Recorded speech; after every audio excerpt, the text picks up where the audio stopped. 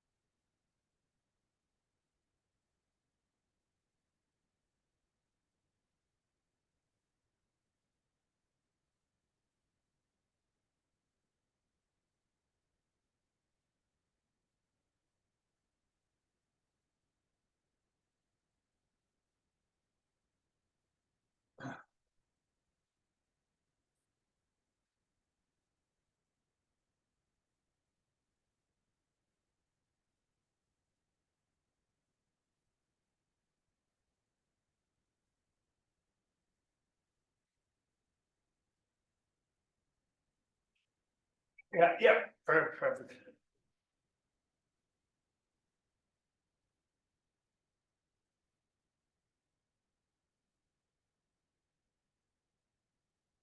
Good morning, come in. How are you? Fine, you? I think you're the first here. Welcome, the fair arrived 10 minutes ago. Oh, yeah, And I'm good. very happy for that, because normally I'm the last one. And your name is But today my name is Doris. Doralis, I don't know how they put it. Doris? Because my name is Doralis. Doris. But call me Doris. That's fair enough. I have So I that. don't know what they put, yeah, that's one. Okay, But I call me Doris. So, nice to okay, meet you. John's my name. Welcome Yeah. to England, I'm from Ireland, Ireland. Ireland. Okay, It's welcome. beside England, you might Yeah. see it on the map. Yeah. Yeah, I'm confident with London because I have friends there and go to London, go to London. okay, But Ireland miss me. I miss in the sense I've never been there, right. but I would like. Yeah, It's a country that I'm curious about to go. Yeah, it's popular now. People like, years ago it wasn't well known, but now it's well known because of we have some music bands and we have some, Yeah, I love music. And Yeah. the people that I know for Ireland, they are happy people, like to Yeah. smile people and yeah. sing like music. I love you. So I Yeah. want to go to your country. And where did you say you're from? I'm from Brazil. Brazil? Music country too. Oh, yeah, good. But I live in Italy for a lot of years. My Yeah, husband is from Italy, my kids, so I am mixed. Yeah, and you're interested in CBT? Because I'm a counselor, holistic counselor, and I start a new professional like a coach, like business coach. Yes. In these last years, I finished the formation for coach. Right. But I start work now, like Yeah. a coach. So I think this could complement, CBT is perfect for coaching yeah, because it's solution focused. yeah. It's geared towards skills, engagement I'm happy to listen there. and motivation. And People need motivation. Yeah. They need to be inspired. Yeah, but they need to have things that they can do or they can see. Yeah, exactly. Like counselor, I don't know if you have confidence with counselor professional, it's more emotional, you go inside you work with your emotion, it's an important thing. Yeah, But when the people look for you for a coach, they want more focused things that they can have. they want solutions. They want, Yeah. they want to move forward. Yeah, A lot of therapy is focused on the past yeah, and looking at a child, and yeah, where CBT is very much geared towards present yeah. and going forward. Yeah, because this I decided to come today here. Yeah. Because I have another course that I'm interested in hypnotherapy. Hypnotherapy, It is yes. complementary to the counseling. Yes, You know. yes. So it was a choice between this and the other one today. Because Okay. one is more for coach, the other one is more for. Yeah, it's another skill. It's another way of helping people to access Yeah, subconscious. Because a lot of our problems, as you know, comes from yeah, deep rooted. yeah. Yeah. But no, I think CBT for me, I've been practicing 25 years. And I practice with psychoanalysis and humanistic therapy. And well, they're very good for, say, deep rooted issues, people with deep rooted psychological issues, to support them and to bring them. But CBT is very geared towards now Yeah. and going forward. Good to know, good to know. Yeah, and I do a lot of skills training in this workshop, Okay. so it's not just theory. Okay. Excuse me, if sometimes I ask again, Oh, please. something, because my English is not very good. It's No, please, I like engagement. I don't like to just sit here and talk for 2 hours. okay. I like to. Sometimes if I don't understand some word, maybe it's a word of vocabulary, maybe I don't know what it means. Yeah. Maybe I ask again to repeat or maybe to explain the word, because I don't Absolutely. understand the situation, Yeah, but because it's the word. An important word, if you doesn't understand, absolutely. it doesn't understand the meaning of this. Yeah, you could miss one big thing from a little word. Yeah, Yeah, exactly. language is important. Yeah. So I tell you in advance, if sometimes I ask, Oh, and you're going to be coaching here, Dubai. oh, really? You. No, sorry, I think you do. Yeah. No. You see my English. I tell you. Okay. No, I live in Abu Dhabi. I come from Abu Dhabi Oh, I here see, this I see. morning to come to. Very good, that's a more important. more motivation though, very, Yeah. very good motivation. With family, kids, and things, and come here from Abu Dhabi. Yeah, I'm the person. Yeah, yeah. Good. So Abu Dhabi is, I've trained people in Abu Dhabi as well, and there's not so much training in Abu Dhabi. Really? They Fine. have illumination in Abu Dhabi too. Yeah, they have a setup. For me, it would be better if, Yeah. if this thing was in Abu Dhabi, for example. Of course, yeah. No, Dubai, it's a good drive, isn't it? I mean, do you drive down? Yeah. No, I don't drive. I come with Friend. say Uber, something like that. Yeah. Okay. Good, good. Like that. But sure, can drive too. It's not because it's not a very in Dubai, inside Dubai. It's Yeah. a little bit near Abu Dhabi. Yeah, So for me, it's not very hard to arrive here. yeah. It's maybe more hard to go to Dubai and go to another part of Dubai. Yeah, yeah. Hi, CBT. That's me. Okay, Good morning. good morning. How are you? You know each other? We know each We're other. on a course together, yeah. Wow, that's amazing. Yeah. And your name? Nikki. Nikki. Okay, great, Nikki, that's good. I'm looking to put my bed and put here, but it's better than. I start to look, but then I stop to talk with the. Okay. I thought I was late, but I'm doing good. 1 second. And Nikki, your experiences? I'm a PE teacher. Yeah. But I actually moved over to Dubai 7 years ago to Okay. start training or still half asleep, to get into the world of counselling. Oh, good. But it's just taken me a long time. So I've done my level 3 in counselling skills. I've done the NLP just recently, doing this, and then booked on next year to start a residential level 4 in counselling skills. Oh, wow, that's good. I've been looking for a course like that for 7 years. I literally just started. Here, Dubai. So what happens is I can go home to the UK and I do 7 long weekends. But my placement hours also have to be done in the UK, but because I'm a teacher, I can do it in the holidays and I can do it in the summer holidays. Right. And I was just struggling to find somewhere that would give me the qualification that I wanted, really. The regulations here are very intense, aren't they? Yeah, They have a lot of regulations to become a professional therapist. Yeah. And so yeah, I was really struggling. I started doing psychology masters, I think it was maybe a year and a half ago, and I thought to myself, this isn't actually what I want to do. I want to counsel people. yeah, So it can be very theoretical. Yeah. Yeah. So I stopped doing that and I just have been searching courses and courses because I didn't want to move home. That was my issue. Yeah, I didn't want to go back home. So yeah, I just found out I just started the first cohort this year. So I signed up for the next cohort. Great, that's great. Taken 7 years to get there, but we're getting there. Yeah, it's a long haul. I mean, become a therapist, it takes 4 or 5 years to really kind of develop yourself and your skills, you know, and to get a broad range. Have you done humanistic psychoanalysis? So I touched on almost like the level 3 counselling thing that I did. Yeah. And I do remember I had to do a lot of CBT in those sessions as well. I had to run sessions and lead sessions for participant really. But I looked into all of those, but I haven't done any courses on it. Okay.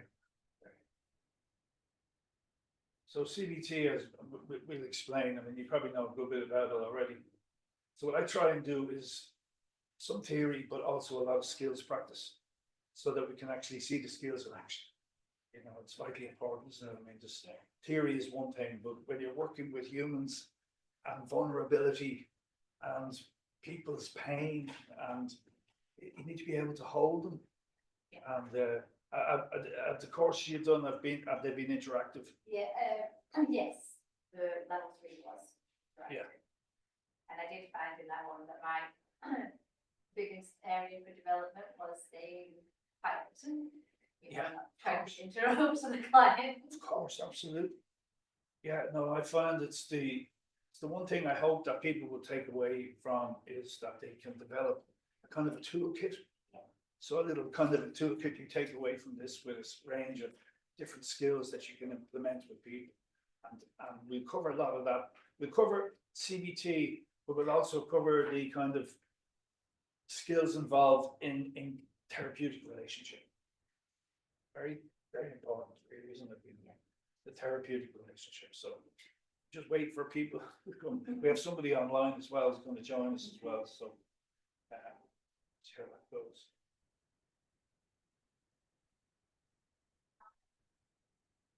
You work over here, or this is a? Yeah, I've been here since 2019, not full time. I kind of moved between Ireland and Dubai.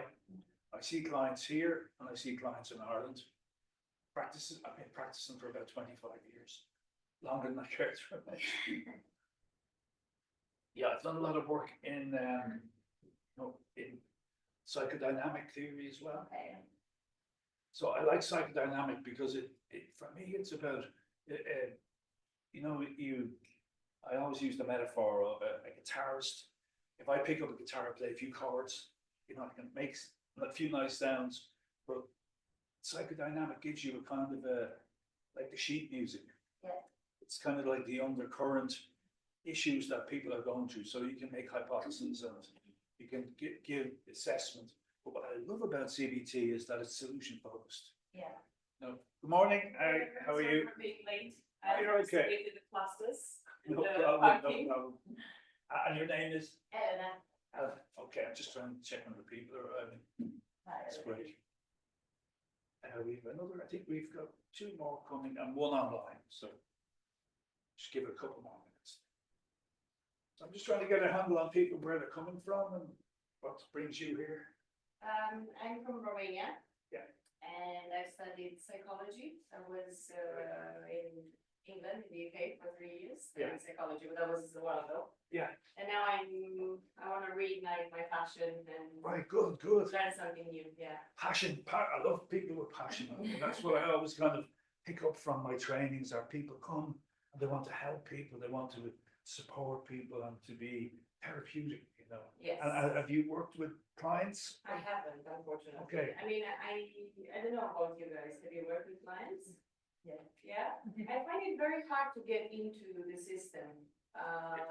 Like they're asking for a lot of experience. Good morning, how are you? Yeah. We're just trying to get to know each other and Yes. we're waiting for 1 more person, but if they don't come, we'll start in a second, okay? So yeah, we're just talking about, I just closed this door off.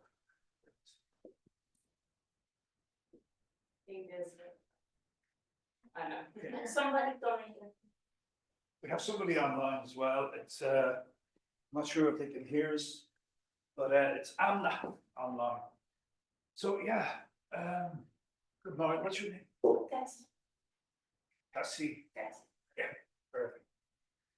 So yeah, my name is Dr. John Crimmins, and I've been a practicing therapist for about 25 years now, right? And what I found in my practice, I started out with humanistic therapy, working with people in a humanistic way. Okay, so that would be long therapy, long term, 2 to 3 years, maybe 4 years, and then I did psychodynamic psychoanalysis, but I eventually came to CBT, right?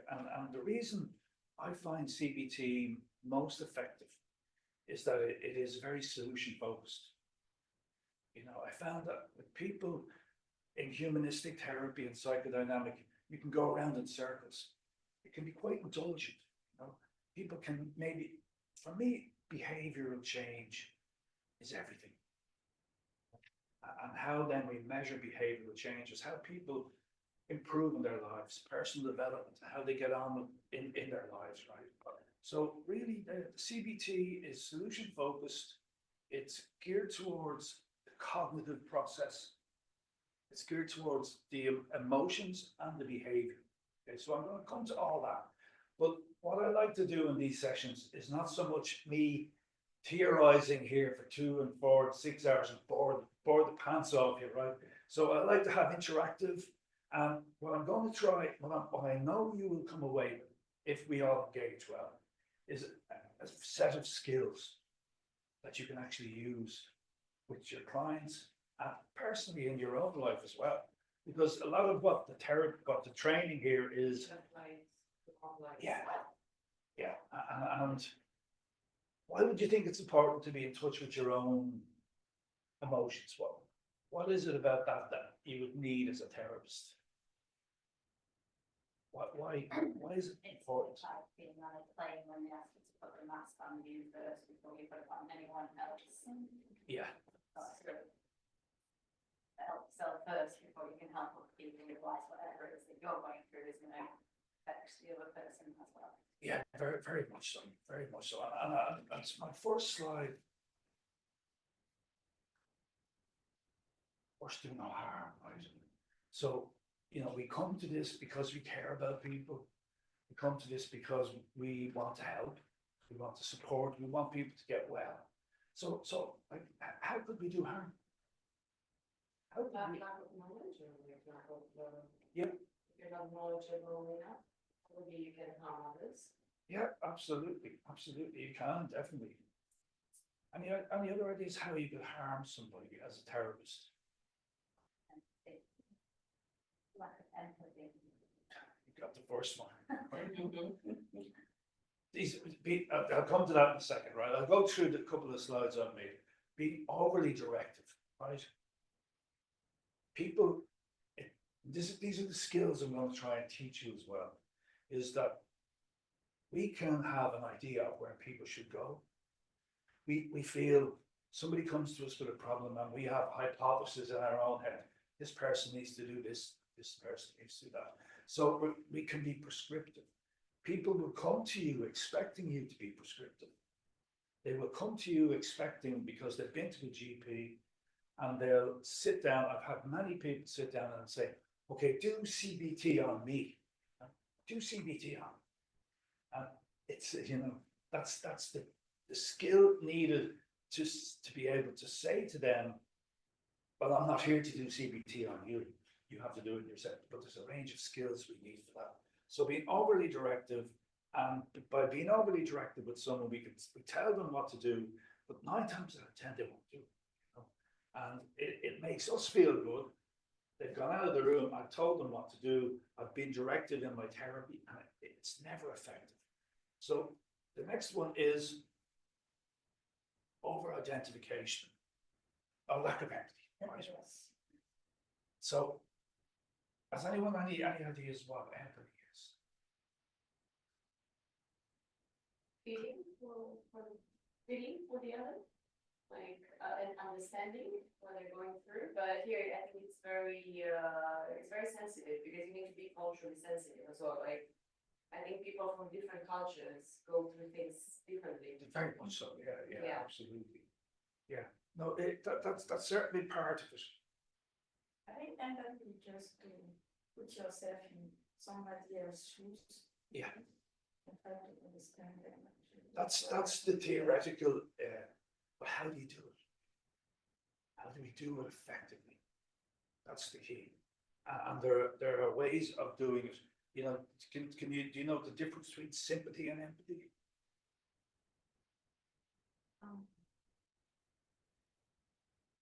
I think in empathy, you kind of understand what the person is going through, but it's not that you're trying to lead their emotions. But when you are too sympathetic, it's like you kind of want to feel, yes, internalize, I think, perhaps those feelings. Yeah. And it becomes your burden as well. Do you know what? For me, after 25 years, it's the most important quality. It's the healing quality. And this is very powerful, because empathy is a way of being with somebody. If I'm sympathetic, I'm patronizing, it's the sympathy is something that people won't feel any healing from. But if I'm empathic, and I'm really, and there's some words we can use, so I want to teach you these skills. There's words we use with empathy. Is I can appreciate what you're going through. I can imagine. So when somebody's sitting in front of me and they're telling me they've been, say, for instance, abused as a child, right, or even for instance, they've had a terrible trauma. So I'm imagining. Do you ever sit in front of somebody and they're telling you something that's been happening for them, and you're imagining what they went through? Right? That's empathy. That is empathy. It's very powerful, because I've had people say, come to me with very heavy feelings, very depressed, and they go away and next week come back and say, I felt so much lighter after that session, you know? But after that session, I felt like a ton of weight, you know, because what's happening is the transference is taking place, that the person is transferring that pain into me for me to hold for them and to convey it back. So don't ever underestimate. That's why I loved it, the way you started the session, was because empathy is, we can talk about CBT, we can talk about psychoanalysis, and psychoanalysis lacks a lot of that, you know. So you really can't heal somebody unless you're able to convey empathy with them. So empathy is the healing quality that cannot be underestimated. One of the criticisms of CBT over the years, and I had it before I even kind of became a therapist, CBT therapist, was that it can be very directive. You know? It can be very giving homework, giving things for people to do, you know, giving them lots of behavioral change things to do, right? But if you cannot develop that therapeutic relationship and have that empathy quality, now I can tell already, I'm pretty intuitive already here. I can tell everybody's got empathy, you know. And I'm not just saying that to keep you happy, but it's something that's there. Some people don't have it. You know, what kind of a person would not have empathy? The extreme level. You think kind of a type of person who would not have empathy. Narcissistic. Narcissistic. There was a very graphic image last week of a guy in New York, and I don't know if you saw, he walked up and shot this guy in the main street. You know, I'm kind of thinking, you know, he has absolutely no empathy for what the other persons are going through. So empathy is I can't emphasize enough that we're going to cover that a lot over the next 2 days. How to be empathic, how to convey empathy, and how to be in the presence of somebody and be empathic to them. So actively listening, we're going to come to that as well. There's a whole range of skills involved in that. Over-identification is when you become too emotionally involved with the client. It's very, very easy to do. You know, because sitting here, we all care about people. We all want to help, but it's when we're over-identifying. Can you think of an example how somebody could over-identify? What would be an example of that? I'm going to give an example of my mother yesterday. Really? I had a problem, and instead of listening to my problem, she sort of relayed it back to me as one of her problems. So she was like using my scenario, and she says, oh, when I was in that position and this, that, and the other, which was, I feel her over-identifying with what I was going through and wasn't really listening to her. That's very important. You know, it's a very typical situation would be exactly like that, where I've had a problem, and I know how to help you get better. You know, if I've had an addiction, and it happens a lot with addiction counseling, is where you've done it this way, so that's the way your client needs to do it. So over-identification is very, very difficult. It can block therapy, and again, it's very directive. You know, it's telling people what to do. It hinders the client's ability to explore their own options. Again, these are skills that we need to develop in order to help people. And there's a theory in CBT called Socratic questioning. Again, I'm going to teach you how to do Socratic questioning, which helps the client to kind of work out their own issues. Overstepping boundaries, right? I've had people who will try and seduce you into becoming their friend. You develop very intimate, very powerful relationships. People who have never been listened to before at the depth of level that you're going to be listening for 50 minutes or an hour. You enter into their world people maybe have never been heard before properly. And they can create a fantasy in their heads that you're the most incredible person in the world and I want to take this relationship further. Is that ever okay? I mean, I don't think you should be friends with your clients, right? See, that's the question, isn't it? You know? Because I think it probably loses. I think if you become friends with your clients, then you're more likely to get yourself involved in their problems more. Yeah. And not stay objective, I guess. Yeah, and that's definitely one thing that can happen. I think you want them to be close to you and to be able to exchange with you, talk about the issues without any, I would say, boundaries or something like that. But at the same time, the therapist shouldn't be too, I think, involved with the client. Isn't it what they call counter transference or something? That's a huge subject. I'm going to touch on that. The danger in like, I mean, you're doing coaching.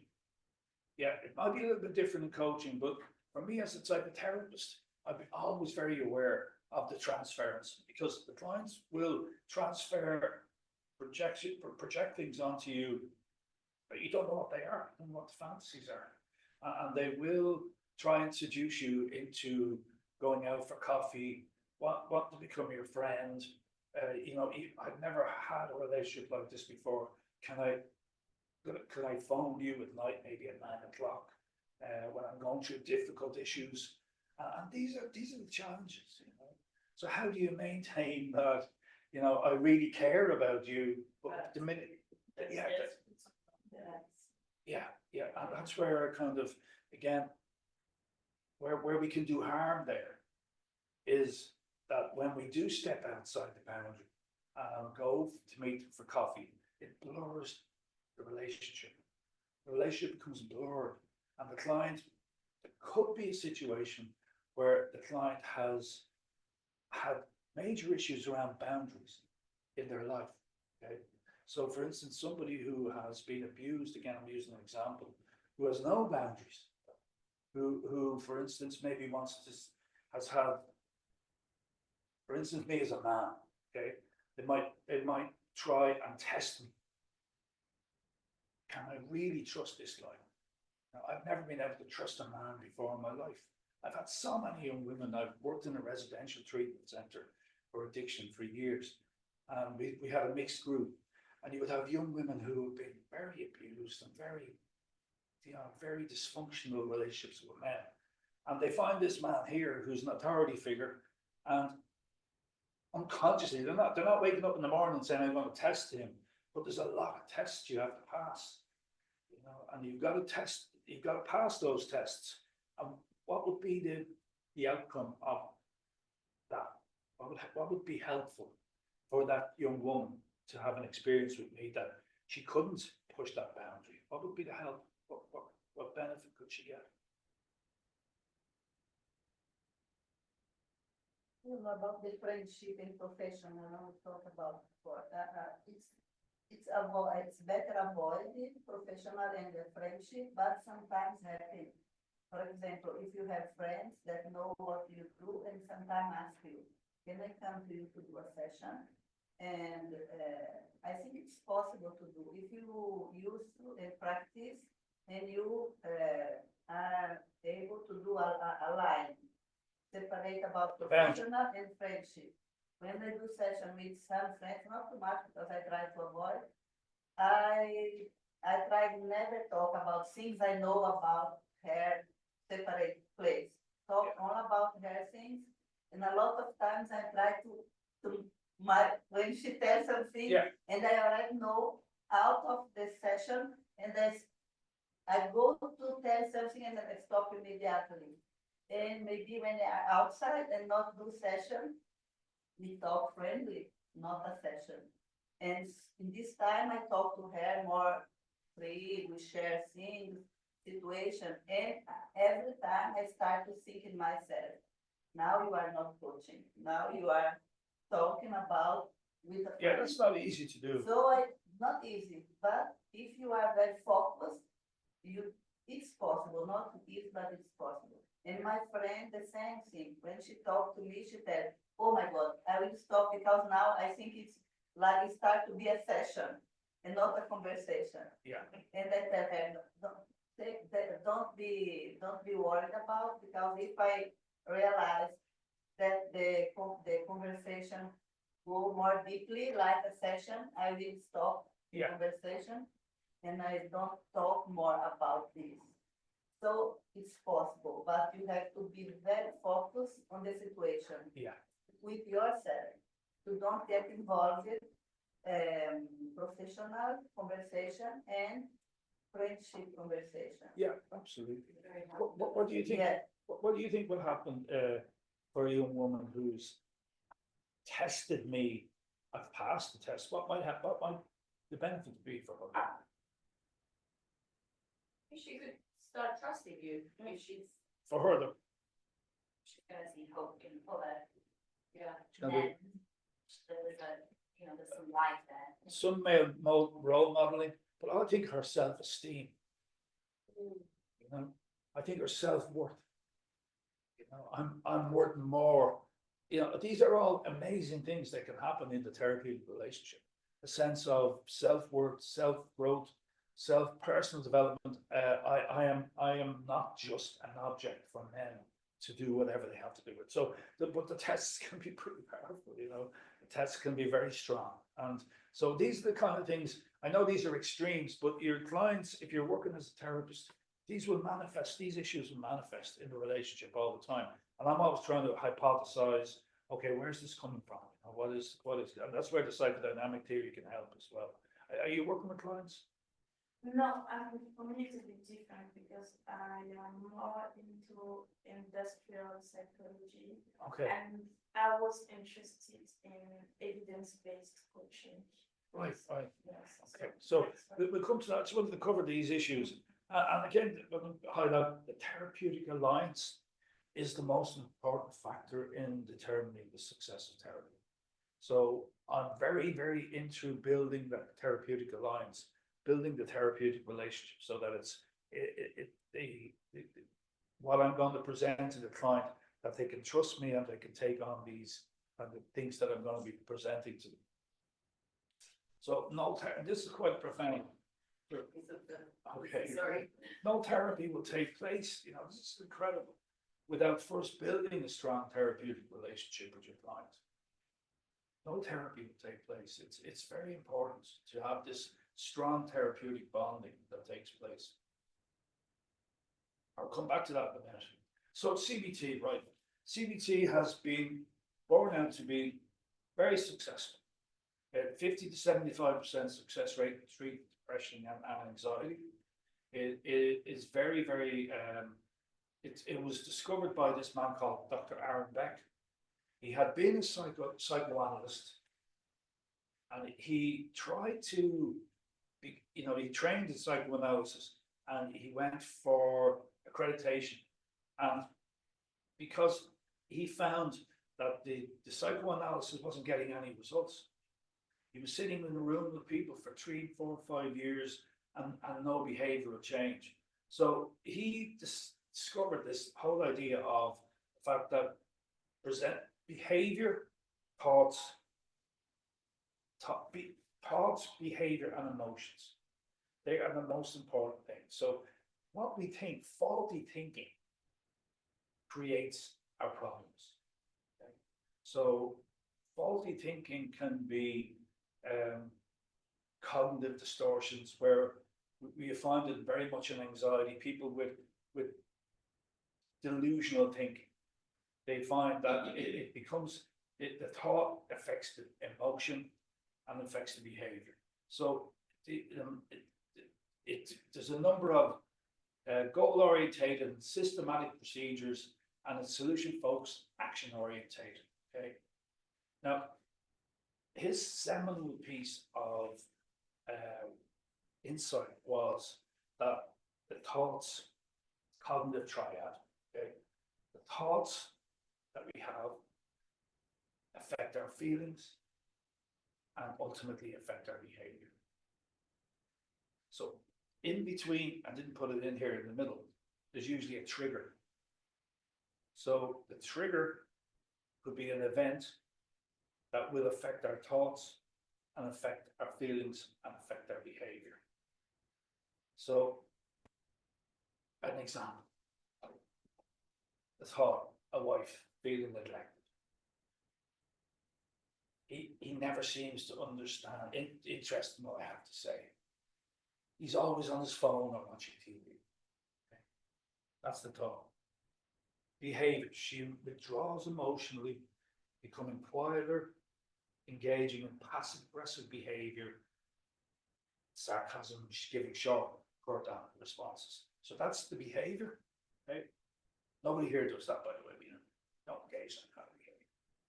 So, what feelings might she be experiencing? Maybe what kind of feelings that woman might experience? She's feeling neglected, she's not feeling loved. Right. Um, And feelings. Sad. Angry. Anything else? perhaps. Mistreated, yeah. What would mistreated, what feeling would that lead to?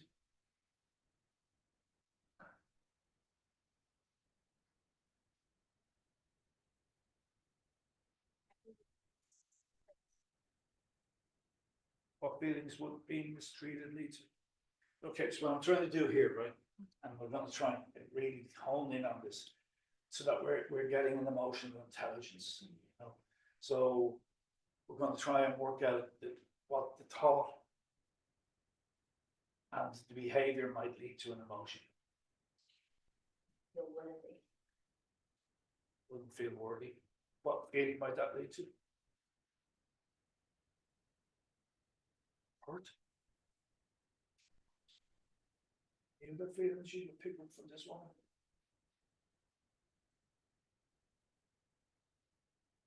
Loneliness. You mentioned anger. Okay, so hurt, loneliness, anger, resentment, and disappointment. Okay, so you can see how the thoughts lead to behavior, which is withdrawn, which is, you know, passive aggressive behavior, all these things, and then ultimately these are going to lead to the feelings of hurt, okay, and anger. Now, what I identified as well is our core beliefs. How we really deeply, and this for me is, again, talking about empathy. Empathy is a huge thing, but I in my own life, when I discovered this, it really pushed me to look, what are my core beliefs about myself? You know? What are our core beliefs? How we feel deeply about ourselves, because this will ultimately lead to how you are in life. So, what is a core belief? And just before we go on, any idea what a core belief is? What might a core belief be? How like clients will come to you with problems.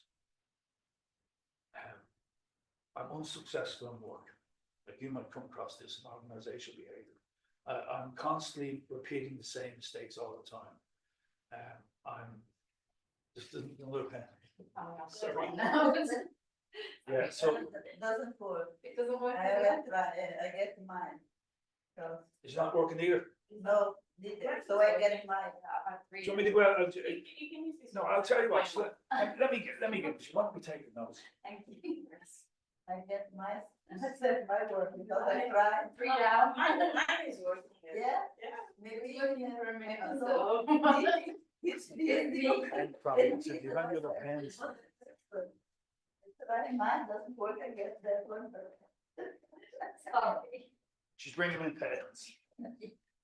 So yeah, I mean, when I asked myself these things, it really kind of blew my mind, because You know, I'm operating from behaviors all the time. I'm operating from different things in life, but you know, core belief.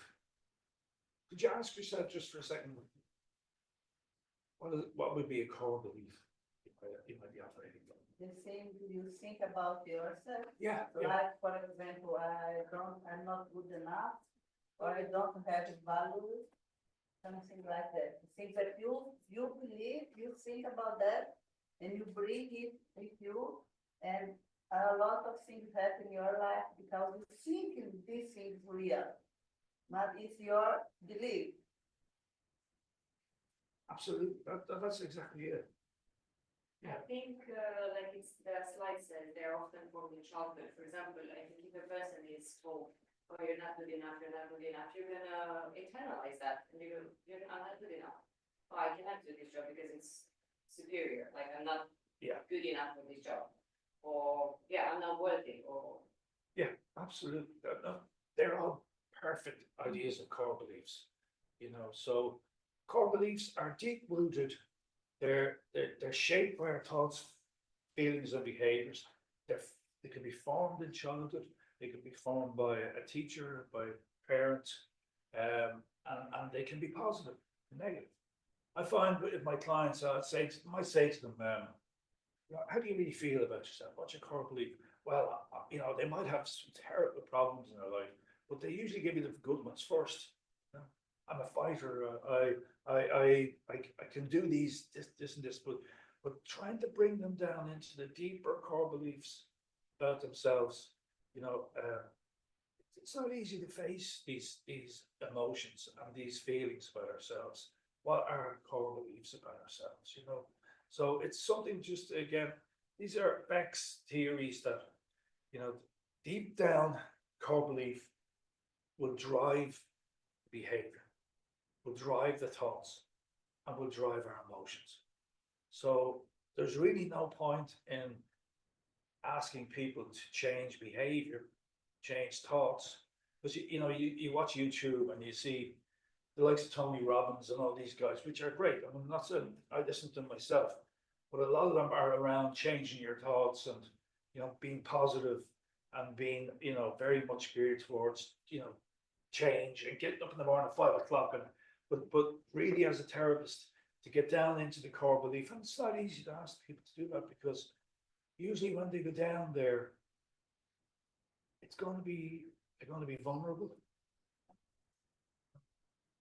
going to be feeling some hurts, feeling some pain, and as a therapist, it's your job to be able to hold them in that pain, you know. And when they go down there, it can be challenging because there's a theory as well in therapy that clients can only go as far as you've gone yourself.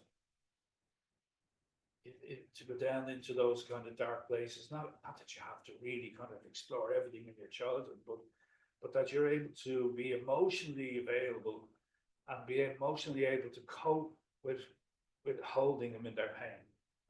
How do you find that? I mean, does that challenge you? Is that something that you feel confident about that you would be able to do? I think that for the core belief, it's not like I can ask her, for example, what's your core belief, and she'll be able to reply to me, right? I think something it should be a bit unconscious as well, is that because you're usually not really aware of your core beliefs, and that it's maybe even something that you discover during the therapy or something like that. Absolutely. So I guess that there should be some kind of methodology or something to be able to actually to help people to understand what are their core beliefs. Yeah. I guess so. No, you're right. Again, it takes a skill set. Okay. You know, there's a skill set. You can't just launch in. What's your core belief? Yes. You know, because what are you talking about? So they need to be led into that. You know, and as I say, I'm going to try and show you ways. There's a model I use, which is a 3-stage model of therapy. where is the active listening stage. Then there's the goals, the challenging stage, which would be like that, kind of moving people into their core beliefs, into their deeper emotions, and then into solution stages. Okay, so that's the core belief part. So negative core beliefs can lead to unhelpful thinking patterns and maladaptive behaviors. Like you said, they're not always conscious. They can operate beneath our awareness, and they're difficult to recognize and change without therapeutic guidance. So they can trigger intense emotional reactions, influence behaviors. For instance, a belief like you mentioned, I think so, I'm a failure, might lead to avoidance of challenging tasks or a tendency to give up easily. So you can find somebody who has a deeply rooted core belief from a child, whose their parents told them they're a loser, they're a failure, they're not good enough, can come to a stage in life where they start sabotaging. They get to a certain stage of their development and they're doing well in their job, and then something happens and they sabotage. And they kind of confused. They come to you and say, every time I get to this point in life, I tend to self-sabotage myself. You know, so that's where the insight can be helpful, to actually help them to understand, well, this is coming from a certain place in yourself, and the good news is they can be worked on. You know, core beliefs can be changed. Again, that's what's the positive side of CBT, is that when you get somebody to identify their core belief, then you can give them homework, you can give them ways of charting when that happened to them, and what the thoughts, feelings, and the behaviors were when they were operating from that. Okay, change is possible. This is the positive side of CBT as well. They can be modified, identifying them and challenging them, and restructuring.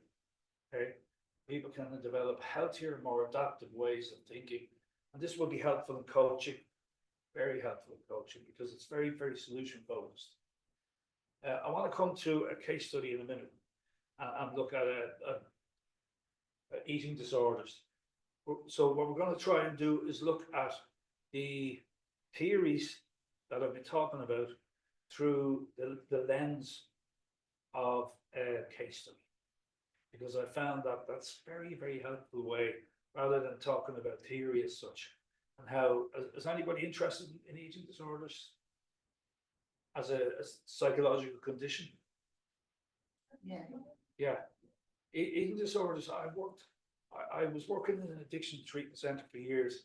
I went into private practice and I discovered I had a relationship then, a professional relationship with a psychiatrist who started referring a lot of women with eating disorders. And I found it fascinating because it's a very, very complex condition. You know, the three types that I dealt with were anorexia, bulimia, and binge eating disorder. And the anorexia was very, very hard to deal with. I stopped dealing with it because anorexia is a very morbid condition. You know, morbidity is the death instinct. That death instinct where they technically want to die. And it can be difficult to intervene with people who have to engage on a therapeutic level with somebody who is committed to death. They're just going down a pathway. So what I found with bulimia is a thing called ambivalence. You know what ambivalence is? But ambivalence is something that you're going to come across all the time. And it's a very, very interesting concept to engage with, because, and you know, probably everybody. How is the word for? Ambivalence. Ambivalence is something that we all deal with. Probably everybody came to today here with a little bit of ambivalence. You know, Saturday, coming to the training session, could I be doing something different? You know, I hope this is going to work out okay. So ambivalence is that kind of feeling in ourselves where we want something, but we don't really want it. Not so much don't really want it, we want it, but we don't want it. People who, did anybody here ever smoke cigarettes? Did you ever have had come to a situation where you were saying Yes, to give this up. but you don't want to at the same time. Exactly. Yeah. So all clients will come with some ambivalence. I'm doing something that I've been doing for years, whether it be depression, whether it be smoking, whether it be eating disorders, whether it be wanting to stop something, but there's a feeling inside themselves of wanting to stop, but I don't want to stop. It's like that balancing act. And what I've viewed my role as a therapist is to tip them from the one part of the ambivalence, which is the scales over here, to tip the scales over here, which is very powerful in coaching. Because if you can get them to work on their ambivalence, then the likelihood of change is more important. And there's another great saying that I've heard years ago, and it helped me so much, was that people believe what they hear themselves saying. Okay. So think about that. I can tell you all day long, you've got to give up cigarettes. You've got to give up cigarettes. Okay?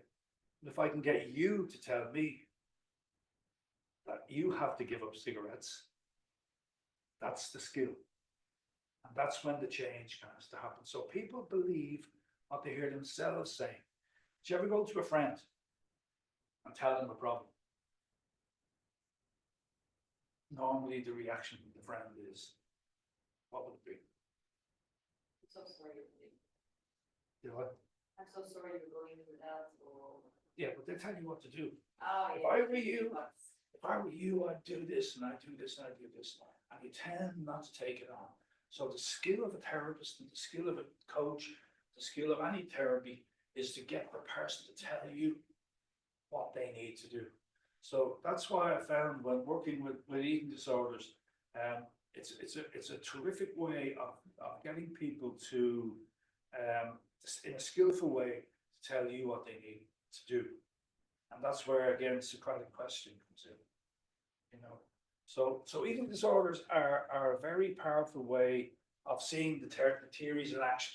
Okay, so I'll just explain a little bit about what Sarah came to me with. So when you're seeing with somebody for an eating disorder, you've got to assess their medical condition, because there are very strong medical conditions involved in somebody with an eating disorder. They'll have electrolyte imbalances, they'll have lots of physiological issues, and they could die. You know, so that's where you got to be very attentive to. They're attending a GP. You're looking at their eating patterns and behaviors. Their concealment. They're going to be probably hiding, binging and purging behavior. They can be very, very dysfunctional. You know, have you ever met anybody who has an eating disorder? No. No, they can be very, very devious as well. You know, it's very kind of like an addictive behavior. They don't want to let go of the behavior, so they're trying to hide a lot of things from you as well. And then you're looking at any co-occurring disorder, which might be depression, which might be kind of depression, alcohol use. So that would be another aspect of it as well. And I always use this, and there's another skill you can use with people, and it might be helpful in your situation.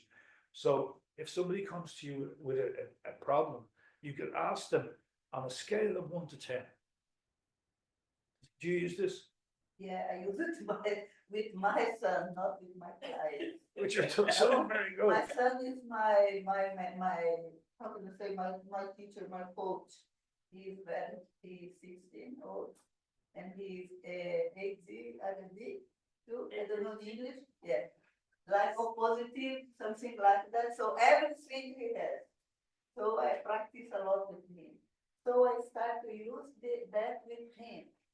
And then sometimes I use with some clients, but I learn with him. With him, I start to ask some questions, and he never answered the question. Yes, no, I don't know, only like that, every time.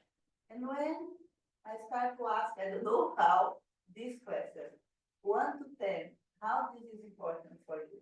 How to 10, how do you like it? How to 10? And he tell me exactly. 3, 7, 8. I was very surprised about that. Yeah, it's powerful. because it focuses the mind. I had a guy who's gambling. He's a young man who's gambling addiction, and came in with his wife for the first session. And I said to him, on a scale of 1 to 10, how big is this problem? It's a 10. So what does that happen? What happens if yeah. So, yeah. And his wife was sitting there, and it helped her to see how he was acknowledging it, right? So he had been gambling. He's only on 26. His biggest gamble was 300,000 dirhams. Think about that. 300,000 dirhams he had gambled. So, and then I say to him, okay, on a scale of 1 to 10, what is your motivation for change? And it really taught me, he could have said 10, but he said 5. So automatically I see the connection now. Ambivalence. Ambivalence is that part of him wants to stop, but the other part of him doesn't, right? So he evaluated it beautifully, but later on he said it really helped because it's a simple skill, but it's again very, very focusing, and it can really help a person. Now, Freud and Carl Rogers, who invented humanistic therapy, would never have done this. Freud was very much into person sitting on the couch and going into their childhood and looking at all that, right? Rogers would have been very reflective, listening, never offering any solutions. So by bringing some very, very small little skillful situation in, and you can do this with your friends, you can do this in your work. So it's another little skill that you can use to help people to really kind of internalize their problems and how that can help them. Okay, so. Excuse me, on a consideration, I think this question is very, very important, the restaurant, because you bring technology. Because sometimes the people is there and maybe they don't want to get well because they are looking for another thing, a patient or I don't know other things, but they don't realize that. And then you ask how you want to get well, they ask to themselves. And it's a moment to get acknowledgement, I think, about the situation. And again, it brings me back to my first point about people who believe what they hear themselves saying. It's very unskillful and very lazy to tell people what they need to do. It's much harder work to get people to actually evaluate their own behavior and to get them to internalize and feel themselves, I need to work on this, because denial is another interesting theory. The concept of denial is that it's unconscious. We don't know when we are in denial of something. You find people a lot in abusive relationships. For instance, the domestic violence. You get a lot of. I'm using the classic women and men here, but it happens the other way around. But for instance, the woman who is constantly, say, for instance, being abused or beaten, and she stays in a relationship, and you wonder why. But denial is an incredible process of our mindset. So we can rationalize, we can minimize, we can actually justify, and we can allow people off with, and that gets into a whole other world of a person's self-esteem. But the denial is a very powerful concept. So what you're saying is that when somebody acknowledges themselves, I need to do this, it helps them to move a little bit out of denial into more reality. Okay. So again, that's a skill. Okay. So this woman was binging 5 times a day. She was vomiting after every meal. A lot of bulimia, people in bulimia use laxatives to, because feeling fat, feeling bloated after the eating, hiding food until it was rotting. One of the most extreme situations we had in the residential treatment center was we had a woman who was, all her food was being cleaned off the table, but when we couldn't work out where it was going, she wasn't eating, couldn't find it anywhere. Then eventually we started to smell things in her room. Do you know what she had done? And this just shows the deviance she had stitched the food into the bottom of her the curtains in her room. Now, it kind of shows the level of, what word would you use for that? Violent? I don't know. Yeah. Yeah, it just, Level of commitment to this behavior. yeah, very, well, very much so, yeah, exactly. Well, I suppose the deep rooted psychological issues that woman had, you know, where you could analyze it till you're blue in the face, but you know, the real issue is that it's a behavior. You know, there's a thought process involved, there's an emotional connected piece involved as well, and what is delusion, you know, very, very deluded. Her thing was that at some stage she was going to need to eat this food. Very, very dysfunctional behavior, you know, horrific mood swings and excessive alcohol consumption. And this brings you to kind of, you know, there is a need to assess where people are coming from as well. So not just CBT is not just about changing behavior going forward. There is an element of understanding where these issues come from. Nearly, I'm not saying everyone, but most women come to me with bulimia and eating disorders have had a very critical mother. What would a critical mother relationship be like in that regard? What might things might get transferred? What might she say to the daughter? Well, You're always commenting on her appearance. that's another big one. Yeah, absolutely. You're not thin enough. You know. Critical parents, critical mother leads to low self-esteem, low self-worth, all these feelings I'm not good enough. All, you know, so again, you're getting down to the core beliefs. Nothing's ever good enough, emotionally distant, an absent father. Guidance from your parents. Yeah, not never having that feeling of warmth, nurture, love, and affection from a father. High achievement family environment. These are another things that kick in with eating disorders. You usually find are very high achieving. They come to you with very, very high college degrees. They're very perfectionistic, focused on the appearance, and you know, self-punishing for any imperfections, and limited emotional expression. What again? What would that be? Limited emotional expression. Not being able to. So like, I love you, or, right? Yeah. Like in a family, your mother saying, I love you, or Yeah. showing how she feels. Yeah, very much so. No. Yeah. Not being able to express emotion either. You know? Not being able to say I'm hurt, I'm sad, I'm angry, all these things. And this is again, as a therapist, the work you need to do is to help them to actually. So this is when she presents for therapy. She's defensive, mistrust. It's a mistrust resistance. A great question. Most clients will not come. Psychotherapy, and what happens in the center, there's a lot of holistic therapy.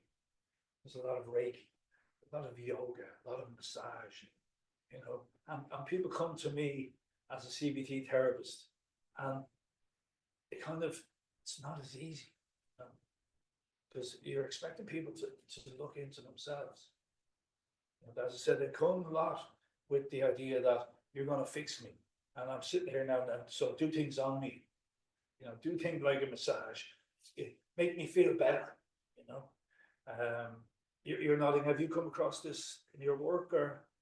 I think I've had, when you talk about all of the different types of therapies,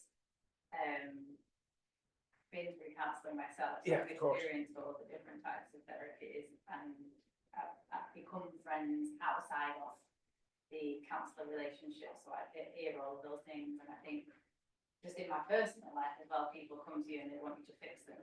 Yeah. And so obviously I've got all that background of actually I can't fix you don't do it without flag. Yeah. So, Yeah, no, it's, the resistance is, the resistance to change. You know, it would become very comfortable in our misery. You're not, I mean, it's human nature, you know, we, great thing about cognitive behavioral therapy, and I trained in reality therapy as well, which is Glasser. William Glasser had this idea that people can get a payoff. There's a payoff for being in misery. You know, if I'm in misery, I get a sympathy. I get people looking after me. It can be a very sick way of going through life, right? So I'm not saying everybody who comes to therapy. Most people will come want to get well, you know, but resistance is part of it. Okay, so you've got to be able to work with the resistance that people sit down in front of you with. You know, and again, this is a skill set. Okay, we're going to come to that. How to engage with somebody who is resistant, who doesn't, who's ambivalent, who part of them wants to change and part of them doesn't. Okay, so they come with shame. You know, people will come with shame. You've got to be very careful about pushing them to express their shame, because shame, as we all know, is something we hide inside ourselves. We don't maybe want to face it. You don't always have to tell your therapist everything, but shame is something that a lot of people will come to therapy with. So she came with a lot of shame. You know, people who are binging and vomiting. It's quite a disgusting habit, isn't it? They don't really want to let you know about it. So it's important to be able to work with that and feeling overwhelmed. You know? So that's how she presents for therapy. Okay. Now this is the therapeutic alliance. Okay. So you need to establish rapport and trust. You need to show empathy, be genuine, develop a collaborative approach, respect boundaries and confidentiality. So one thing there, kind of thinking, what's the big deal about genuine? Why would that be important? Or how might that be important? Is it genuine in the same meaning as sincere? Is that you have the client have to feel that you are sincerely devoted. Yes, you sincerely care about them and you really want them to get better. Yeah. And I as a therapist, now this is a personal style, right? Do you think it's a good idea to sit in front, if you're a therapist, sitting in front of somebody with a pen and paper in your lap, and it's a good idea. Probably the person feels a bit, I don't know, interviewed more than. Yeah. You know what? These are kind of micro skills, you know. And I watch YouTube and just these guys on YouTube and they're doing role plays and nearly every one of them are sitting with a pen and paper. And for me, as you know, I'm not a doctor of medical. I'm not a medical doctor. I'm not making analysis. I'm very much into being open and being genuine and being warm and engaging, and that for me is my own personal style and how I present myself in the session. So these are kind of little things: genuineness, being able to be warm and to be engaging with somebody. These are kind of very important skills to use, and respecting the boundaries and the confidentiality. You know, see what we'll just come to that in a minute. You know, one of the ways I like to work is to do maybe a little bit of role play, right? I don't know how anybody is about doing a role play. So I could show you maybe the way I kind of work, and looking at how you could actually present the case to me and I could work with it. Not real now, it doesn't have to be real, it could be made up. Anybody want to try it? Yeah, great, okay, let's do it, let's use this as a laboratory and see what we can do, right? Could you, move in here and you could sit in front of me? Okay, yeah. So what we're gonna try and do is not solve a problem, but if you could present something to me that was semi-difficult, a situation you're going through in life that is troubling you, and see how I not try to solve the problem, but this is more, as we start off, I'm gonna try and engage with you in a therapeutic relationship, okay? So developing the therapeutic alliance. Okay, so, hi. Good morning, it's nice to meet you. Could you just tell me a little bit about what brings you here today?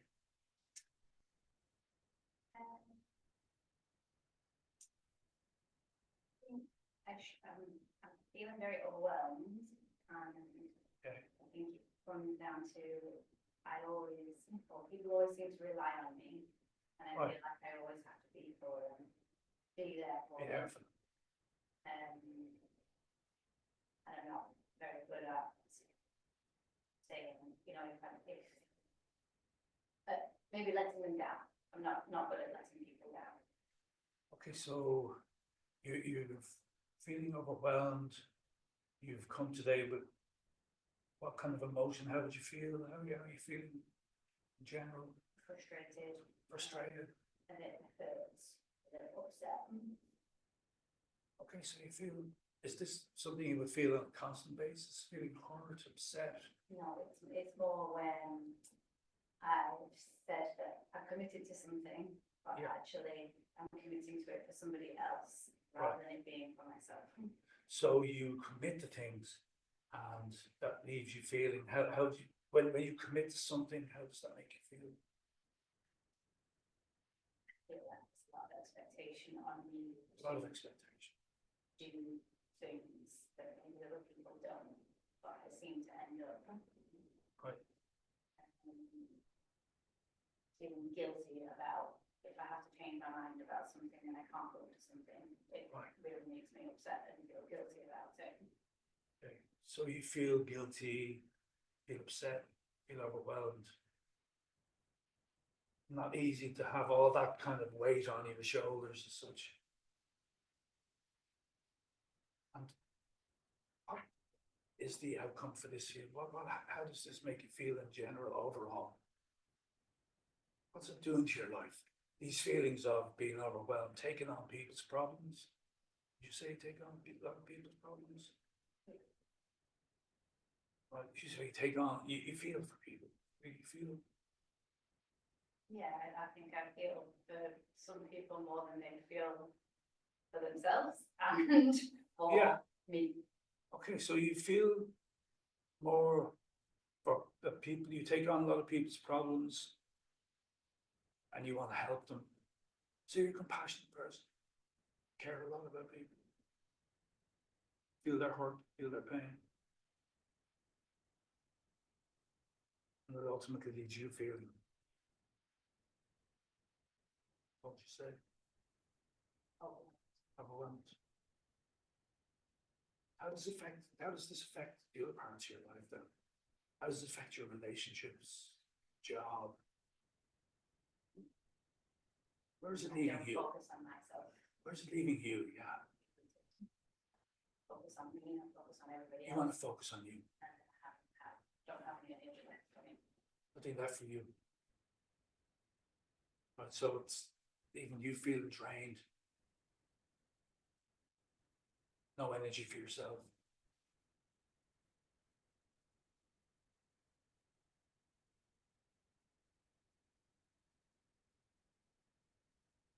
Not easy to go through life like that. I see you're sighing. Find that a lot. That you kind of feel weighted down by everybody around you. Yeah. And if you could say, wave a magic wand, what would you like to happen? I would like to feel less guilty about not doing what everybody else wants me to do. Yeah.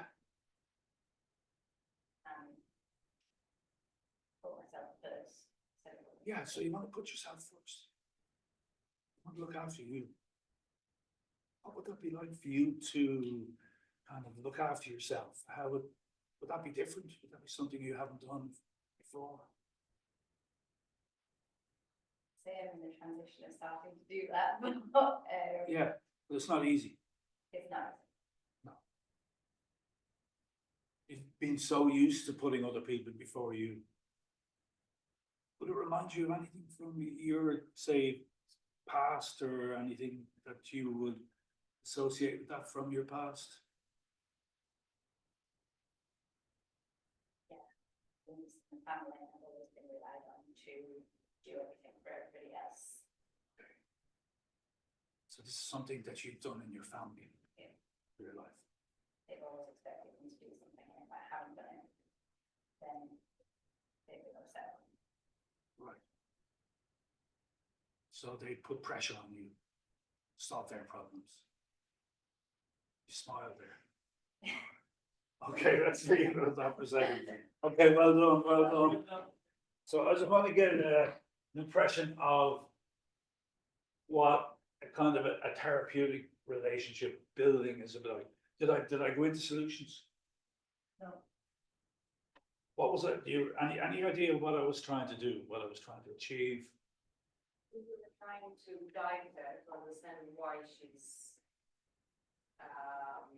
it's very hard for her to say no to people, and she's Yeah. trying to please others, because, yeah, So you were picking that up? this is what I picked up. I think you were trying to make her understand that, like, obviously something happened in her childhood or Yeah. teenage years within her family. I think that leads her to feel that way today in the present. I think that happens with, like, I see it in myself all the time. Okay, good, good. Yeah, like I act in the present based on something that happened in the past, Yes. or how I was made to feel. So what was it like for you?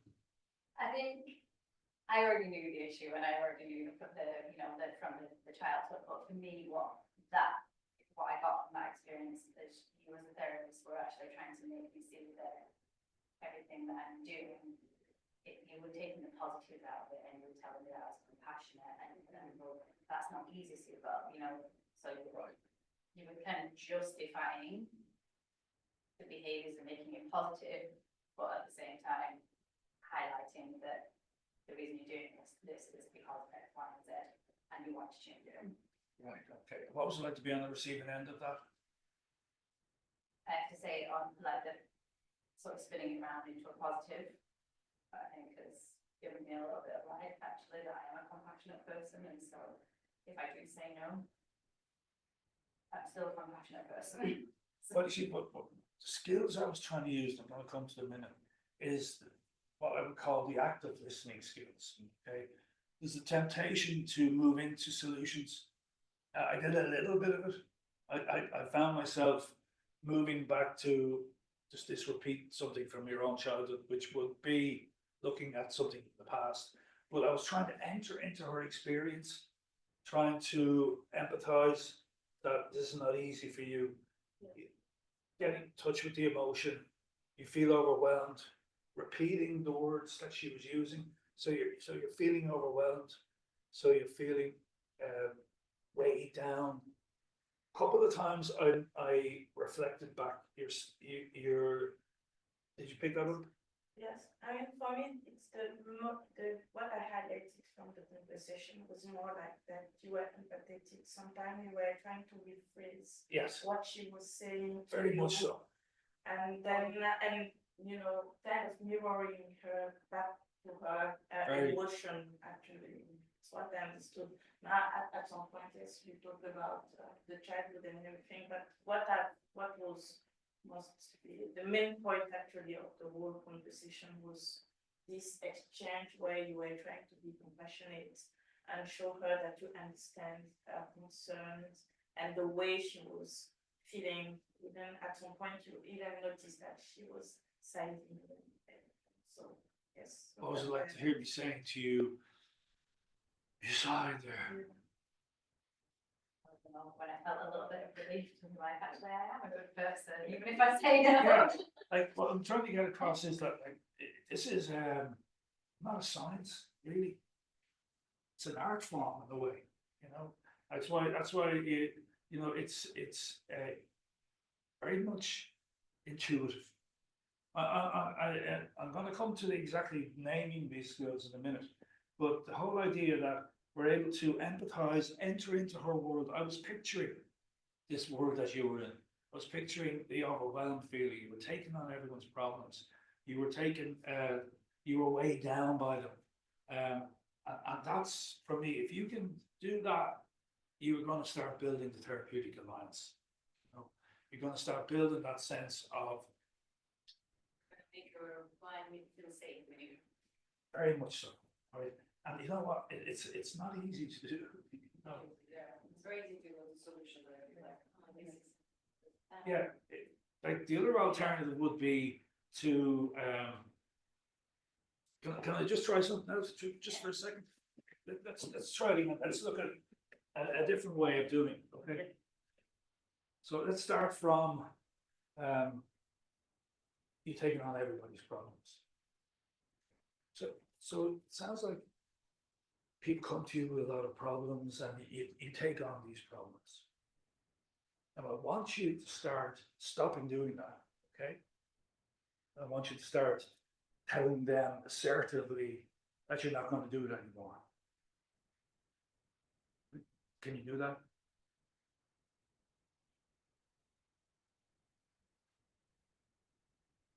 What way would you try it?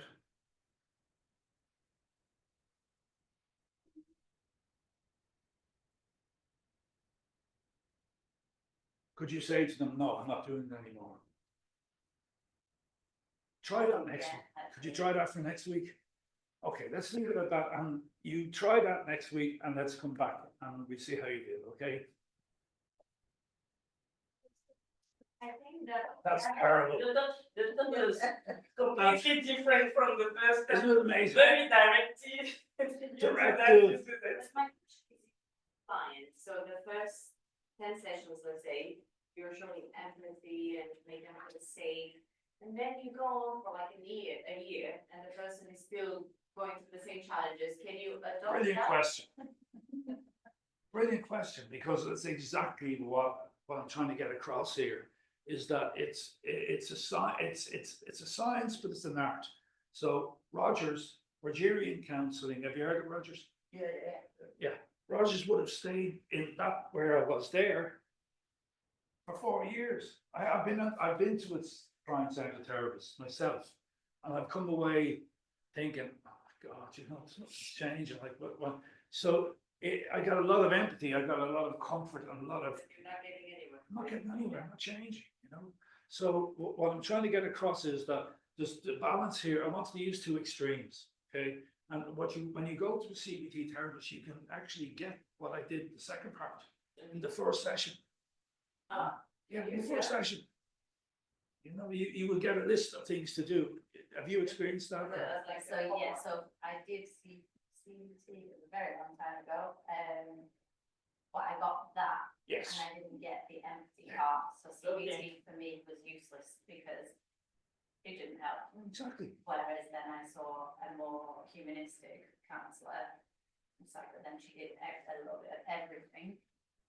But I feel like if And that then class, added the CBT, if I wasn't quite getting there, because she sort of got into the humanistic and the psychodynamic and built that relationship with me, she was able then to just add in the CBT because I had that sort of, I trusted her from everything else that she'd uncovered. the report, Yeah, that then you could just say, all right, go and try this.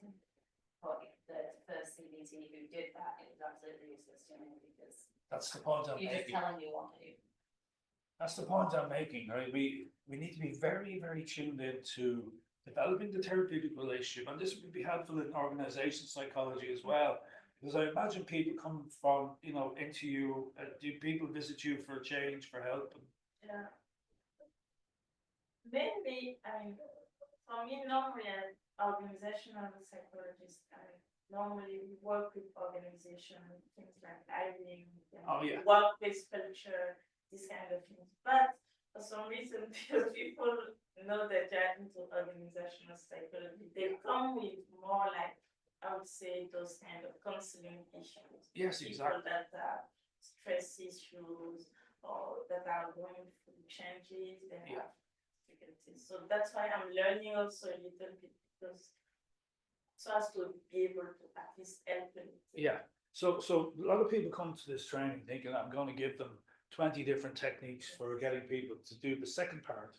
But the first part has to be really, really strong, very skillful to be actually able to get people to encourage people to change and to develop the trust. And so, yeah, it's a 3-stage model. First part is the engagement, skills to actually engage with somebody, to take their pain into you to some extent, to reflect it back. There's a lot of skills involved in that. It's hard to believe how many skills involved in being that present for people, and then move them into change. You know, to come up with giving them homework, giving them ideas on how to change. Because most people, and you know, Rogers believed that people inherently can change, that they know what they have to do, you know, but also you need to guide them as well. You know, you need to give them that kind of insight into what they can do to change. Have you seen in your work that kind of thing happen? The two different. Yeah. Yeah. The first one was more welcoming, not judgment, and where you build the trust and the partnership. Yeah. You work together. You build this thing. Yeah. Then the second one, you was more focused, and you try to give her some work to do, some action. Yeah.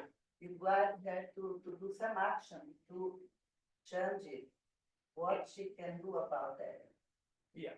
I give her research. Yeah, good. So really, it brings me back to the very start.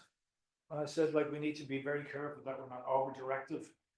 We're not, we're able to empathize, that we're able to really, really empathize with somebody. And also then to not, you know, to not be too directive. That's the key, you know, because the client will feel overwhelmed. I mean, like a lot of what I picked up was I'm feeling overwhelmed. I'm feeling like I've taken on everybody's problems. You need to be able to be very careful when you're looking back at you know, bringing them back out of that into their heads. So 2 things, cognitive and affective.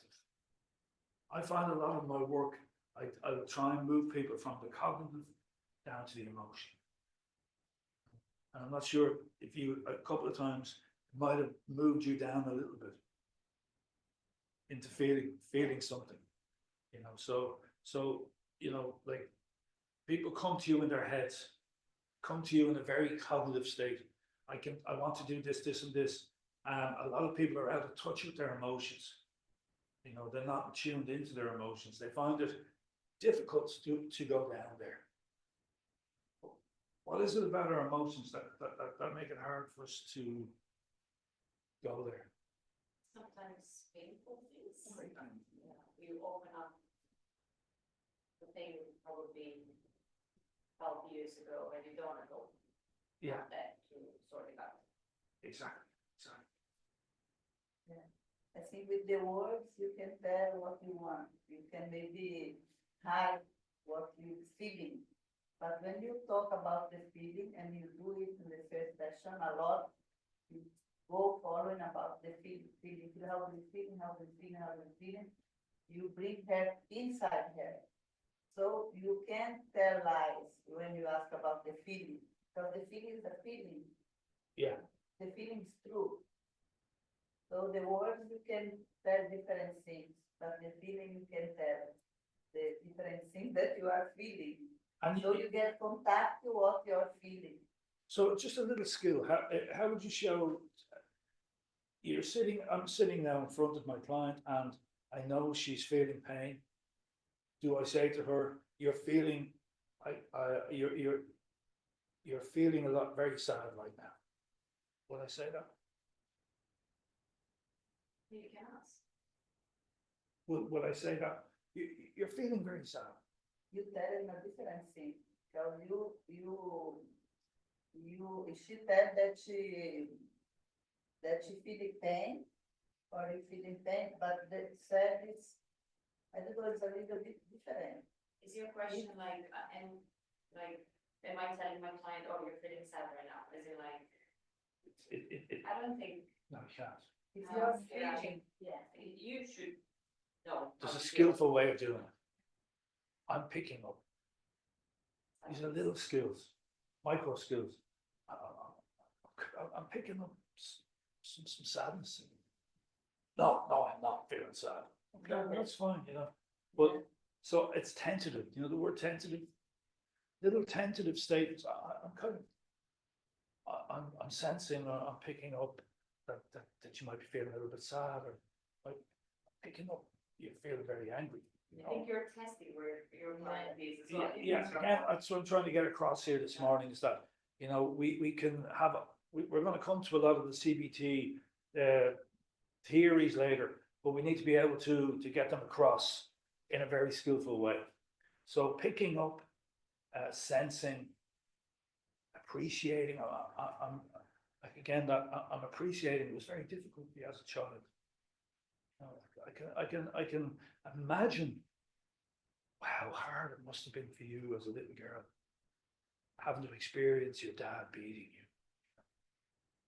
That's empathy. That's skillful way of conveying empathy. An unskillful way would be you felt very sad as a child when your father beat you. No, he didn't. You know, you got to be constantly aware of the defense mechanisms that you're touching. You know, so by being tentative and by being a little bit skillful at sensing, somebody hit my last training. She was a HR. I often say to people, I understand how you feel, and they say, no, you don't. Yeah, you ever done that? I understand how you feel. How could you understand what I feel? And one of the things she took away, and I said, well, after 2 days training, that's all she took. But she found that the way to convey empathy is to appreciate, to imagine, to really kind of, I'm really struggling here. I'm really imagining it must have been so hard for you as a child. I'm entering into her experience. I'm imagining, I'm picturing her father beating. I'm getting these pictures in my head of how difficult for her it was for a child. And what am I doing on an unconscious level? I'm taking that pain into me. Don't underestimate that. I mean, tell you, this is the most powerful thing as a therapist. If you're going to sit in don't underestimate when somebody is explaining to you their childhood and they're expressing their pain, that you are taking that pain into you. And as I said about the client, they go away feeling, you'll notice, like you sighed a couple of times. You'll notice the sighing is a release of emotion. That's always positive. If the person is sighing, they're going away, but the downside of that, it's in you. The problem is it's in you, I feel. So that's why in therapy, supervision is important. Like I've worked with people who have had, I did a lot of work with trauma in, say, war-torn situations where people witness absolutely horrific things, and it's torturing their minds. They're picturing these things all the time, right? I had one guy came to me, and he was a very seasoned staff member, and he had witnessed something that was so troubling. He was having nightmares. He couldn't get out of his head. So he was sent to me for therapy, and he prepared me for half an hour. Have you got supports? Have you got a place that you can go when I'm going to tell you this? Can you take this away and put it somewhere else? So I had to convince him I was open, and then he told me what it was. And you know, I'm actually you can tell him now because it's so powerful. That's why, as therapists, we take a lot on. You know, it's a big responsibility to know, to be able to take in people's pain, process it ourselves, bring it to our own supervisor, discharge it, and then you know the person you can offer them healing, right? So it's a big job. It's an amazing job. you know. It's an amazing thing to be able to help heal people and to see people going out feeling better, be more, you know, maybe getting back a relationship, just being able to function better in the world. You know, it's a very rewarding job, but it's demanding. So that's why good training, good skills, good self-awareness are vitally important. It's very important. I think that you be present at this moment with the client, with the person in front of you. You've said something there that really is important. It's like that situation we did there. Well, when I'm with somebody, I'm 100% there. You know? And it's one of the qualities that Rogers came up with. I think I have it here in a minute. Let me see. Oh, I didn't actually. Just touch on this before we take a break. Yeah, no, that's active. Yeah, empathy, unconditional positive regard, being able to, you know, have that regard for somebody that's not conditioned. That's not easy to do now. Somebody's coming to you with a very challenging issue. You know, for instance, there's things that have been presented to me that I couldn't work with. You know, like just is there something that is there a condition that you might not? There's been times I've had to say I can't work with this. I'm going to refer you on. Is there something that would be challenging for you to work with if you were with a client? Condition, an issue they were bringing you.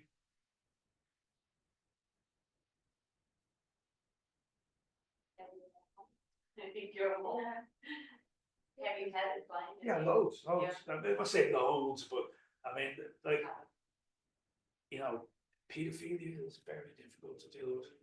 You know, that's a specialized area. Will anything else jump out at you? Like, somebody who, yeah, for instance, abuse issues. I've no problem. I can deal with that. That's really the only one I've ever had to refer on because I found that it needed specialized. It needed a center, you know, that was specialized in dealing with these kind of issues. Somebody presenting that to me and working with it, it can be very, very sick. You know, it can be a very sick way of working. Also very hard to find anything positive that. Yeah, I guess so, honestly. yeah. How can you show empathy? You know? How can you show empathy to that? No, it's very behavioral orientated. It's very group orientated. You can do group work on that. Is there anything else that jumps out at you? If somebody came to you with something, domestic violence? It's no harm thinking about, you know, is it like you've trained a bit in therapy, would there be something that Maybe some kind of passive, not some kind of passive, not active violence, but passive. Maybe the people don't realize that it's emotionally more emotionally. yeah. Yeah. You That's understand? yeah. That you are, I don't know, you are like forced to do some things, some rules, and continuous and expectative about Yeah. you, and you are on that and you don't realize that it's some kind of, yeah, but you don't realize that you are there, and because it's a passive thing, it's very subtle, very. Yeah. It's difficult. Anything else? Jumps out. That's great. No, it just in terms of your own kind of boundaries, you know, what might be presented to you that you'd have to refer on.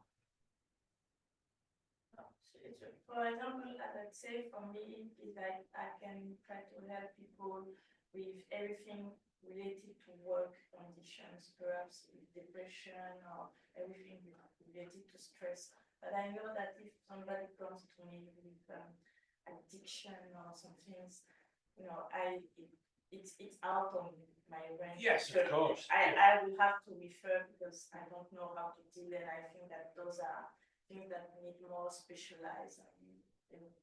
kind of, like what you say with eating disorders, I mean, you really would need to go see people that are Yeah. specialized in those areas, so. Yeah. Yes. This is good one. Well, I was going to suggest we take a little break and we come back and we take some more, do more some role play, hopefully. Take it How, from there. how long? About 15 minutes. 15 Yeah. minutes. Thanks. I must be doing something wrong with these pens. What is going on with pens? Not working.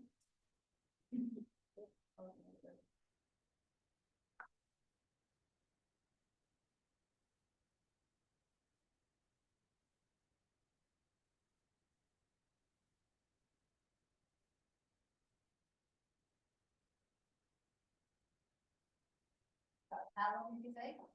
About 15 minutes.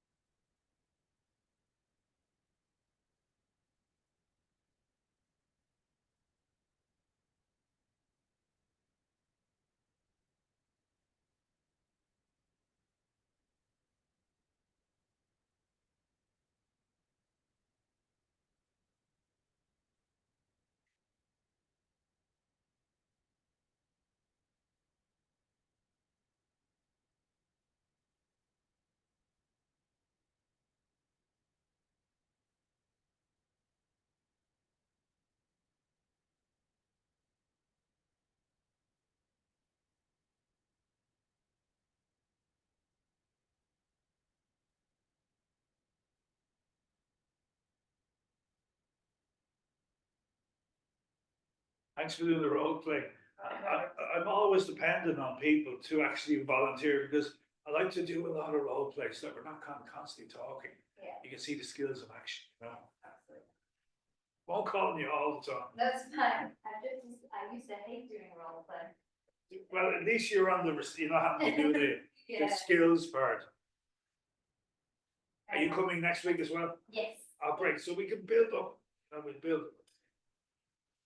I recently discovered I was on a mental health first aid course. Yeah, I was actually in the middle of my office doing it. And I Right. got off the call and then all of my staff around me went, Vicky, there's nothing worse than somebody who really gets into role play and it's like, hey, it's a new skill I've just discovered. I used to Absolutely. hate it, but I was like, yeah, I'm gonna really stick into this. how are you finding the first aid? The mental health first aid there, so it was run by, like the Lighthouse. Lighthouse, I've heard of it, yeah. I think It would do some more. You're very advanced compared to that. I think you, I would say I'm advanced just because I'm intuitive in terms of my skill set. I still need a lot of practice, but they just stuck us for 2 days. So it wasn't actually like other than the one role play I think we did, which was what I was talking about. But the whole course was one lady talking to us, and it was online. oh yeah, So to be honest, most of us, there's a few of us that were on it from school, we were sat doing our work or whatever, and nobody was really listening to it. tell me, that's, I don't like, I'm not a great fan of Zoom for this kind Yeah. of work. I mean, there's a temptation to go into this Zoom thing, but I like to interact, to show the skills in action and to show the right and the wrong, I think specifically when you're like trying to teach a skill set, I think Yeah. that's needed. I like in terms of counselling, somebody recently asked me what I thought about online like counselling sessions online.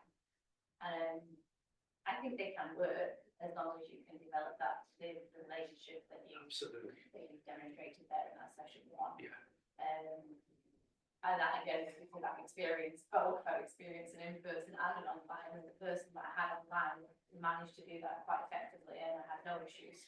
Yeah. So I think they can work, but I think it also probably depends on the client that you've got, because sometimes the client needs to have that physical connection. Yeah, it depends on the condition. I find it's best to build the rapport first in a few Yeah. sessions. Then you can have the occasional online, but it's getting that, I think it's a bit of money back. It's developed since COVID. Yeah. When I see therapists now online only, kind of go, well, this kind of work, I think it needs a deeper involvement. Definitely.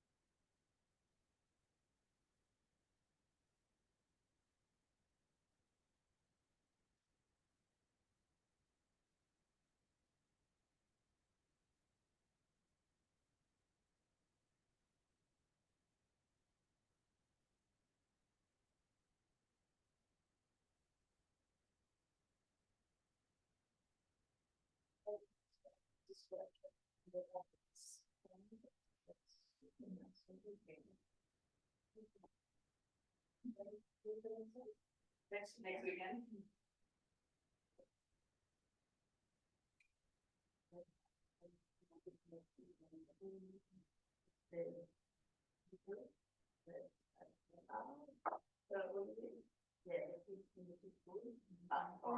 Friday on Friday.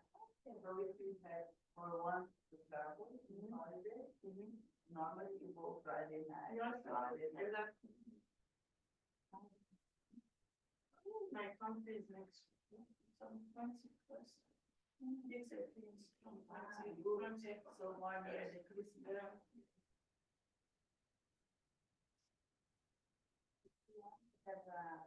So thank you, I'm good now, but I was sitting right under the fence. They have many people there, you stay a lot of time.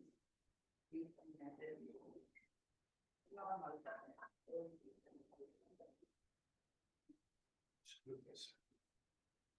Mind if I move your chair back in a little bit? Yeah, sure. Thank you.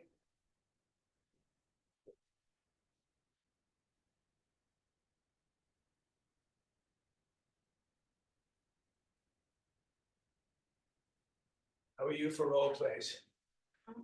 How will you be, how will you be for a role play? You won't have to do anything except act. No, sure.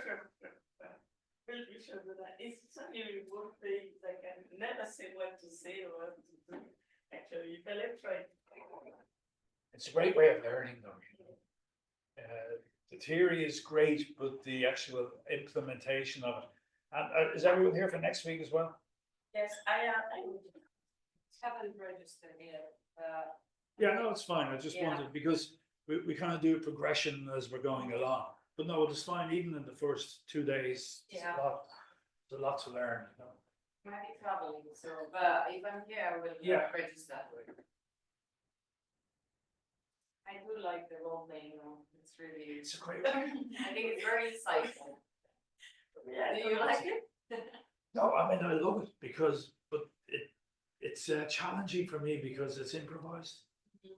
You know, I don't know where it's gonna And go. also sometimes it's not real, like, Well, you try to make it as real as possible, you know, and to show the skills involved.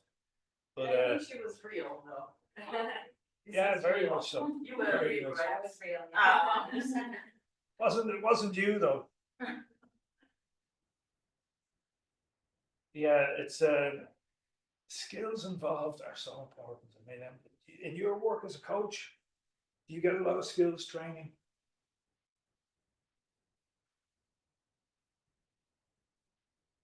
You're coaching Dubai or? Abu Dhabi. I live in Abu Dhabi. Coaching now seems to be very popular. I think the regulations are less here in Dubai, not in UAE to become a coach. It's not as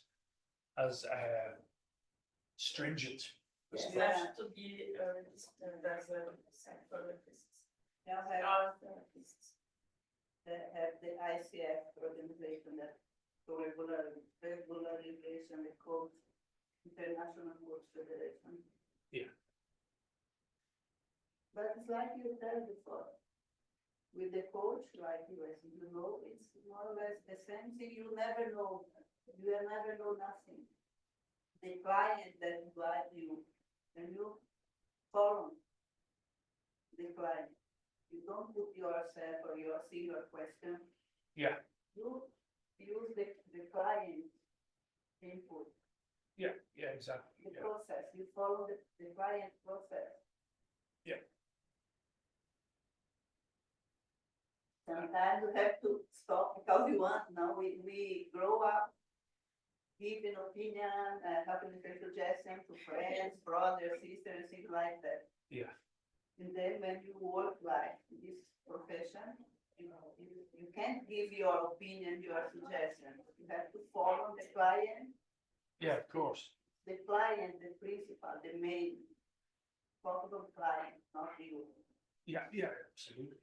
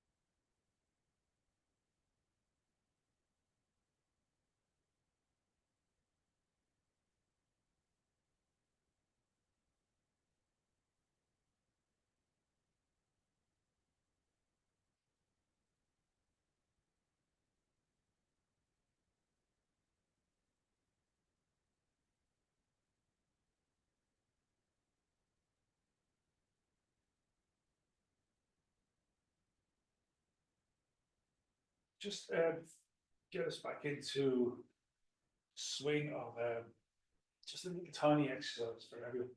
like an emotional intelligence question. From this list, which emotion do you kind of operate from in life? What would you find? What would you say? Like I've had people who kind of operate from anger, kind of always angry, people who are always sad, people who are always self-pity. You know, would there be something there that you would feel that would be more kind of where you will operate from? No, you can pick pick as many as you want. Would one stand out to you? It depends. Sometimes I feel like I'm on a roller coaster. Right, yeah. Like sometimes I operate out of joy, out of love, anger, fear. Right. Sometimes even I am a failure. Like I go through. So you go through maybe But I doubt myself. I low, feel like, low feelings about Yeah. yourself. Yeah. I think it's a combination of. So yeah, no, it's true. It's true. I mean, we all go through all these emotions every day. But if there was one that maybe jumped out at you, not that true. It's fine. Anything? Did you have any? It's the same. I think if I have to do the emotion, I must identify with general, it will be joy. And it's what people have always told me. Yeah. But at the same time, Joy, was it? joy, yes. Joy, yeah. But at the same time, like she said, I'm not sure that we can just have one emotion all the time. I mean, Yeah. Usually, we Fluctuate. alternate between sometimes. Yes. we have mood swings. Yeah. It can be frustration sometimes. Yeah, Sometimes fear. Some other anger. Yeah. But it's sure, one thing is sure that I don't feel much guilt. I don't feel much shame in general. Excellent. I am a failure, not really as well. I prefer things that I am lazy, things that I don't do. Sure. Yourself? Yeah. Almost a lot like Ellen, there are almost a lot of different. Depends the day, the moment, the situation. But if I have to choose some of that one, joy, anger, fear, Right, good. love. Yeah. Frustration. I choose that one. Yeah. Frustration. Frustration. I'm very much in the frustration zone a lot. And then the phrase I cannot, I'm not good enough. Right, okay. Again, it depends on the situation. I think it's a great question to ask, actually. Fine, once you establish that relationship, what are you operating from with this? Yeah. If I had to look at how I am in my work situation, I'd probably say a lot out of frustration at the moment. Frustration, right. Is there something up there that's not an emotion? I actually don't have it. I am a failure, is it an emotion? Yeah, I don't know why I put an asterisk there. I kept the game away. It's more the permission, right? Yes. You think Yeah, that. you see, I it's when we kind of get the idea of, you know, emotions are sometimes hard to pin down in ourselves, you know? Like, how am I feeling now? You know, it's something that we're not really tuned into, but yeah, I'm a failure is a state, isn't it? It's some kind of a state that we'd be in, or it'd be a thought, I'm a failure, you know? And it could lead to emotion. What emotion might it lead to? Feeling worthless. Worthless. Again, that's not really an emotion. No, actually, it was agreement. Sadness. Sadness, frustration, you know, anger. Depression. Well, depression again is. Again, it's not the feeling. No, Yeah. that's why I do this exercise, because it can clarify for us as well. what are a cluster of different thoughts, cluster of different attitudes that we have that lead to our emotions. So it's very good for us to get an emotional language, emotional insights and awareness, because most of our clients will come without that. You know, they'll be operating from negative thinking, bad behaviors, and can stem from emotions. You know, emotions are not nice places to be. We don't tend to usually what would surprise me about you guys is it's great that a lot of people start off, oh, joy. You know, I operate from joy, and a lot of clients will tell you that. But when you start going down the layers, it's usually we're feeling sad or feeling depression or anger or frustration. Would there be one emotion that it might be hard for you to sit with? Say your client was experiencing some emotion that they were experiencing in front of you that you might find it difficult.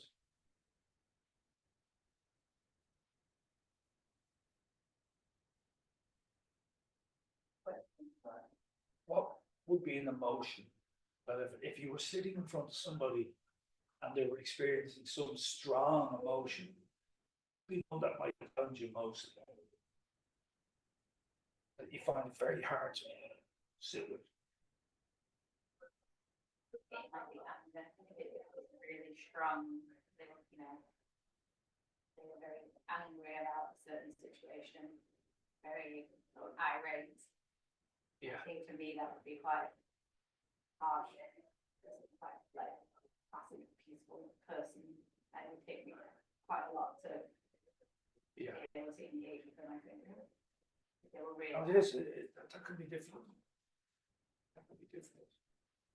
With the sadness too, if the people start to cry, for example, it's not easy to. Better believe.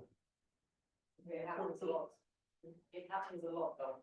Well, yeah. Most people come with sadness in them. And a lot of people come with anger. And they displace it usually into maybe other people. They're look at, but yeah, we'll come to that later. But would it be something that you might find difficult to sit with?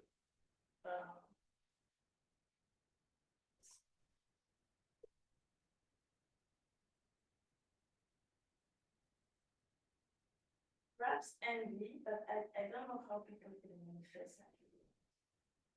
Envy, yeah. So if somebody was feeling envious, Yes. you might want to reframe that for them, or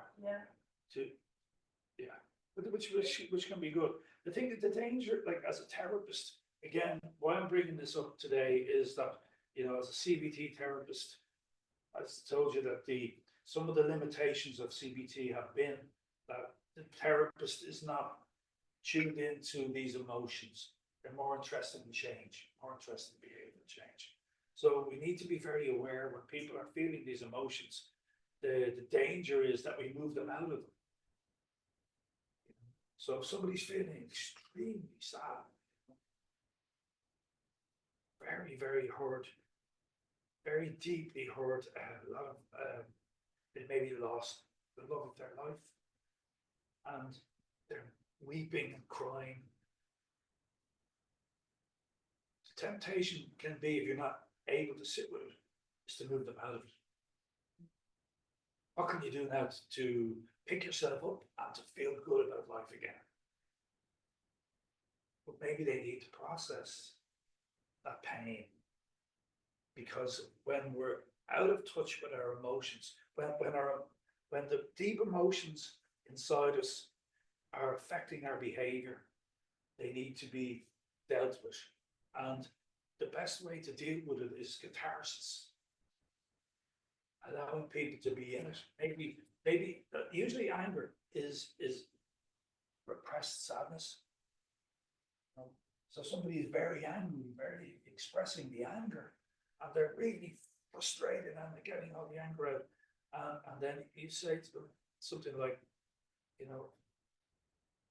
what was it like being, for instance, anger at their father? Anger at the father never being there. He was never there for me.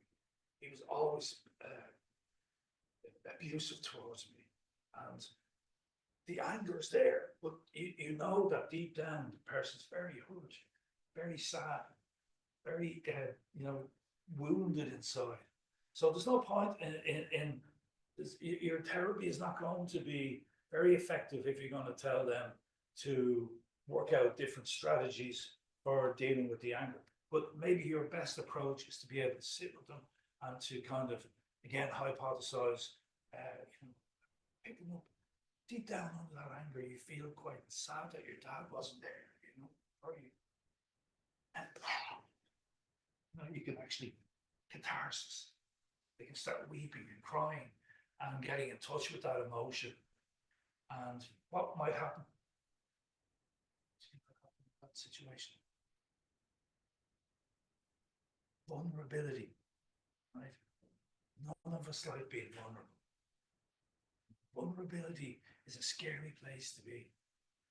I don't like being vulnerable. Nobody likes it. But if you can get people to touch that that vulnerability inside themselves, it can lead to a lot of healing. It can lead to a kind of a finding themselves where they can actually, like, it's a paradox. When we feel vulnerable, it can give strength. That's the feeling. Have you ever felt vulnerable? Have you felt, as we all felt a bit vulnerable?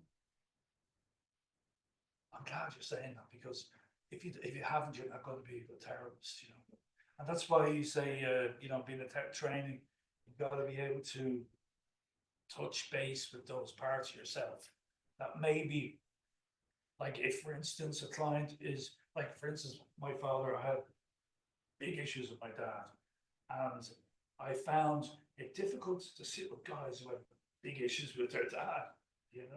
I tend to want to move them out of it. I didn't want to talk about it, but the minute I started getting in touch with that, what it felt for me, to be actually, what all the things that it felt for me, I was able to then sit with somebody who was able to, and maybe help them to grow out of that themselves. So it's big work, it's sitting with people with vulnerability, and that's just where, again, I'm going to come back to the skills. Okay, so how do we sit with somebody who's in their pain? Do you find it difficult to sit with somebody in deep pain, or would you go there with them? Yeah, it's not easy when you find the situation, but I try to leave the people stay with the pain. For some, I stay in silence, the people crying, I put here the things to, and I give the time to people because it's important to release it, to go through. Yeah.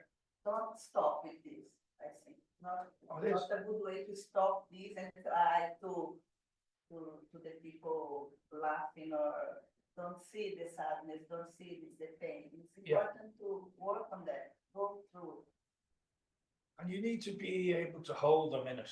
I had this famous, my own famous situation where I had this woman. She was a very highly successful, dynamic businesswoman. She had no relationships. She came to me because she couldn't develop a relationship with a man, right? So she had been to a female therapist and said, I think you should go to this guy. It might be helpful to work through these issues with a male, So she sat down, I had a couple of sessions with her. She was very defended, very guarded, and, very businesslike. And one day I moved in, I would call it moving in on her emotions. And I asked her how she felt, and she felt kind of vulnerable. And at the end of the session, she left, right? I wasn't prepared for what happened the next week. She came in to the session the next week, and there was a table beside me. She had this, I'll never forget it, a Chanel bag. And she smashed the bag down on the table and said, "What did you do to me last week?" I kind of go, "What did you do?" I said, what do you mean? I went out of here feeling terrible. I felt absolutely terrible. And she was so full of anger, What do you think happened? You realize, maybe she released the sadness and then, oh, I don't know. Maybe she just learned to be a bit vulnerable. Because sometimes people don't want, most of the time people don't want to be vulnerable because they feel that it's a weakness. So perhaps when you start working on the emotion and then they go through that, of course they will be angry at some point because they have experienced that anger.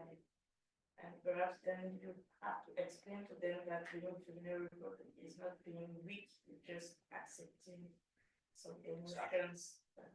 Yeah, she broke me so weak at home. Like, Yes. Yeah, yeah. thinking Oh, about the emotions, like, oh my god, imagine the confusion. I'm a strong woman and I was so weak and Same thing, yeah. who am I? Yeah, yeah. So, you know, she, I mean, it ultimately discovered that her father had this incredible desire for her to be a successful businesswoman and all these things. But the first time in her life, she'd ever felt vulnerable. You know, and the vulnerability led to all sorts of crazy feelings of out of control. You know, so the whole thing about was the smashing down on the table was to get back control. You know, how dare you do that to me? Whatever you did.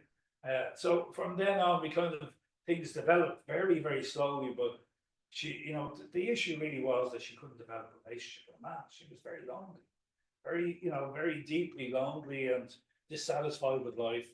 Had all the trappings of wealth, but couldn't engage on an emotional level. You know? So it was that struck me that we need to be able to get such people's vulnerabilities. You know, it's from the vulnerability strength can come. You know, not that we're the control is gives us a sense of control, but it can lead to all sorts of issues. So that's an interesting exercise, the emotional intelligence exercise. What I want to come back to is CBT with this young woman, so you can kind of see how CBT works on a theoretical sense. Okay, so she presented for therapy, Therapeutic Alliance. There's a thing in CBT called psychoeducation, where you will teach the client about their behaviors, teach the client about their thoughts, their patterns, all these things that are coming up. So it's can be educational as well. You know, educate her about all the what I'm doing here today, basically. So a young woman like Sarah with all these issues going on inside, what might her core belief about herself be?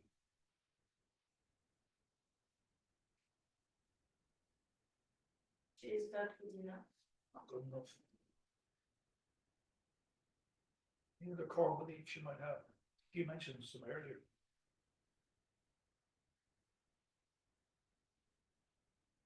Yeah, the lady with the bullying, right? I'm just going back to, Yeah.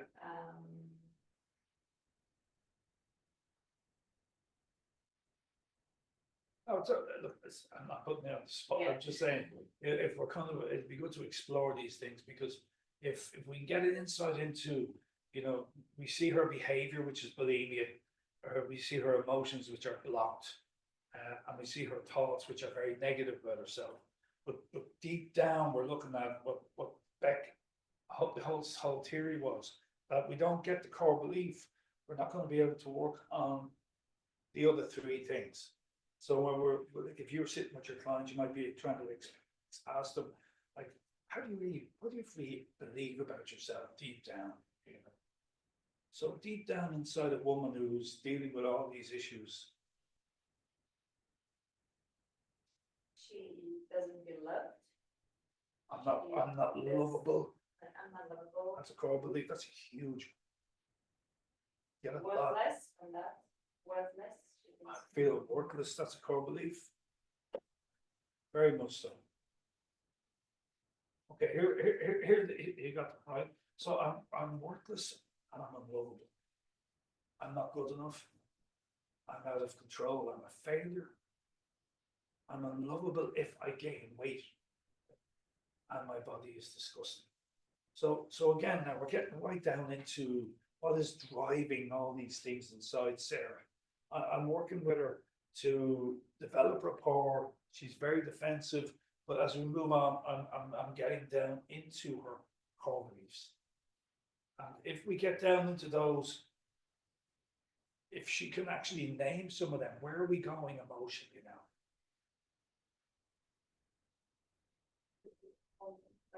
First of all, I think she will start being aware. It's probably sometimes she doesn't even, oh, Yeah, this is how exactly. I think about myself, or this is how I feel. And then she becomes vulnerable, right? So That's- maybe easier to release the baggage and. Yeah, down into our feelings. Yeah. The more we go down into these core beliefs, we're going to be going more down into the emotional world. You know, so what's it like to actually feel that you're worthless? You know, what's it like to feel that you're a failure? To feel that you're unlovable. Moving from cognitive, where she spends all her time is spent working on her calorie counts, or spending on what she's going to buy for the next meal, how she's going to deceive people. Everything's spending up here in the cognitive zone. So I'm trying to move her from the cognitive zone down into the emotional zone by looking at the core beliefs. Okay. So really important that. Another one, I'm only worthwhile if I'm thin. I don't deserve happiness or love. I have no self-control when it comes to food. And if I gain weight, people will reject me. So you can see how then where CBT is focused now, it's focused on the thoughts, feelings, behavior, and the deeply rooted core beliefs. These are the essential parts of CBT. Think they can help you in your work? Having these kind of concepts at this level. They're helpful, yeah. We're into another big concept now, which are automatic thoughts. Again, this is what another theory that Beck came up with. These thoughts are unconscious. You have them, we all have automatic thoughts that kick in from deep-rooted parts of ourselves that are automatic. They're automatic negative thoughts. They reinforce the behaviors and the emotions. They're not necessarily based on reality. So an automatic thought is something that kicks up inside us and stimulates something inside us that is going to provoke a behavior. Okay. So hers, for instance, I've eaten too much, I'm disgusting. I've lost control, I need to purge. You know what purging means?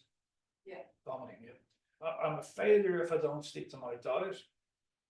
I'm worthless unless I'm thin. Nobody will love me if I gain weight. I can't go out, people will judge how I look, and I hate my body. So again, we're down to the core belief is I'm worthless, I feel like a failure. If I put on weight, people won't love me, I'm unlovable. And stemming from that are the automatic thoughts that kick in. Emotions, kind of emotions.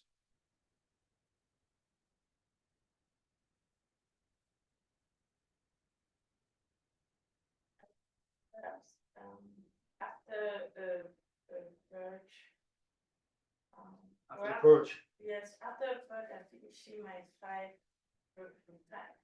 perhaps relieved, but at the same time guilty also. Yes, exactly. It should be a kind of mix of emotion, like, because Yeah. she knows that it's not good. Actually, it's harmful for her, Yeah. this behavior, so she will feel guilty about it. But at the same time, she will feel relieved and more in control because she has the feeling that she has disposed of everything she has. Yeah. So it's kind of like the behavior leads to feeling of release in some way, but the emotion will be discussed, feeling of guilt. Yeah. So again, we're trying to get down into our emotional world: fear and anxiety, anger and self-hatred, disgust and self-loathing, and emptiness and despair. Okay. So that's where she's going to be feeling after that. Okay. Now, as I said, in the triangle, thoughts, feelings, and behavior, there will be a triggering event. And the triggering event for her would be eating a forbidden food. She experiences a forbidden food. A lot of them are into Chinese. I've often found it's incredible. You order a Chinese, it's a very big binge. There's a lot of carbs, a lot of everything in it. So once that happens, then there'll be that's a forbidden food with eating disorders. She experiences a negative thought such as, I can't control myself, or if I eat this, I'll gain weight. Okay. The cognitive triad. Okay, that's what I was talking about. The cognitive triad is the thought, feeling, and the behavior. The negative thought triggers an uncomfortable emotion, such as anxiety or shame. The behavior is that she engages in bulimic behaviors, such as binging and purging, to cope with the uncomfortable emotion and alleviate the negative thought. And then the consequence, the bulimic behavior, like you were saying, it provides temporary relief, but perpetuates the negative cycle. Okay. So I'll come to cognitive distortions in a second. So are you getting the kind of idea of CBT, that it's very much geared towards our thoughts, feelings, and our behaviors. And they need the triggering event will trigger it, and then the consequence is the behavior that comes from it. So any questions on what we're at so far? For me, I think the most difficult is to this breakdown is trying to know what is the thought and the emotion and the behavior. Because sometimes you kind of mix. You can take one emotion for a thought or Yeah, exactly. I think it's so. I guess that's for the therapist need to understand those concepts very well and be able to break them down so that not make mistakes. That is the challenge, because most people will come and it's like you have to educate them, but you have to still engage at an emotional level and build a connection, So the challenge is to get the thought, what is the thought, and what is the emotion, and what is the behavior. So have you come across this in your work with people where you would work with them on that level? We did. With the thoughts and the behaviors? Would you break them down? Yeah, the behavior, the pattern, the beliefs, limited beliefs, the thing.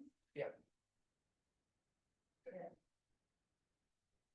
Okay, so what I was thinking of doing was another role play, just to keep us kind of engaged in your smiling. But does anybody want to take on the seat of a client?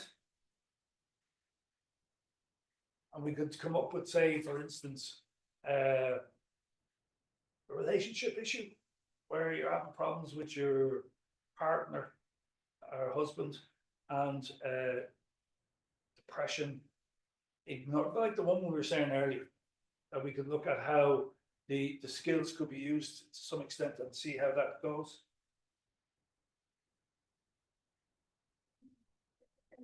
Yeah, let's try it. Can you just ask a question and you can answer after? About this situation, how you can help the people with the CBT? With the bullying, And believe you, yeah. I'm going to come to that as we're moving along. I just want to be able to just keep it in sections so that we're not kind of losing the perspective on the actual skills involved. Okay.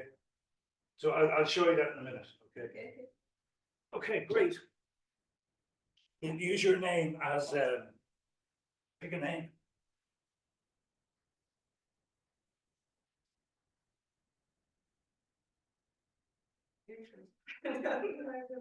Call me Lara. Lara. Okay. Okay, Lara, hi. Thanks for coming today. I've been told by your previous therapist that you're coming for therapy for some issues around your relationship. Do you want to tell me a little bit about what's going on in your relationship? Yes, it's like I want to talk about my relationship with my husband. Okay, about your husband. Yeah, because it's not going. I don't know. I think that I want to get a divorce because I don't feel well in this relationship anymore. Okay. So you're thinking about getting a divorce because Yes. you're not happy in the relationship. no. It's a difficult place to be. Yes, but it's like, I just don't feel, at the beginning, it was good, I Yeah. had the feeling that we were on the same track. Yeah. But, it seems that with time, we are distancing, from each other, we don't talk that much anymore. I mean, it's Yeah. it's like, actually, we are more roommates, like, Okay. actually married, and there's no discussion anymore. Right. And I feeling mostly upset. Everything he's telling me is actually make me feel bad about myself, make me feel upset. So that's why I'm just wondering if it's a good thing to stay. Okay, so it sounds like the initial stages were very happy and you were getting along well, a lot of, Yes. That's lot why of- we got married. a very good marriage, a lot of connection and a lot of love between you, Yes. but that seems to have kind of gone now. Yes, a few years after, it's like, yes, I'll be honest, sometimes I just don't want even to go back home because Right, I'm so, not, I don't know how to say that, but You don't just think- I don't feel well there. don't feel welcome there. Yes. So it's kind of like you don't want to go home anymore, you want to No. avoid the house, Yes. you don't want to be Sometimes- around them. Yeah, sometimes it's for me, I even prefer staying at my parents' place or at a friend's place rather than going home because it's like, it just feel like empty inside. So you feeling empty? Yeah, I think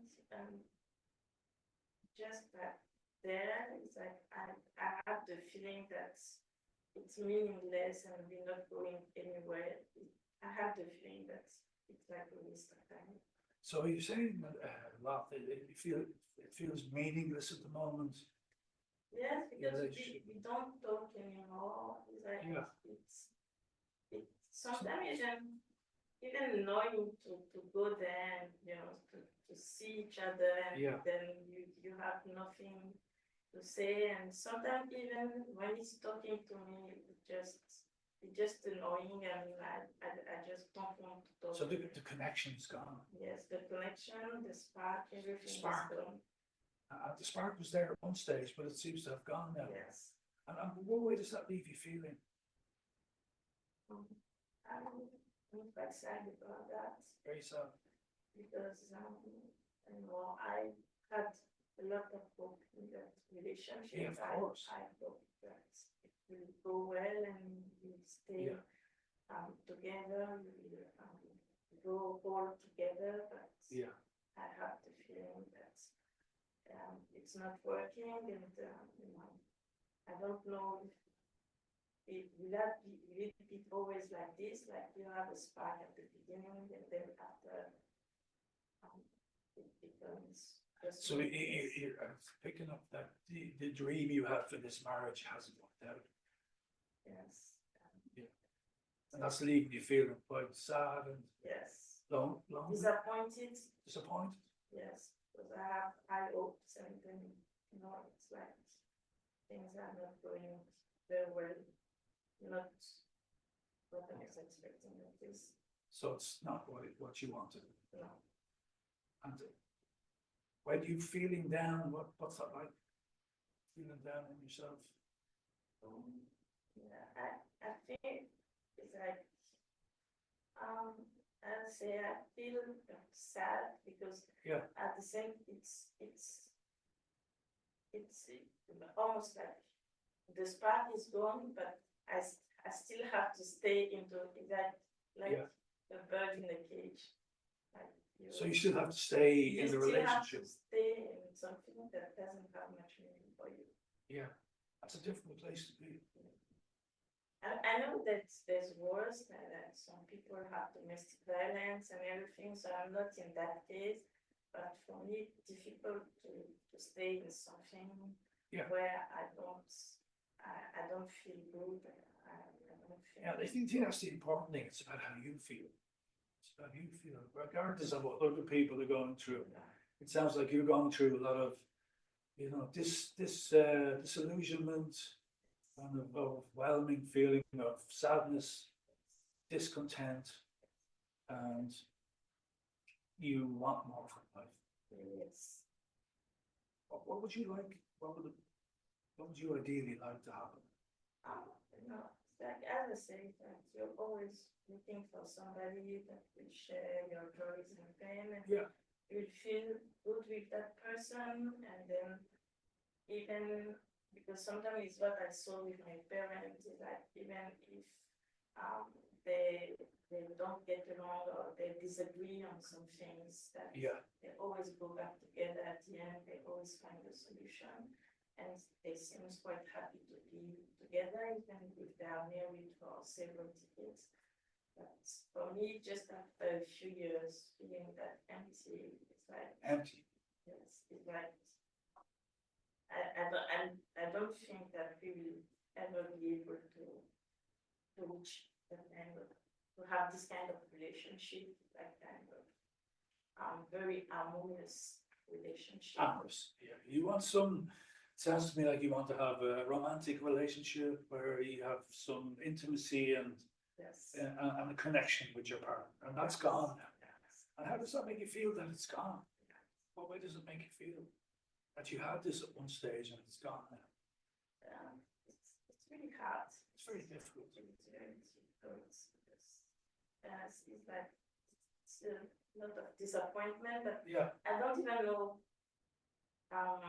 how I should be disappointed, because I don't think that it's his fault, because I cannot be mad at him. I don't know if I should be mad at myself, or I don't know if it's. So you're confused. I'm confused. I don't know Yeah. where's the fault. What can I fix? What can I do to fix the relationship? Yeah. I have no idea actually where to go. I just know that. What would be a really positive relationship for you? What would you really like? What would your dream for a relationship be? As I say, there's something that we get along very well with the person. We share actually the joys and pains in life. Yeah. And even if you disagree, you still want to be together. Yeah. It's not just mere disagreement that will make you think that you want to leave the relationship. It's like just a relationship where you want to stay, even if things are not perfect. You feel like you don't want to go away from that. This will be my definition of the ideal relationship. Okay, so let's freeze for a second. Okay, just wait. Can I get some feedback from you where I should go now? I've established an emotional connection. We've established that there's an emotional world going on, and she's lonely. And what do you think I should do? I would ask about the husband now, where he's at, like, is he feeling the same? Like, are you having conversations? Okay, that's a about this really good problem? one, because I want to try that. Okay, let me try this. Okay, just see where it goes. Okay, so again, I can really feel that you're going through a lot at the moment. It's not easy being in this relationship. How does your husband feel?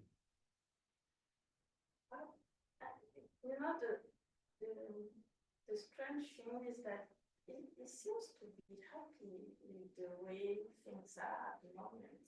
Right. I don't have the feeling that he's. You feel sorry? Do you feel for him? Sorry? Do you feel anything for him? Do you feel his pain? No, I don't feel anything from him. It's just like. How do you think he feels? He seems to be his normal self. Freeze. Okay, so we've done something really important here, right? Do you know what I've done? Any idea of what I've done? I've moved it away from her. Very, very important little thing happened there, because I would never do that, right? Because this is about you. And what happened when I started talking about your husband? That we moved to another Here person. we- And she went up into her head. She went up into her cognitive before she was moving down into her feelings, into her emotions. So there's a fantastic learning there is that if we move it away from the client into how the other person feels, we're going to disconnect from her. Okay. So this is about you and it's about exactly where you are. So you actually felt that, did you, when I moved talking about him? Hmm? Did you feel that when I started talking about him? Yes, Yeah. because it was quite a difficult question, like, how can I answer about the feeling of somebody else? It's like, Yeah. I cannot know. Yeah, no, it's important to keep in mind that the focus has to be always on the client, okay? So, any other feedback from me on where I should go?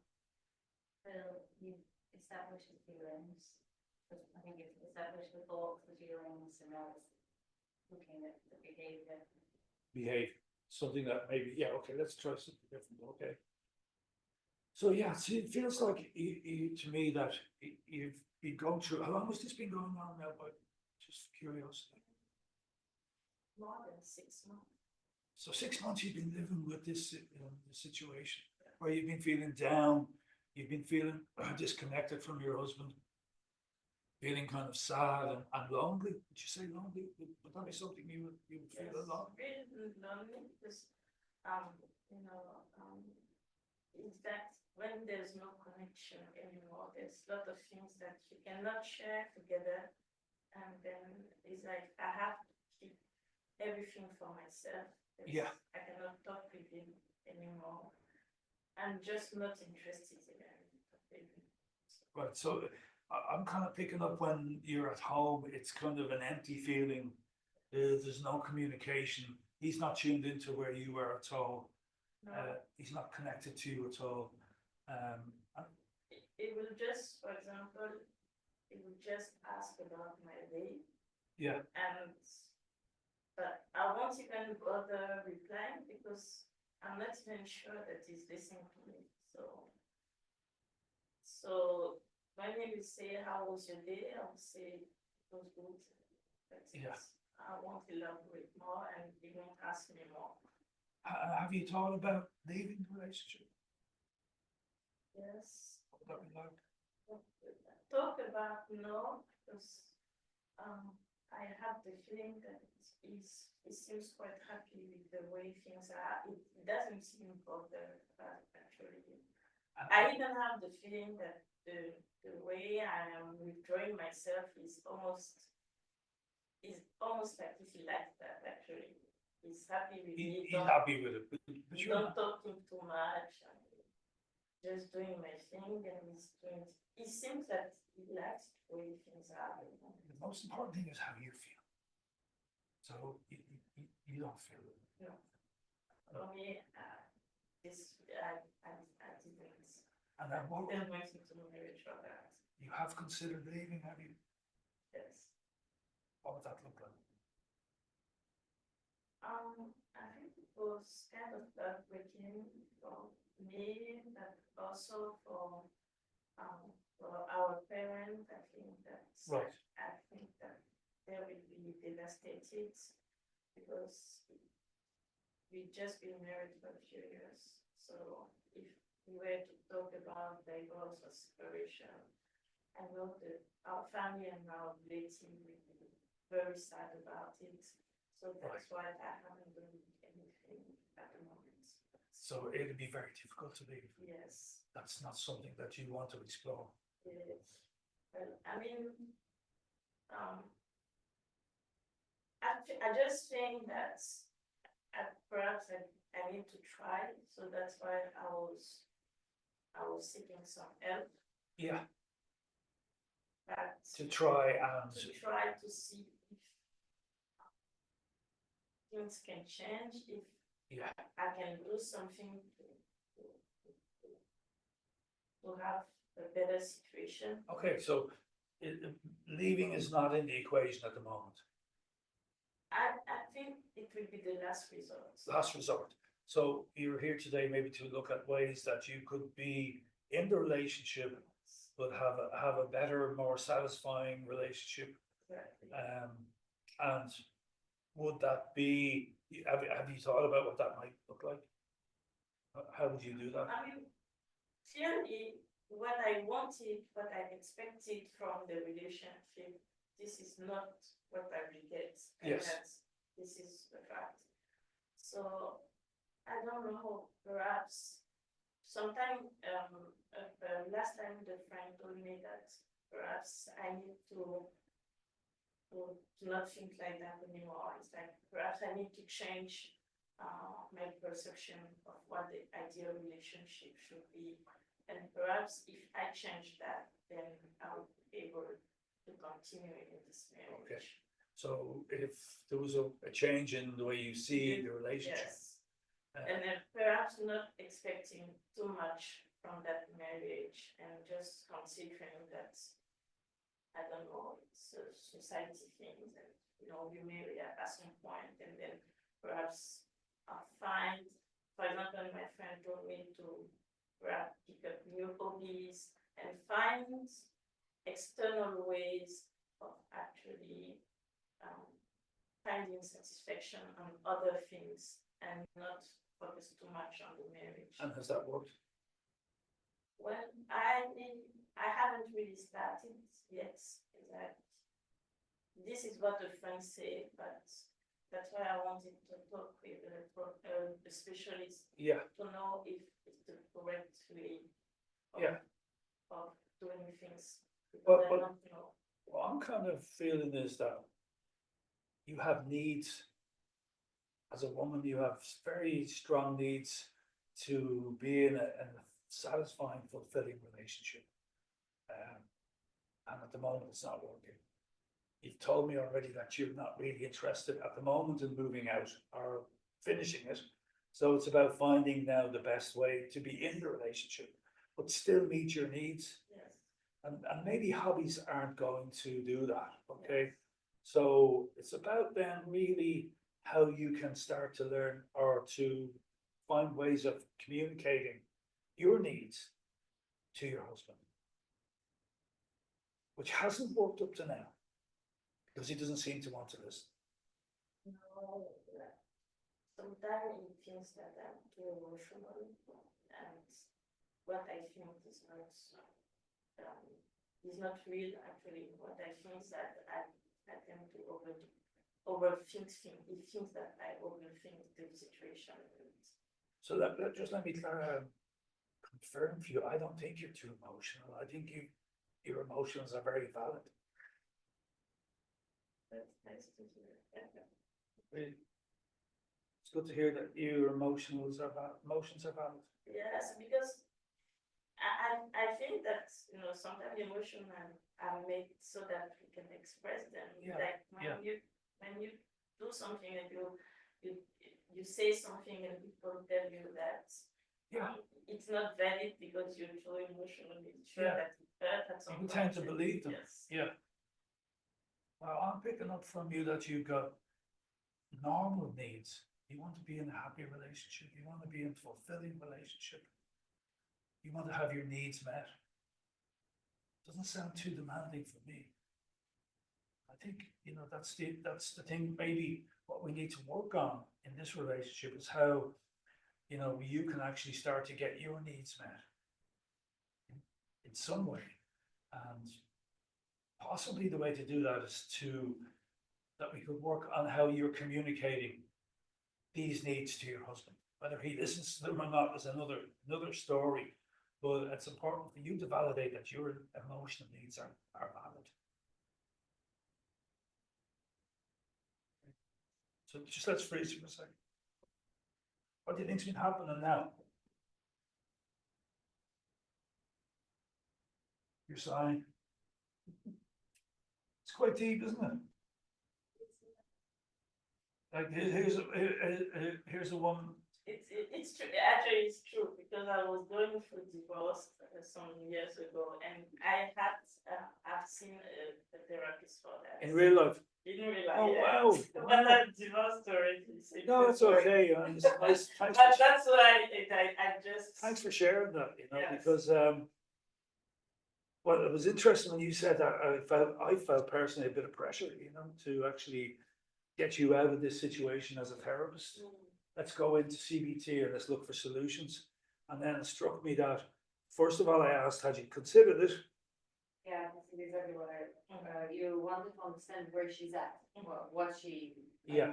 Her boundaries, basically, in regards to that Well, situation. She yeah. doesn't want to get out of this relationship now, you can't really go in, right? And. Well, she because that's- established that she didn't want to leave. Yeah, So what do we do now, you know? Any other insights?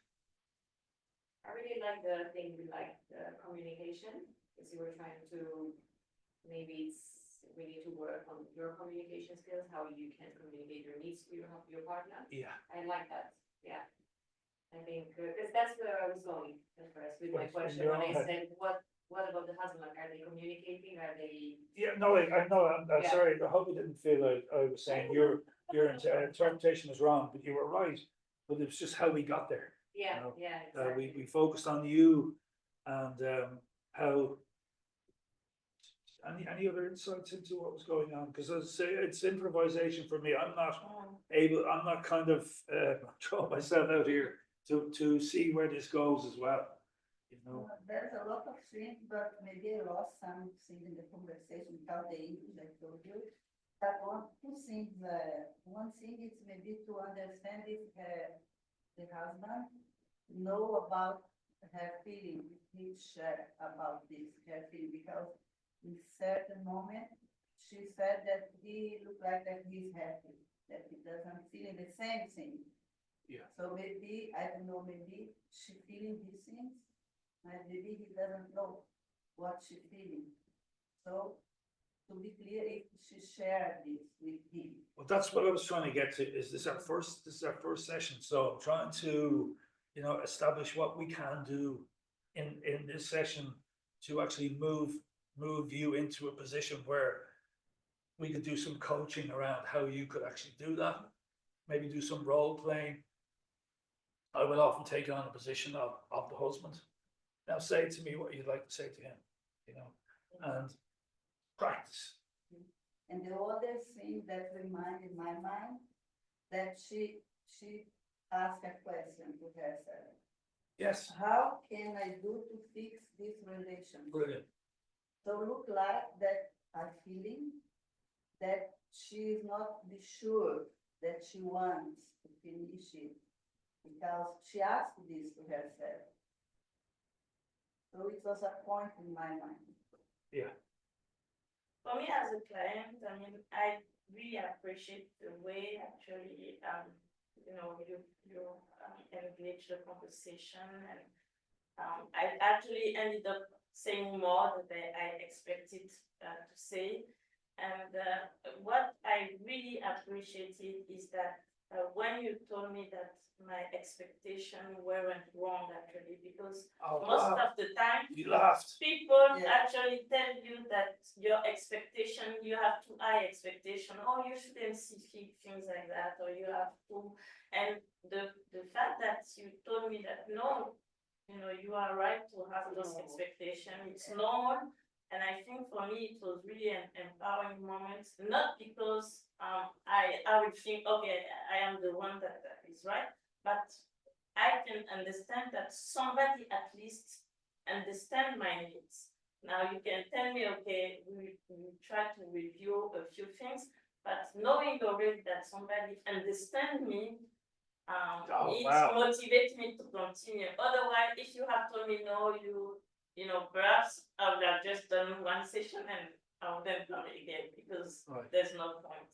So yes. What led you to smile and laugh almost? Yeah. What was that? Because that was powerful, I thought. Yes, it was quite powerful. Validation of your feelings. Yes. Because most of the time people tend to tell you that Your friends. Yeah, friends and family. Well, because they want to help you, they say, no, you have too high expectation, you should lower them a little bit or something. So it makes you feel, even if it's not said that way, that you are the one at fault actually, because you have too high expectation. Yeah. But the fact that you tell me already that no, your expectations are normal, Yeah. then actually I have really entered into I think that we have really established this therapeutic. Oh, yes, the therapeutic alliance, yeah. Because- Therapeutic alliance. Because I was struggling to say, okay, let's see where I'll go with this, because will I move into solution focus where we're going to go for, look, how can you negotiate your way out of this relationship, or stay with you, you know? Because that's what I'm saying, that the dangers of CBT is that it becomes me. Oh, she's coming here, she's paying me 7,300 dirhams. I better come up with solutions. I better come up with something. But I wanted to stay with you as much as possible. We established you weren't going to leave. If you had said, yes, I'm on a plan on being out of the relationship in 4 weeks, then that's a different scenario. Okay. But it wasn't, that's not going to be possible in your cultural situation. You've got family, you've got all these issues. So my strategy then changed to, let's, over the next few weeks, work on how you can be assertive. You can express your needs to your husband.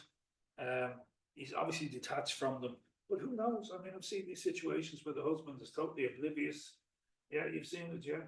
Yeah. That's the point you were making. Sure. Yeah, And she didn't recognize it. When you tell your emotion is valued, she laughing, she was very happy this moment, and she asked, Yeah. really? Like surprise, and like a relief Yeah, about sure. that it's not wrong Yeah. what she's feeling. yeah. Again, to stay with that emotion. How did you find it? I liked when you established a time frame for how sort of her behaviors or her feelings, it kind of just hones in on, like, just I saw in her, oh, it's been 6 months, that's why I got from it. Yeah. 6 months is a long time to be going through all of that. It's kind of like a life moment, oh, I shouldn't have been doing this for 6 months, what am I doing, kind of thing. Yeah. And then you gave the options to try and figure out sort of the next steps for the behaviour. And the options were, have you considered this? What would it look like? It was a no, so we would carry on trying to find behaviours for that. And then it was, have you considered this? And she said, you tried it, but then you came back around and said, well, I think you kind of need to try it again so that Yeah. we can decide whether it's this behaviour or this behaviour. And so that's going to take a couple of sessions. But yeah.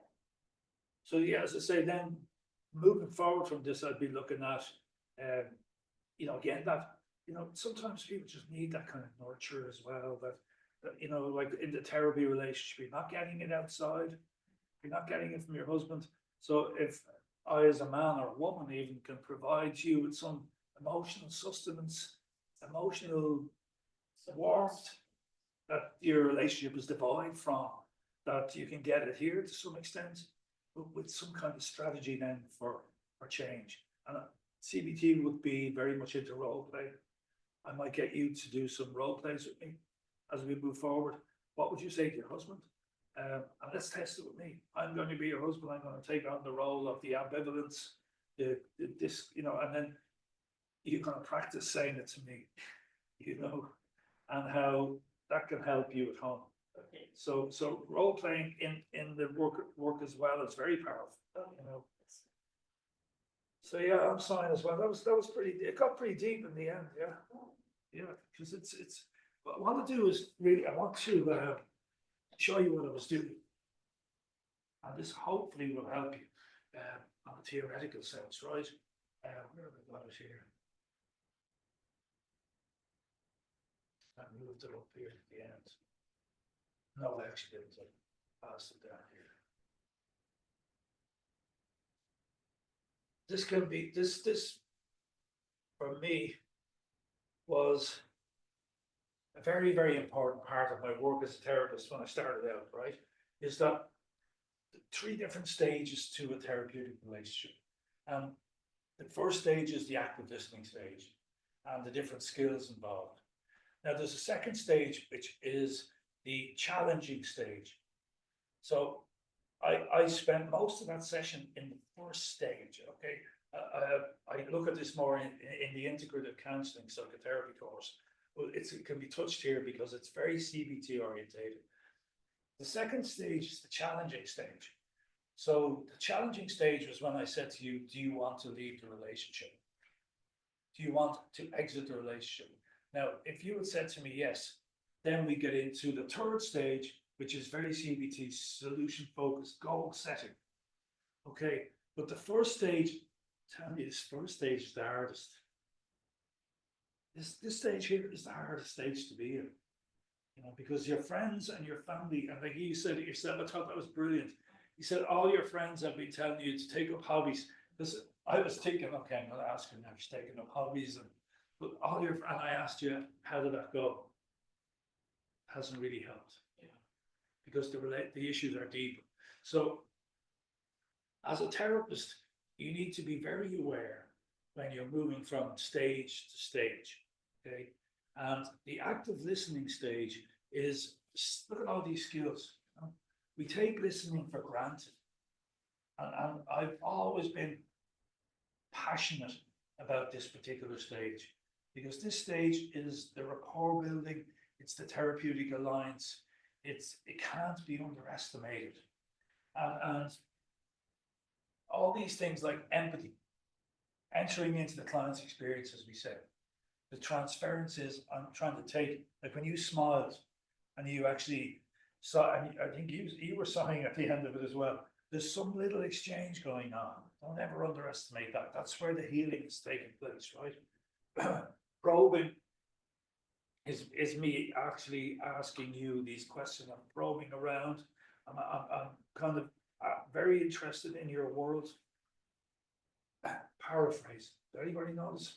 You know what a paraphrase is? You- Did I use any? Yes. Did I?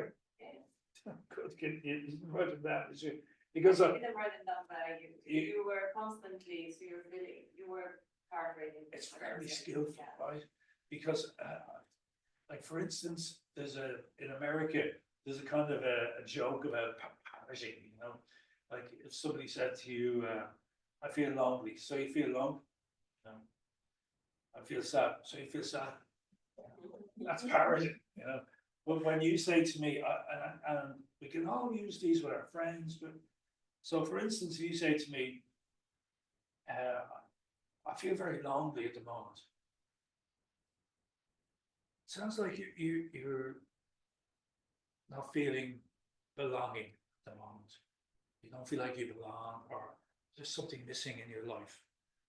Yeah, that's not exactly a paraphrase. That's why I asked you right now, because I find sometimes hard to. They come spontaneously. Can anyone think of a paraphrase? What it might be? Paraphrase is taking something says to you and putting a little twist on it. Like, I feel angry with my dad. So it'd be like something like saying, you don't feel good about your father, or you've had a bad relationship with your father. That's a paraphrase, isn't it? I feel angry with my dad. You've had a bad relationship with your dad. These are incredibly skillful things to say. As a therapist, I'm constantly trying to think of ways of taking my clients, what they say to me, and paraphrasing so they feel heard. So because you're giving people an opportunity to be heard in a way they've never been heard before. So paraphrasing is really important. I actually did a lot of summarizing with you. Do you notice that? Summarizing is another example would be when you're put on the spot. Client might say to you, I don't know what to do. Tell me what to do. Can we try that? I'm just saying, can we try it? Because this is very important. Put me on the spot. See if you can make it out of it. Because it's not my job to tell you what to do. So for instance, tell me that you're I'm coming to you and that I want you to tell me what to do. We're in it, and Okay, I tell you this. yeah, same. Okay, so then I come to you, so because I want to know what to do. Tell me what to do. Yeah, so I can really understand that. You really want to know what to do about the situation you're in, and it's a difficult situation. You told me that you're not really happy in the relationship. Your husband is not engaging with you. all these things are piling up on top of you, you're right. Now, in a normal situation, what I'd be hoping would be that being put on the spot allows me to summarize, and that you will move it, you go back into your own experience. Because now if you keep pushing me, I'll have to find a skillful way of saying, I really want to help you, I really want to support you, but we're gonna have to try and work this thing out over a period of time. Because the client will put you on the spot. Okay. You're smiling. I've definitely done that to a therapist a time or two. I can picture the therapist saying those two things that you said back to me Really, at some point. it's the skill, these are all the skills that I'm hoping you take away, because the clients will put you on the spot. I'm coming here, I'm paying 100, 200, 300 dirhams an hour, and you're sitting there reflecting back what I'm saying. I want you to tell me what to do. Have you had that as a coach? A lot. The question, they ask you sometimes what they can do, suggestion. How do you cope with that? Sometimes sometimes not every time, I do a question to the client.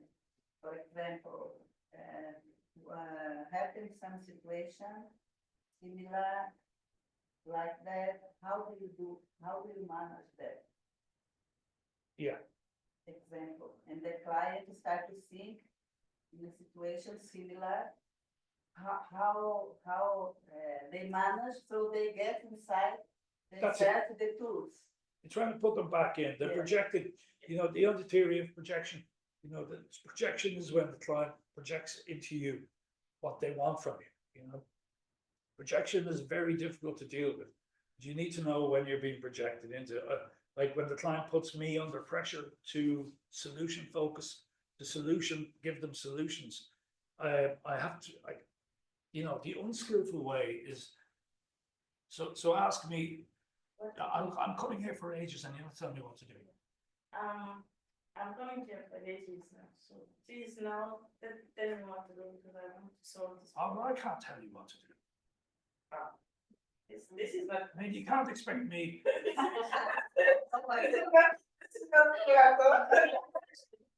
Not very simple. Expect me to tell you what to do. It's your life. It's your life.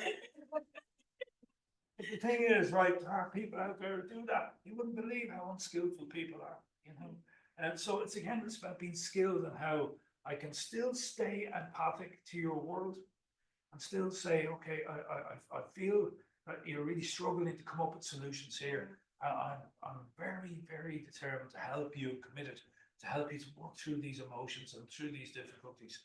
I feel if I was to tell you what to do, it might not be ultimately helpful, because I really believe in you as a person, that you can solve these problems, but I'm here to help you with them. And then if you still turn around and say, that's not good enough, I want my money back, then you're in serious trouble. But yeah, so it's about being skillful and being able to be therapeutic and provide a kind of a skillful response to people without being disrespectful. But what we did at some point where you asked me, for example, do you want to lead this relationship? Yeah. For me, this is also a part of the solution, because when people can reply to that question, is that you already know part of the, what to do actually. Because if I tell you no, I want to lead that relationship, then it means that we have to work on how to work on the emotion and everything to get out of the relationship. But if I tell you no, it means that we need to. So I think it's already the start of the solution. Yeah, and it also then reinforces for you the fact that, no, I don't want to leave. I'd love to leave and I've thought about leaving and all these things, but when it comes down to it, I don't want to leave at the moment. And maybe later on you can, so then we're looking at your needs, your emotional world, what you can do to them to actually make things better within the relationship if it's possible. So yeah, so the active listening, have you come across these broken down skills? Reflecting feelings, I did a lot of that. you know, reflecting back the feelings that you're feeling. So you're feeling sad, you're feeling lonely, you're feeling, you mentioned all these feelings, you feel alone, feel isolated, reflecting back feelings all the time. And building rapport, maintaining eye contact. Again, that can be, you've got to balance that, don't you, with different cultures and different ways, but certainly maintaining eye contact. The minimal encourages, you know what they are. Hmm? Hmm? Hmm? Again, little micro skills, but again, Already when you say I understand what you're going through, I think this is already encouraging, right? Because at least the person doesn't feel lonely with this pain, that you have some kind of, has the feeling that at least there's somebody that understands what. mm, little things like this can make a huge difference. Yes. Like I've had people have come to me and said their therapist sat in front of them and never said anything. You know, I mean, it might have said hello, and then the rest of the time, it's just a model of therapy. It's very psychoanalytic. It's the therapist becomes this distant figure. You had that really? Tell us about it. She sat there and said nothing, but honestly, I didn't have one session with that, nope, it's in the last one. That was 3 years, so that cost, I think that was 1,000 dirhams that cost for her to sit there and say nothing. What was the, you know, what the model was, or what the idea behind that was? I mean, it's like I said to you before, you need to have some moments of silence to allow people to reflect and go inside themselves, but a full hour is. It's excruciating. Actually, I think back to it, it probably made me feel like she was judging me a little bit. She wasn't saying anything to say, like I say, the minimal encourages and understanding and appreciating where I was. Appreciating. Yeah. Very much so. You know, there's a psychoanalytic theory that's really helpful, because I noticed a couple of silences with you. Did you ever notice a couple of little ones? I left a couple of little ones, and I did it with you as well, just to see what happens. Because there's a psychoanalytic theory about the mother and the baby. That if a mother has a baby and she's comforting the baby, that she might leave the baby crying for a little, but you can only leave the baby crying for so long, right? And you need to comfort, you know, like that's why it's, you know, if you think about that model, that you're left screaming for an hour, you know, help me, help me. So as a therapist, I'm trying to gauge the little bit gaps. Sometimes people need a little bit of processing and thinking about it and leaving that bit of silence for a while. And then when you notice the silence is not therapeutic, that you engage again, you know, so that you can't leave the client crying too long. And I mean metaphorically crying, not weeping. So minimal encourages observing non-verbal cues.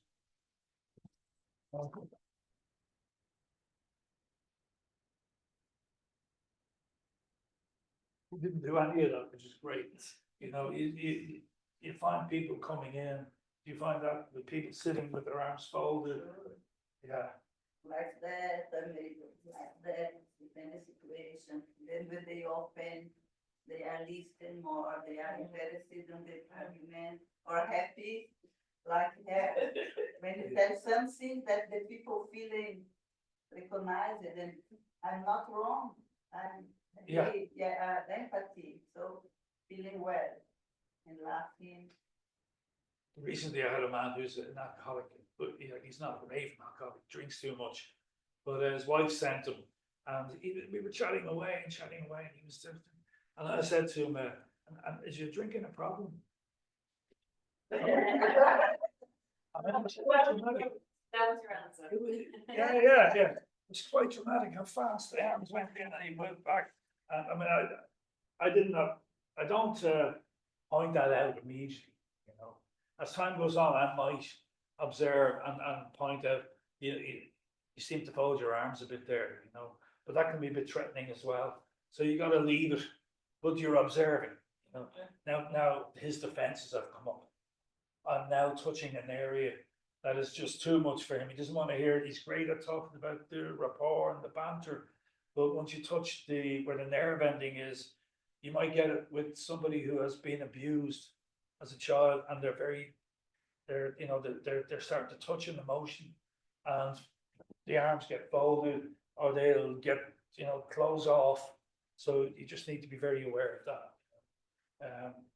Open posture, that's a personal thing. How would you sit in with your clients? What I say? What way? No, sit. How would your posture be? My posture, natural, relaxing. Yeah. And, open, normally open, like that. Do you have paper and pen? No, I have, but I leave closed, and then I ask the client if coach. This coach, I ask the client if he doesn't mind if I get some once sometimes before I start the session. Yeah. The client have no problem. Sometimes I put some bullets, but if the client know I don't like it, I will leave it closed like that. Yeah. Yeah. So again, it's open posture. Did you have any feedback on your therapists? And they're all pretty open.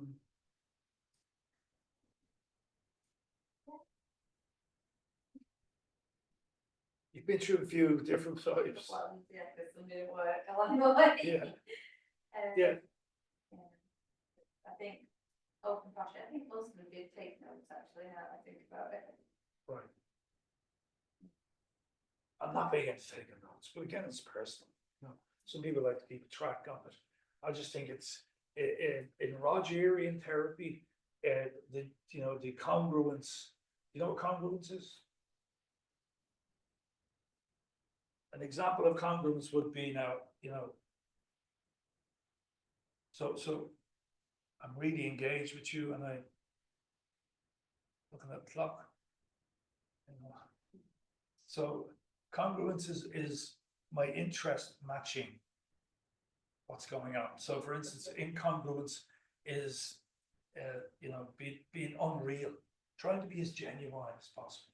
Because if you go to your GP, the GP takes on a stance, he's a professional, But in the therapeutic relationship, it's got to be a lot more deeper, intimate, and more congruent.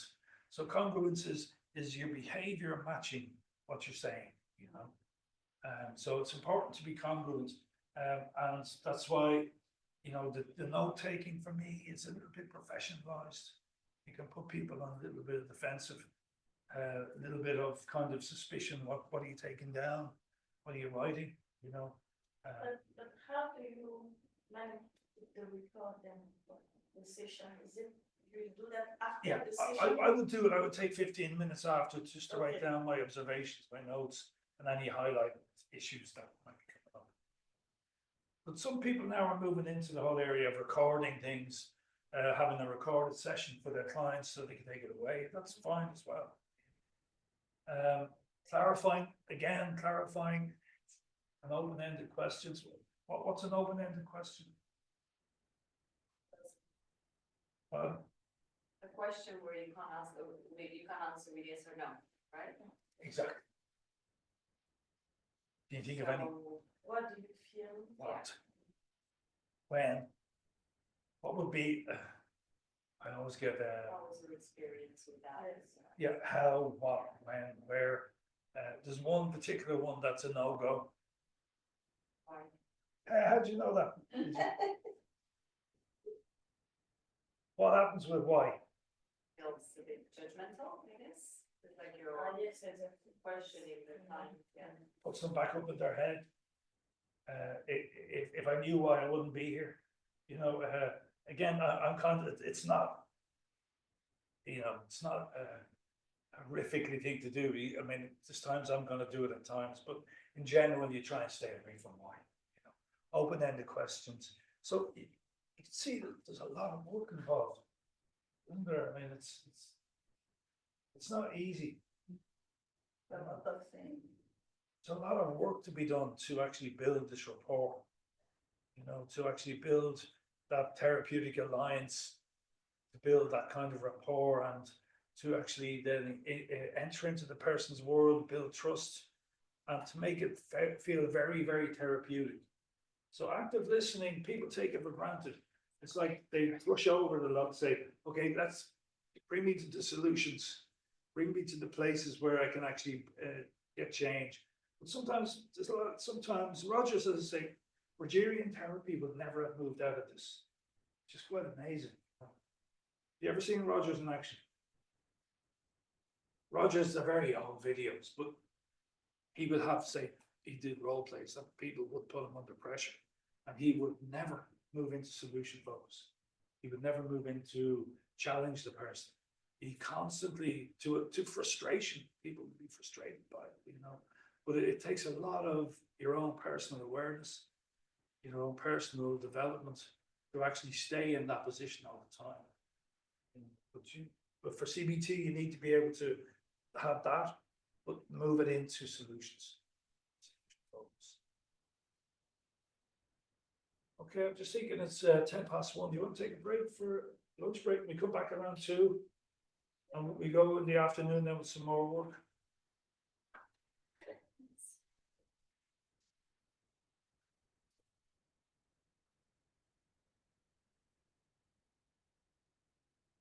Just one question, CBT is different from what they call solution-based therapy or something like that. Solution focused therapy. Solution-focused therapy? Solution focused is very much geared towards, say, 4 sessions. Okay. And it's geared towards not deep rooted issues. It'd be more like alcohol problems, anxiety. But it's somewhat got the same model. Somewhat the same. It's very solution focused. It's very much like there wouldn't be as much rapport building. It'd be looking at solutions. It's not suitable for every type of condition.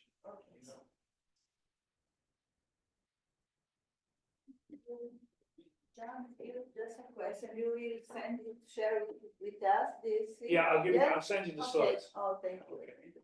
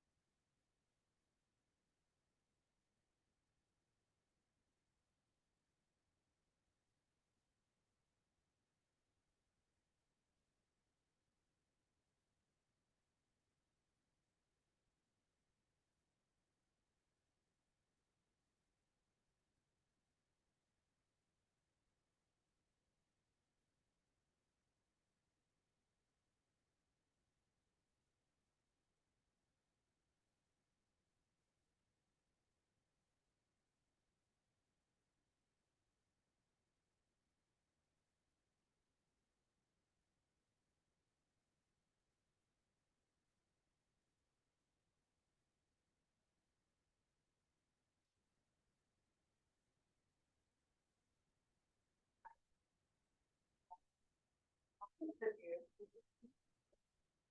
very much.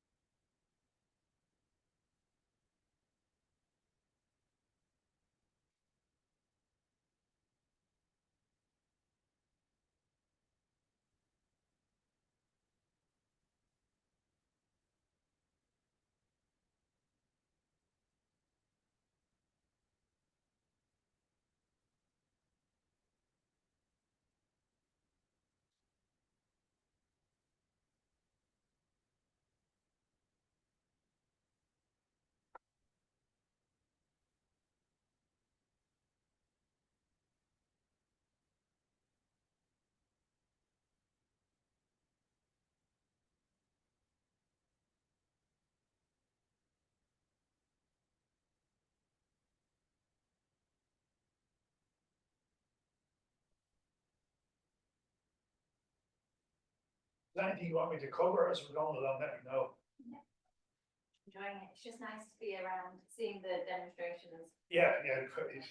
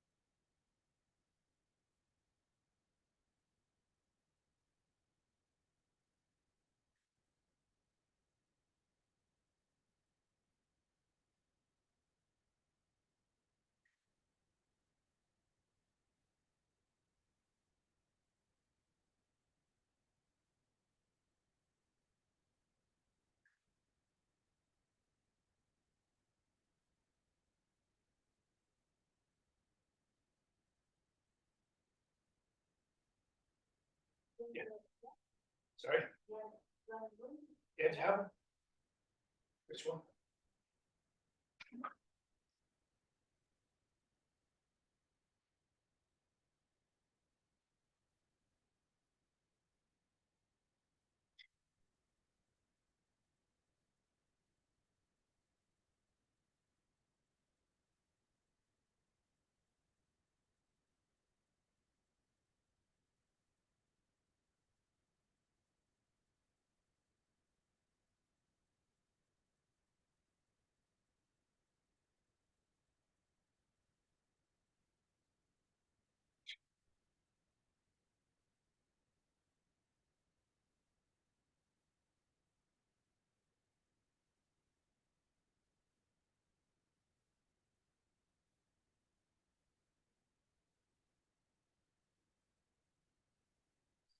Does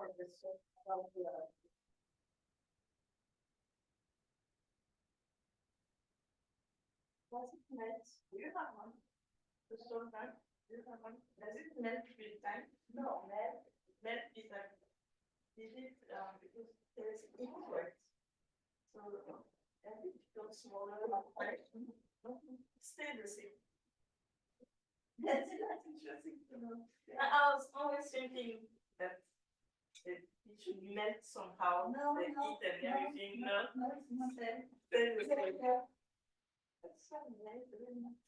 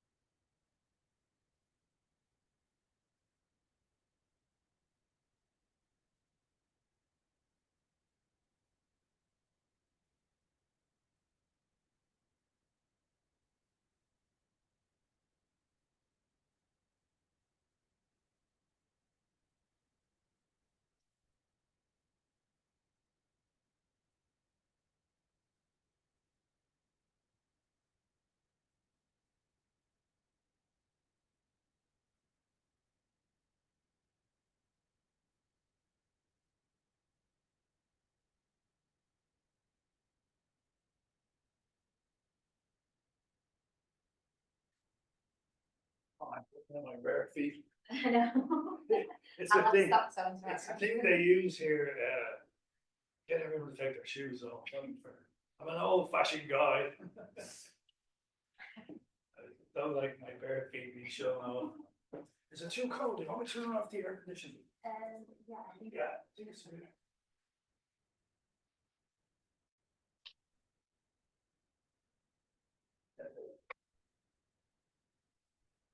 Right, are you from England? Yeah. Whereabouts? Lancashire. Oh, Lancashire, I'm fairly familiar with the UK, It's but I can't pick a town in in the middle, Lancashire. Blackpool. Blackpool, oh, Blackpool, yeah. the home of holidays, Well, lots of you want an Blackpool, interesting one? yeah. The pier and everything, that you live there, yeah, I live probably about half an hour away from oh, very good. So I was going to try something, I normally leave it a little bit later, but I think you guys are really clued in. So I was gonna do a role play, okay, I've turned off the AC, so hopefully it won't be as cold. Rather than putting you all on the spot and ask you to do a role play as a therapist, what I was going to suggest was that you do a collective therapist. So you guys are a therapist in one, and I'm going to be your client. And what we're going to try and do is to use the skills we talked about this morning, which are not solution focused. They're not challenging. I'm going to ask you to try and say as much as you can in, let's see, this stage here.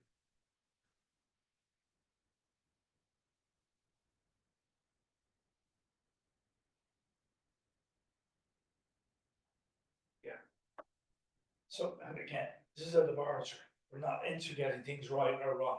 Okay. So what I'm going to try and do is be the client. And if we could start with you, and at any time you can freeze it and ask your fellow therapists to give you feedback, and everybody can do the same. So if we could take it in the stages whereby we're starting to build rapport, we're giving some empathy, we're giving some support, and we're trying not to go into solutions, and then I'll kind of gauge my reaction, and we see how that goes. You up for this, yeah? Okay. So I'm coming to you today, you don't know what my problem is, and so you can see, can you give me some support? Is that okay? You okay with doing this? Yeah. As I say, it's not if we get it right or wrong, maybe you don't take risks. So how are you?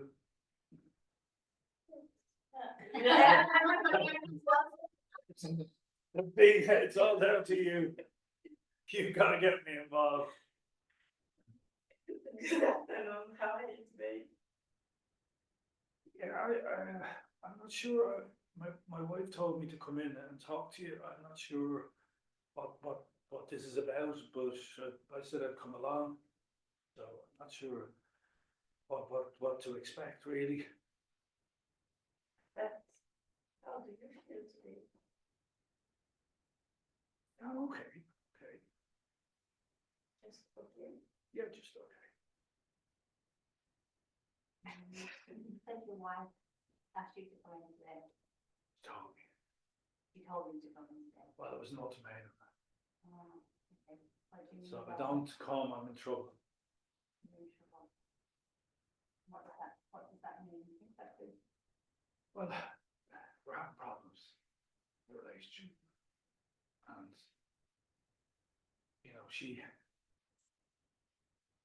she said that she thinks I'm not there for her. But I have a lot of work on. I mean, I have a lot of work. I find myself working all the time, but she's always unhappy. She's always giving out moaning. I'm not there for her. So she said, like, I've got to come. She thinks I have a lot of problems. So I don't know if I have problems or not, but she told me to come here to see you, and I'm okay. I'm okay with being here. You mentioned you've got a lot of work on. Yeah. Your wife thinks that you're not there. She's always not. Always. got a lot of work on. Yeah, but that's really what men do, you know, I mean, that's what I have to do, I have to pay the bills, you know, and she doesn't understand that. So you feel it's your responsibility to pay the bills. It is, yeah, definitely. Definitely, I mean, if I don't work, the bills don't get paid, I've got a lot on my mind all the time. She wants to do this and she wants to do that, but I don't have time for it. You know, she's just a mom.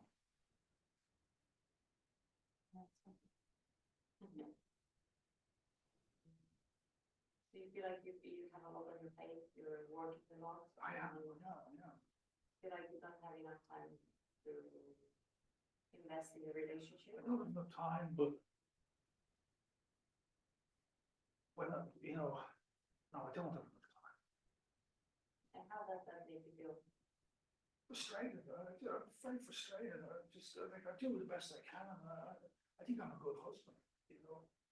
She's on my back all the time, but I bring home the money, you know, I'm there for the kids.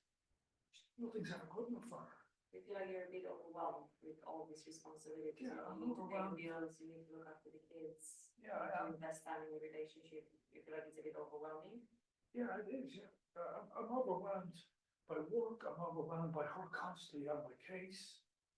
I don't know what to do, you know, I can't, no matter what I do. Doesn't make her happy. You know? Very good, really, really good. So John, you will tell that you're feeling frustrated about the situation, that you're feeling that your wife is in your back. Yeah, always. That, and how do you feel when you think about the situation? Don't do feelings. You don't think? Don't do feelings. Mm. Feelings are for, No. you know, In your body now, you don't feel nothing when you think about this situation. Right? no, I knew you guys were gonna have feelings, so we don't, my family, we don't do feelings. Father didn't do feelings, my brothers, Oh, feelings are bad news. your brother You know, don't do feelings. Your We- father don't do Feelings are for pussies, feelings. for pussies. And you feeling like that too about the feelings? About your father, your brother? Look, I don't do feelings. And about your wife? About your wife? You Oh, she's a fed up that you can't. terrible mom. Terrible one? Mom, Mom, sorry. she never stops giving out. I do the best I can. I work hard.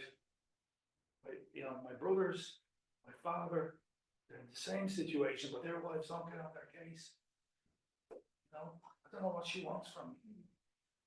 Your brother, your father, yourself, you can understand where work a lot. Yeah, they are, yeah, absolutely, we're all the same, but their wives they don't give them a hard time. When you tell them about this work hard, your brother, your father, yourself, you could notice that you have a back, look like a little bit heavy, and you move your hands a little bit, Yeah. and No, it's, what is I meant am. for you? It's hard, you know, Hard. it is hard. It's very hard. So you feel that hard in this moment. Yeah, I just, no matter what I do is not enough. You know, I work hard, that's what a man's supposed to do. Isn't it, like, you're a professional, right? Isn't a man supposed to provide for his family? Yeah. Okay. So you provide your home, you work a lot, you have this, you Yeah. pay the bill, Absolutely. and you feel that for your life, it's. What can I do for her? What about her? Can I stop her? Could you come in here and you maybe, you could talk to her, get off my back. Okay. May I just ask a question? You take over. How long have you been feeling like this? Or how long? Things were good, you know, things were really good in the relationship. But when we were together, we started out, everyone used to talk about us, we were the perfect couple. You know?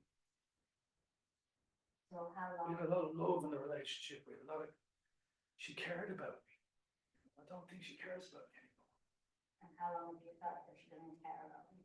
Oh, it's going on about 2 years now. 2 years is a very long time, it must be quite That's not, difficult to deal with. I worry about the kids. Well, you know, I worry about the kids because I can get aggressive, you know, I can get angry. I can tell her to, you know, I know you probably think that it's not right, but I do shout at her sometimes and get frustrated with her, you know. And I don't want to do that. We were never like that, you know. We were a caring couple, and she used to love me, and I loved her. But since then, I don't know, I don't really know what's happened. you mentioned that you get angry and I never hit her. There's no physical, you know, it'd be more like shouting. I'd shout, and then I'd worry about the kids seeing me like that. I don't want my kids to. I think that's completely understandable, worrying about the kids, I mean, Yeah. it's a lot, and you said earlier that you feel that she doesn't love you anymore, I don't think she does. and so that can create a lot of frustration, and which is an understandable response, and I think it's great that you're here to talk about that, and when you work through that, I think we could do that. Yeah, I don't want to go on like this. You know? And if there's something I can do to help the situation, I'll do it, you know. So if you could tell me something I can do to, like, say for instance tonight, what can I do to change things? Okay. Yeah. May I ask, what happened 2 years ago? Because you say that everything was really well. I got a promotion, and just everything took over. You know, I didn't have time to be there, you know, and I was hoping that she might understand that, you know. She doesn't understand that. Did you discuss the promotion with her before accepting it? Do you two usually discuss about your career? Could I just freeze for a second, right? It's really great. Just let's freeze for a second, right? How are you finding it? You're very good, you're very. Yeah. I can only relate to you guys, I'm telling you. And You know, I started going to my head there with that one because I did, you know, it's been pretty powerful. I would say, like, I'm responding to you.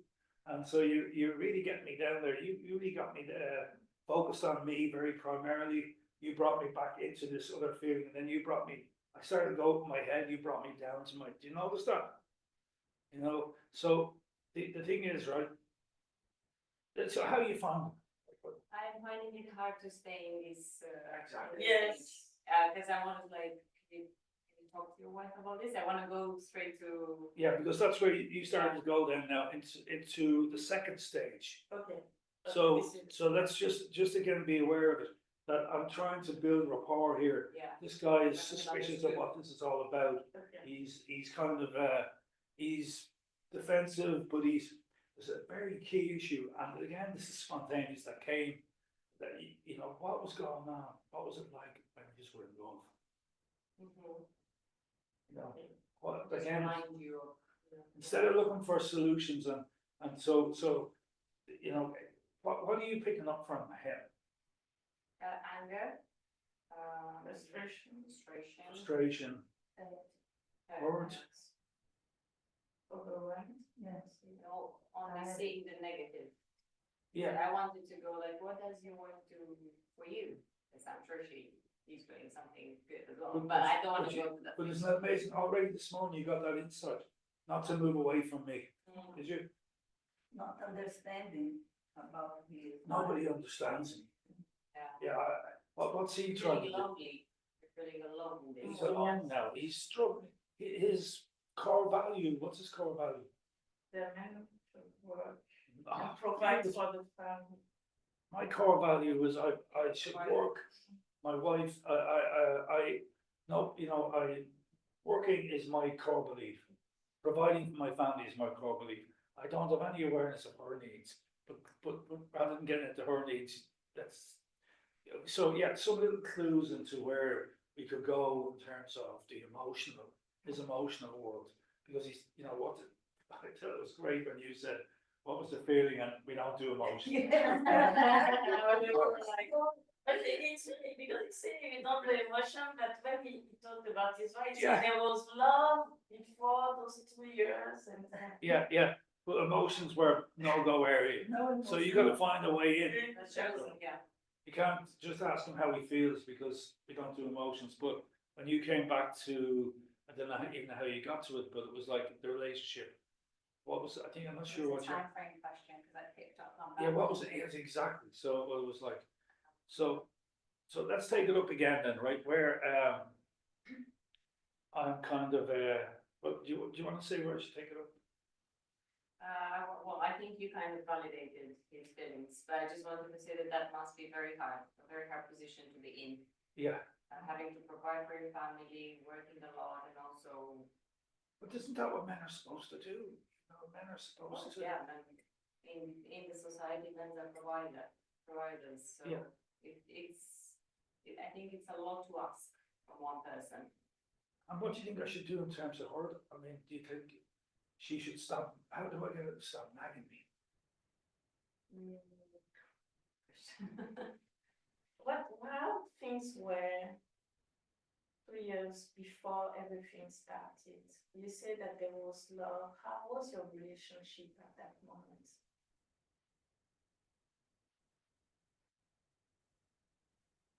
What was the? I don't know what went wrong. I don't know what's gone wrong, you know? And you say that now she's nagging you. Was it the same 2 years, 4 years ago? No? Oh, How, there's nothing like that. what is the difference between now and 2 years ago? What changed in how you perceive and feel things? See, the thing is, when we were together, it was, we were like people used to talk about us. We were like two people, totally connected.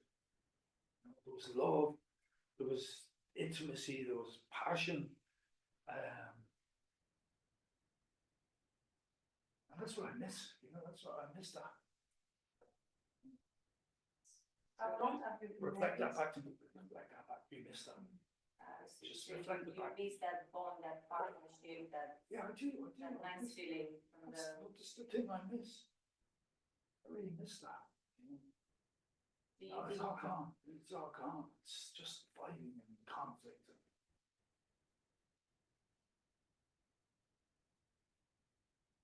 It's just fighting and conflict. Keep reflecting. Just reflect back what I'm saying. You're leading me down a path now.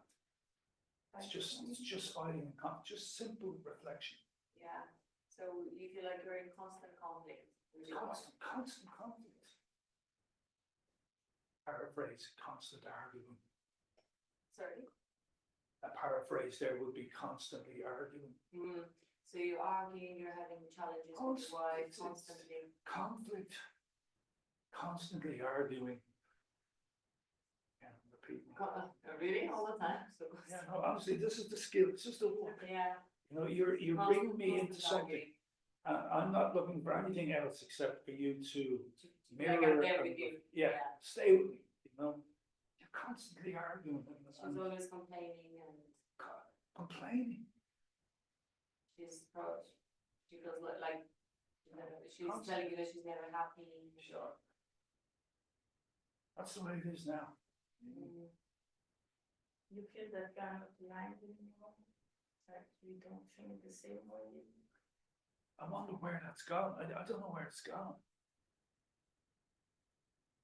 So it was there at Was some point, and now not anymore. Not anymore. I miss it. I miss it. You truly miss that. You truly miss that time when I you really- two were connected and you were on the same track. You had that intimacy, everything together. Yeah, I know. Brilliant, brilliant. Well, I'm not. It's purpose. So let me sit with it. Let me sit with it. Right? I had all that. We had all that.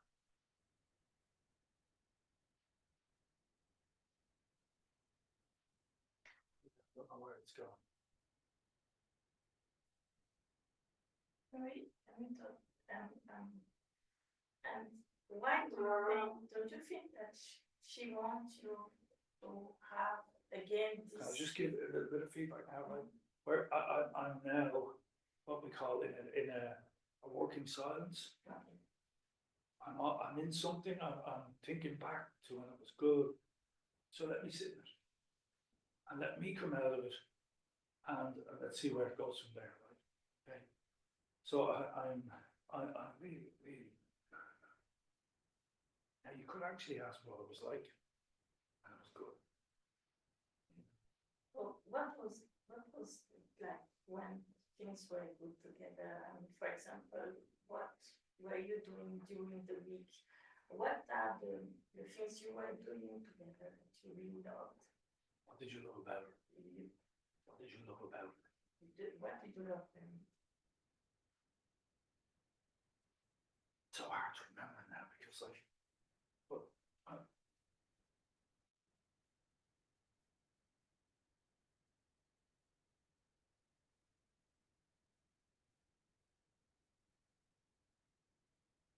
What were you doing for fun with your wife? let me say it. Oh, you're still in silence, right? Just try and gauge that, right? Because he's now in his emotions. Thinking, yeah. He's remembering what it was like when it was love.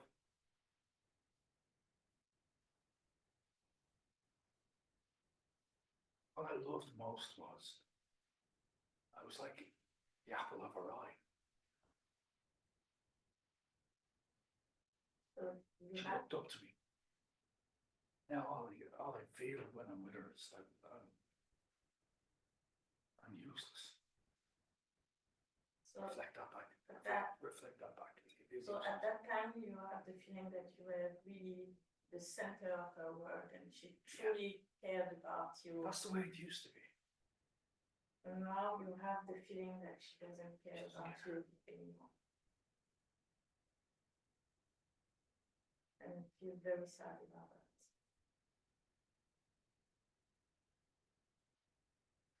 Well, I mean, I don't really, I won't say sad.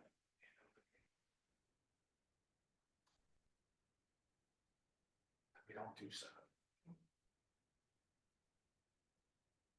But yeah, I missed that. So you miss that. You miss that time when she truly cared. You had the feeling that she truly cared about you. And what did she do that you loved the most? For example, Well, I mean, cooking for you. have you ever been in love?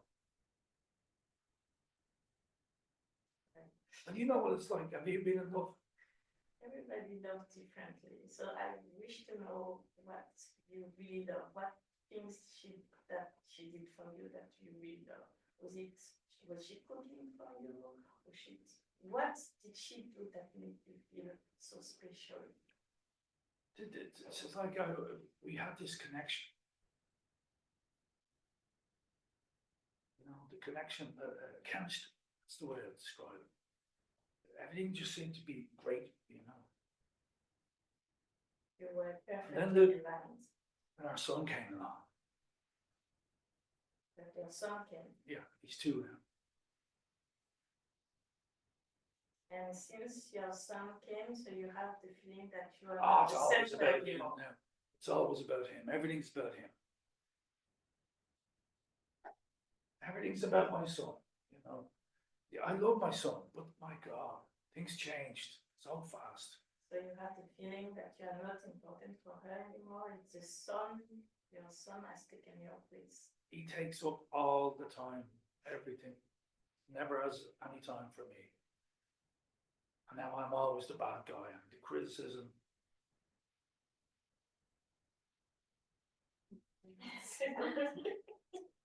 But you're getting some clues as well. Yes, we understand better. The plot thickens.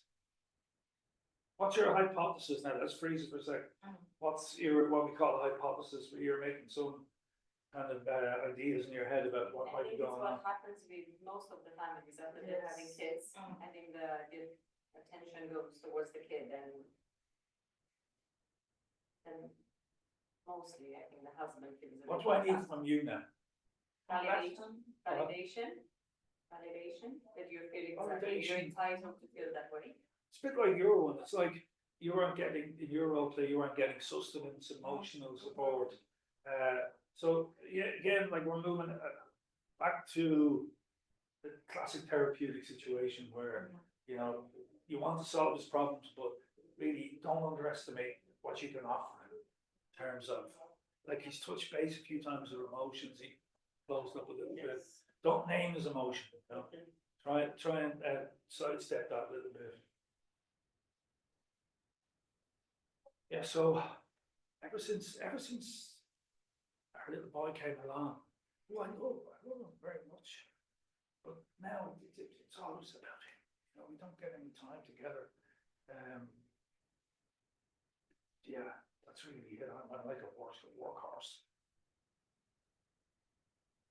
I like a workhorse. You're like a workhorse. Always. It's just me. I'm a workhorse.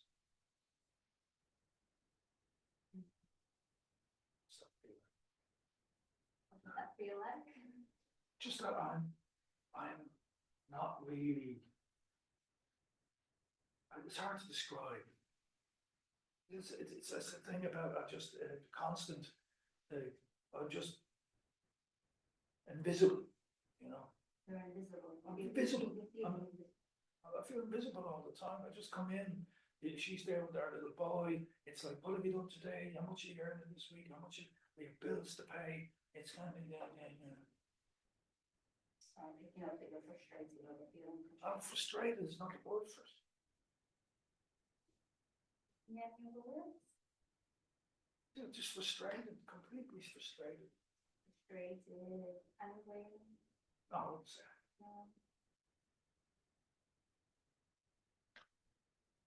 You're feeling very frustrated about the situation. Yeah. And you said that you work hard and you bring money for the family, pay bills. And I think it's a very important thing for a family man. You are doing your role. of the Yeah, family I'm man. glad you're saying that. Yeah. And Because you- nobody acknowledges that from me, you know? Yeah. And you tell that it's everything about your son. Your wife is spend a lot of time with your son. Yeah, So you work hard, you bring money for the family, yeah. and your wife take care about the son a lot. How is the similitude about the things that you do and that your wife do? Say again, sorry. There's some similitude in some, how is the? Some similar characteristics, Yeah. like how you go to work to bring money and your wife is looking after like in chores, I guess. Yeah. Roles. You mean like what is it like for me? Yeah, how is the similar things and attitudes, like you work hard and you bring money and you pay the bills and you spend your time with your family because you love your wife and your son. And your wife take care about your son, her son of the parents, no divorce. So how is the similar things about the two situations? Well, I mean, I want to know is what can I get from this? What would you like to, what is your plan in regards to your plan? What would you like to do? Where are you standing? I don't want to leave my family. I don't want to leave my wife. I want to stay. You want to stay, That's why I came today. I want to work on this. So I'm prepared to do the work. You know, she thinks it's all about me. She thinks it's all my fault. So that's fair enough. Do you think it's my fault or me? I think you're a very strong man. I think you're being very challenged, like having to work so much and then going home and getting all this moaning. But you still wanna stand by your family and Do you think I think you're a very strong man.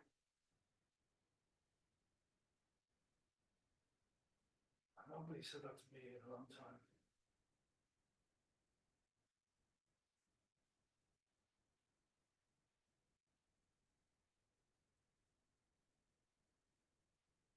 Nobody said that to you in a long time?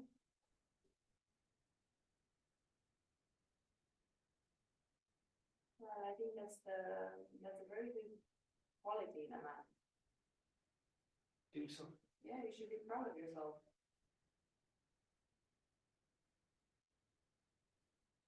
You really should. Round of applause for that. What happened there? You did something pretty powerful there.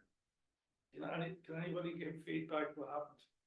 Yes, I think it was kind of endorsed you and everything you were doing. So I think that in terms of self-esteem, probably that. What was this, what was this skill? What was the quality that was imparted to me? In minimal encouragements. No, big time, I have a lot more than that. You're very strong, man. I mean, you touched, like, it's like I touched in you. Yes, yes, yes. You know, it wasn't patronizing. You know, you could have easily said to me, you're a very strong man.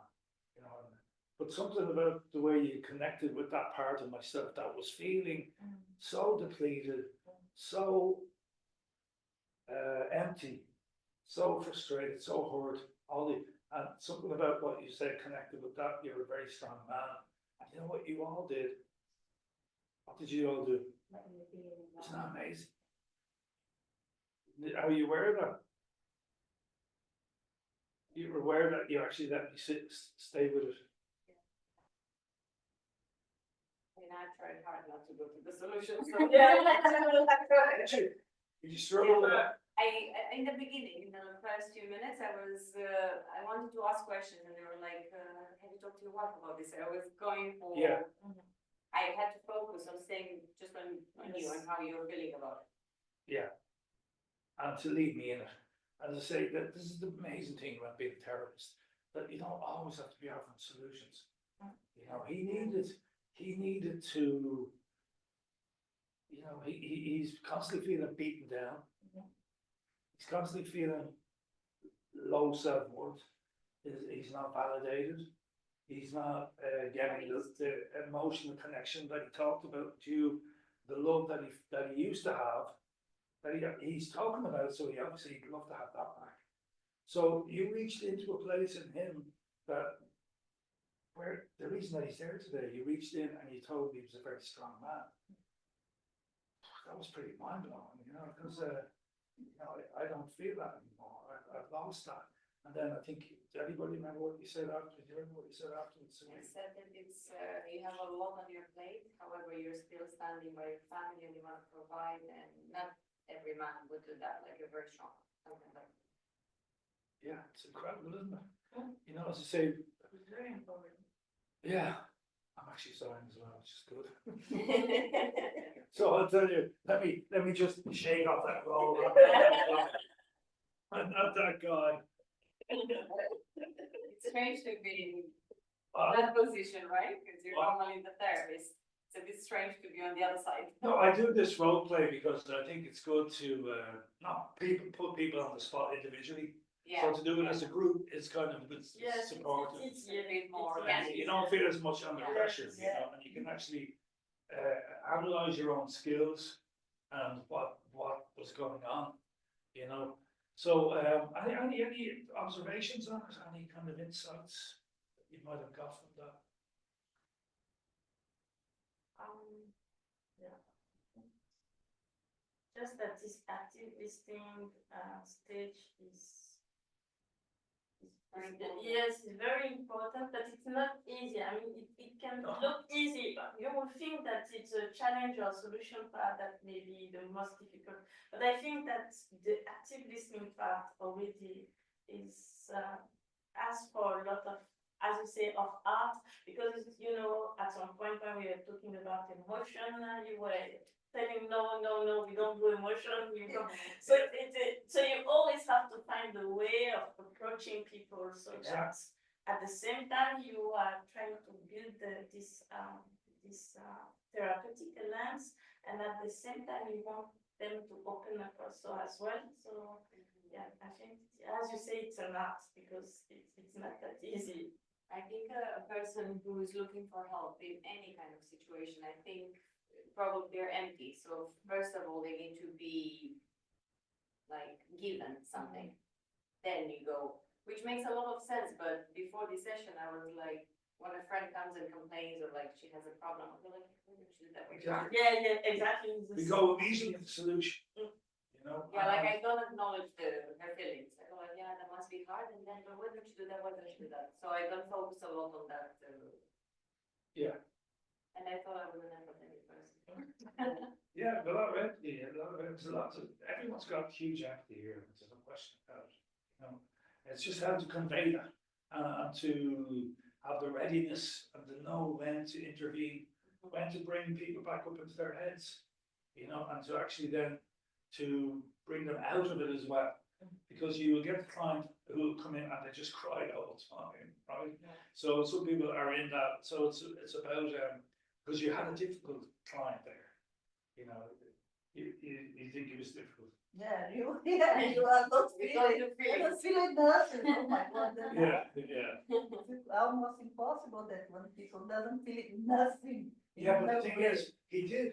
Of course he did. He's sick, He but was he upset. doesn't feel. Yeah, Doesn't have contact. and the way into it was, as I said, I was responding to each thing. So the way into it is to empathy.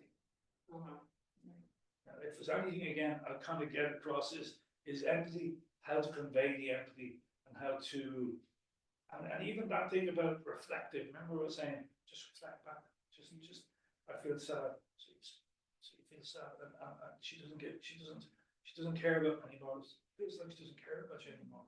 You know, these kind of lead them down a path. You know, these are all the skills of active listening, and you know, we can have the CBT solution focused, all that stuff as we're moving along. We will get there. That's why I like to lay the foundations in this kind of particular therapeutic alliance, so that from then on, Then you can combine, right? yeah, you've got, you know, and you think he's going to be more open to you as now he's, you know, he's gone into his emotions a little bit. He's been in defenses, he's been down, he's been led through something, but he has actually engaged with therapy. But also this therapeutic alliance, I think it's very tricky sometimes because some people can find you patronizing or they can find like you're not genuine. I went to therapy a few like 3 different therapists, and the first one, she was trying to look empathetic, but I just didn't feel it. I didn't feel like she was fake. Yeah. So it doesn't matter if you're telling me, yeah, that must be very hard because I didn't feel it. God. Is that because she hasn't actually jumped into the picture, like she hasn't actually imagined or pictured it, she's actually tried to stay on the outside, possibly to protect herself? Yeah, I think so. Yeah, maybe. She actually isn't an empath, but is doing a counsellor job without Yeah. being an empath.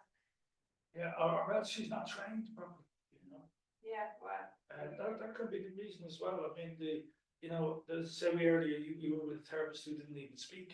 You know, everybody has their own See, way. they try. At least mine is Wow. somewhere. Yeah, and it's lazy, you know. Therapists can become lazy. You know? Yeah. And the others, did you find that they connected with you? So the other one, another lady, I connected with her at first, but then when she went to now that I know, the challenging stage, I think she was a bit too tough. It was a bit abrupt. And I was like, oof, I came here I was still not at that stage to be challenged. Yeah. I'm not sure how but she literally like, oh, can you please stop with this, something like this. And I was like, oh, okay. I feel like this was a safe place. Now I feel judged or defensive. Yeah. Yeah. Defenses are something that I'm constantly watching. It's like I did that, you know, you're constantly watching their body language, watching how they're reacting to you. Yeah. And like this is where first stage and second stage, you go into second stage, you notice the defense is kicking up, and then you go back to empathy. You know, maybe it's. Is that probing, like testing? Well, I'd be more kind of going back to like when I put my arms up. Yeah. I'd be kind of going, rather than saying you put your arm, you folded your arms there. you know, which meet with, so what? You know, you kind of go, You're feeling a bit. you might, no, you even say something like, I can imagine maybe it's difficult for you to hear me saying this to you, or maybe it's, you know, or you're reverting back to some empathic response, which again, going back into their world, appreciating what they're feeling, you know. So, what's it like to hear me saying that? Well, I didn't like to hear that. I mean, it's not really, you know, that could, you know. So you kind of exploring from their body language constantly, you know, to actually. Making their cues. Yeah, exactly. Has anything particularly stand out to you as difficult, particularly difficult? Difficult? Yeah, I think it's difficult, it's very important, but difficult, stay in silence. Oh, yeah. When I the found people that is thinking, we working, process something, and you have to wait, give time. It's very hard, like therapists stay in silence, because we have the, how can I say? We Yeah. want to do something, we want to tell something, we want the space full, Yeah, and leave this space without nothing is very hard. Because we, like therapists, people, we feel pressure that we have to tell something. Yeah, but I think with experience, I think you will start to understand when that's a. Yes. when That it's- kind of Well, silence. this is the challenge is to know when to stay silent and when to talk. Because Exactly. I think that sometimes the silence is not good. Because when people, I have the feeling that sometimes they will start thinking too much in their head when the therapist is silent. But at some point also you say that it was better to let the patient process his emotions. Yeah. So it's always this balance that I think. It's a is judgment quite call, difficult, yes. At the end, all it's silent, and that, like, we all knew to stay silent, and then you added you reiterated that really strong statement, so it was even more powerful, because he was sat there reflecting, Silence, yeah. then there So, was silence, and not then he amazing. reiterated that strong statement. Yeah, you actually, you know, really, like when I was in the silence and getting another affirmation or another empathic statement pushed me deeper into it, as opposed to like, what's going on for you now, you know, but just completely Yes. empathizing again with another reinforcing statement. Mhm. But silence is difficult for people. You Yeah. know, it's like to be in the silence there. What was that like? Did you feel At like you first, know- I don't think I understood that was a therapeutic silence, so I started talking, I'm like, let me be my silence.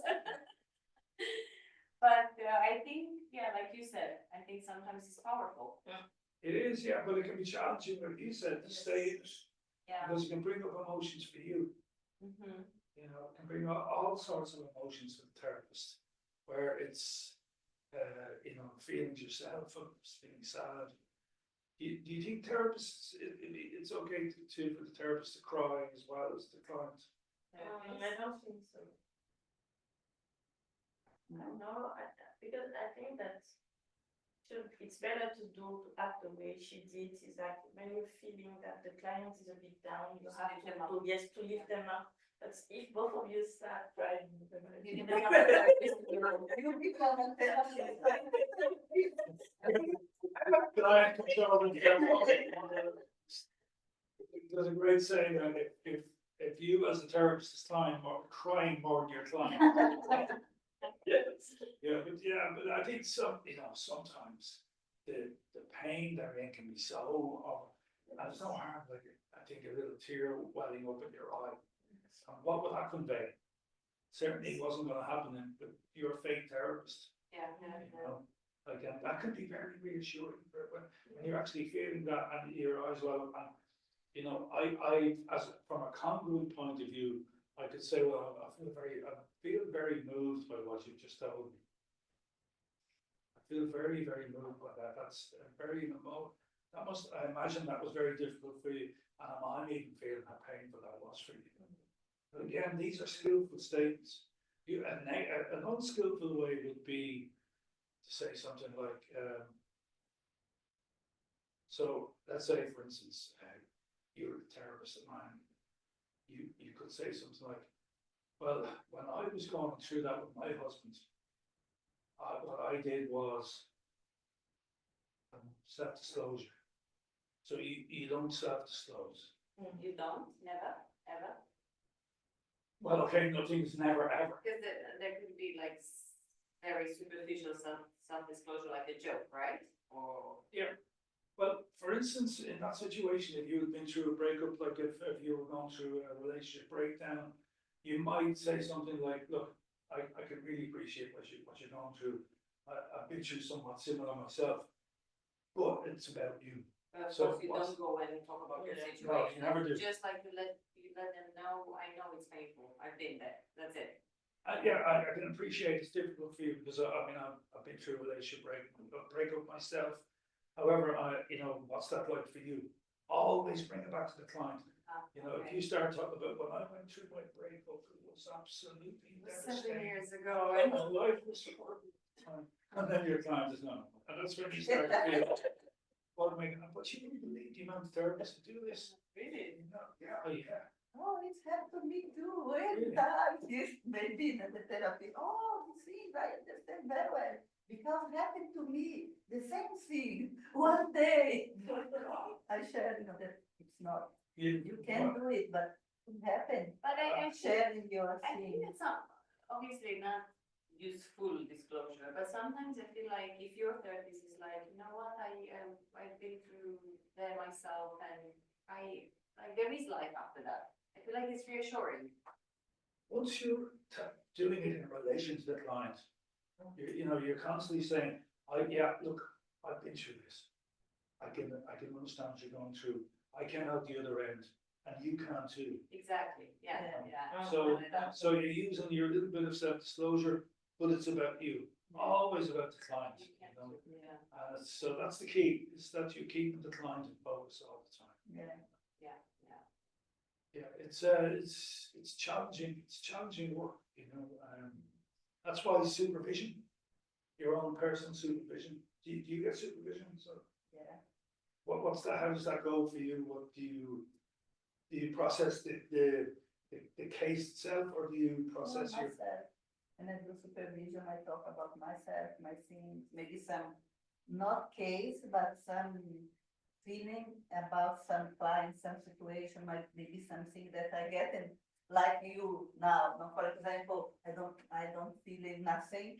And maybe if I feel uncomfortable, maybe when I go to supervisor, maybe tell about that. Yeah. I'm feeling uncomfortable when the client answer me that don't feel nothing. So, and now I work on that. Yeah, exactly. But myself, if I talk about myself, never about the client, not share nothing. But how does supervision work? You record sessions and then? No, my supervision would be about two things. One would be like looking for interventions. I might look for, say, I'm stuck here. I'm going around in circles, no matter what I do, the client keeps coming back, same situation every day, what's going on? Now, I'll constantly look for my counter-transference then. So counter-transference is the opposite to transference. It's how the client is impacting me. So if, for instance, the client is bringing me issues that I'm kind of feeling very depressed, very kind of, for instance, rather, that client used to put me to sleep. Literally put me to sleep. He would come in, he was a civil servant, and I'd be kind of fine, it was, alive, and I didn't have a hangover or sleep, tired, and next minute I was. So, you either, what congruence might imply is, I might say to him, listen, you're putting me to sleep here every week, would that be skillful? No. Okay, so what I would do would be bringing that back to my supervisor, saying, what's going on here? This guy is every time he comes in, I'm falling asleep, And so I'd be exploring then what the counter transfers is. He could be letting me know unconsciously what everybody else in his life is doing. He's putting, Exactly, I think so, yes. he's putting everyone to sleep. Yeah, and this is, he's no friends. He can't develop relationships. People don't want to be around him. They're bored. They're constantly bored by it. So I'm manifesting in me all the things. Now, two things I can do. I can say to him, this is not working. You know, this is not being, I'm not effective for you, and refer him on. Or I can go back to my supervisor and I can start exploring what he would maybe ask me, well, what is it about him? You know, is it his presence? Could it be something to do with his childhood? Could it be something about his own relationship with his father? All these things we start exploring, we start looking at it, and then we find out that he has had a really horrible relationship with his mother, right? And his mother ignored him all his life.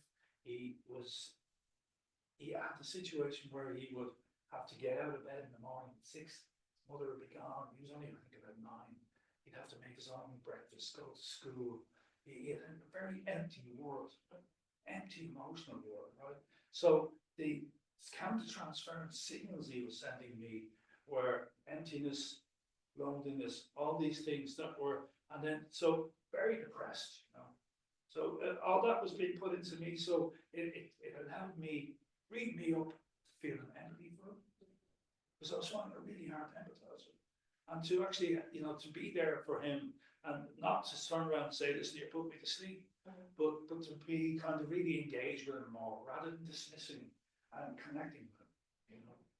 I had one client who, she had been bullied by a group of girls. This was incredible, right? These 12 or my kind of girls used to gang up on her every day. And she had horrific bulimia and horrific psychological issues. And she used to come into the session and I would feel bullied. I would feel she was so aggressive towards me. I used to feel like I'm being attacked here, you know. I wanted to get her out of the room as fast as I could. I couldn't handle it. It was coming at me from all angles. But what was that? What do you reckon was the counter-transference? What was the transference from her? Perhaps the anger. So what does person do it? Yeah, so she was unconsciously projecting into me all the different things that had happened to her. And her ultimate goal was to get me to throw her out, to dismiss her. You know, to really, really bully me so much that I would play out all the things that have happened to her in the past. People rejecting her, kicking her out, not, you know, bullying her. She was actually, at times I felt like bullying her back, getting aggressive back with her. Leave me alone, I don't need this hassle. You know, all these things were going on inside me. So if I'm being professional, I take it back to my supervisor, we start exploring. This girl is being bullied by 12 girls. So you're feeling the impact. She's letting you know the impact unconsciously, you know.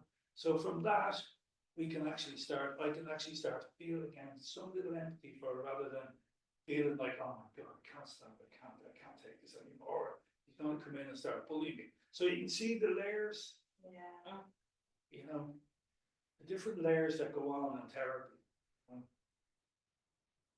There's a lot involved. It's not easy sometimes, I guess. No, but it's invigorating, you know, I'm passionate about it. You've got to keep, and that's why I think training is important. I love feeding off people's energies and their, you know, but also that I'm hoping that you can pick up some of that from me as well. That even though I'm around a long time doing this, that it's still passionate, still the impact you're making on people's lives, you know. Would that be something you all would love to do? To some extent. What do you say? To some extent, Yeah. What would be your ultimate goal? Like, what would you like to see happening with a client, for instance? For me, I think I come from a region where there are a lot of stigma associated with mental health, and I know when people know that I am in the psychology, even if I'm not in that side, I mean, they come to me sometimes because they want to talk to somebody they know, they don't feel, they don't want to talk to other people, even if they are more qualified. I think they feel better to talk to me. But what I always say that, I don't have the tools actually. I have been in contact with people struggling with grief, for example, Yeah. bereavement, and some people also struggling with depression. Yes. And as I say, some people going through burnout, things like that. Now, I really wanted to help them, but I refrained to do that because I didn't have the tools at the moment to be able to help. Because I know that sometimes you want to help, but you can do more harm because you don't know what to do exactly. So my point actually was to learn about those techniques, more like the first aid. Like when people come to me and, instead of telling them, no, I cannot help you, it's always difficult for me, but at least I can try to do something at least for them, even perhaps referring them to a more specialized, more experienced psychologist. So that's why I say to some extent, because there are some things that I could be doing, but for example, if somebody is suffering from severe depression, come to me, for example, this is not a case that I can handle with my knowledge at the moment. If there was one thing, a few things probably take away, but there's one thing, if you want to write it down or take it away, you don't even have to write it down. You cannot hurt somebody by listening to them. You're right. Always remember that. What we're doing here today, in that session, you cannot hurt that guy. So when I hear you, and what I'm picking up from you is huge amounts of empathy, passion. You're nodding, you pick it up? Yeah, I actually brought a tear to my eye when we said one thing. Not lovely. I don't know if it was that people who are coming to you, Yeah. they might be coming to you and you don't have the qualifications and people, but you can help them. So that's an amazing thing that you can help them without any qualifications. Not lovely. Yeah. Yeah, With what you've seen today, I know that already I can do something for them. you can't. I mean, if you think about it, you mentioned people with grief. Mhm. This is grief therapy. You don't move out of this stage with grief therapy. You don't move out of the stage with deep depression. You might need to go there at some stage, but actually engage. And that's what I'm saying. Your qualities are huge. You've got empathy, compassion. You've a very spiritual nature, I imagine. So all that is imparted to the client. Even from this morning, you would take away something. Yes. That you can actually be there for people. You don't have to worry about the skills. Once you're using these skills, you can really deeply impact people. You won't do any harm. Anything else? Any other type of person or thing you'd like to achieve from being a therapist?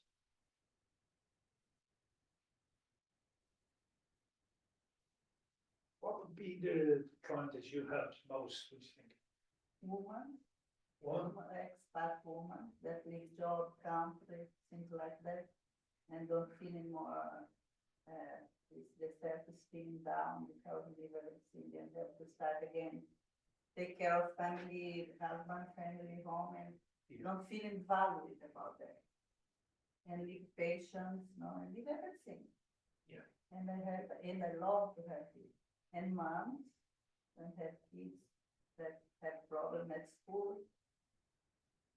It's hard things to, and the men is normally for coach, for focus, for goals. For goals. Goals, yeah. Yeah.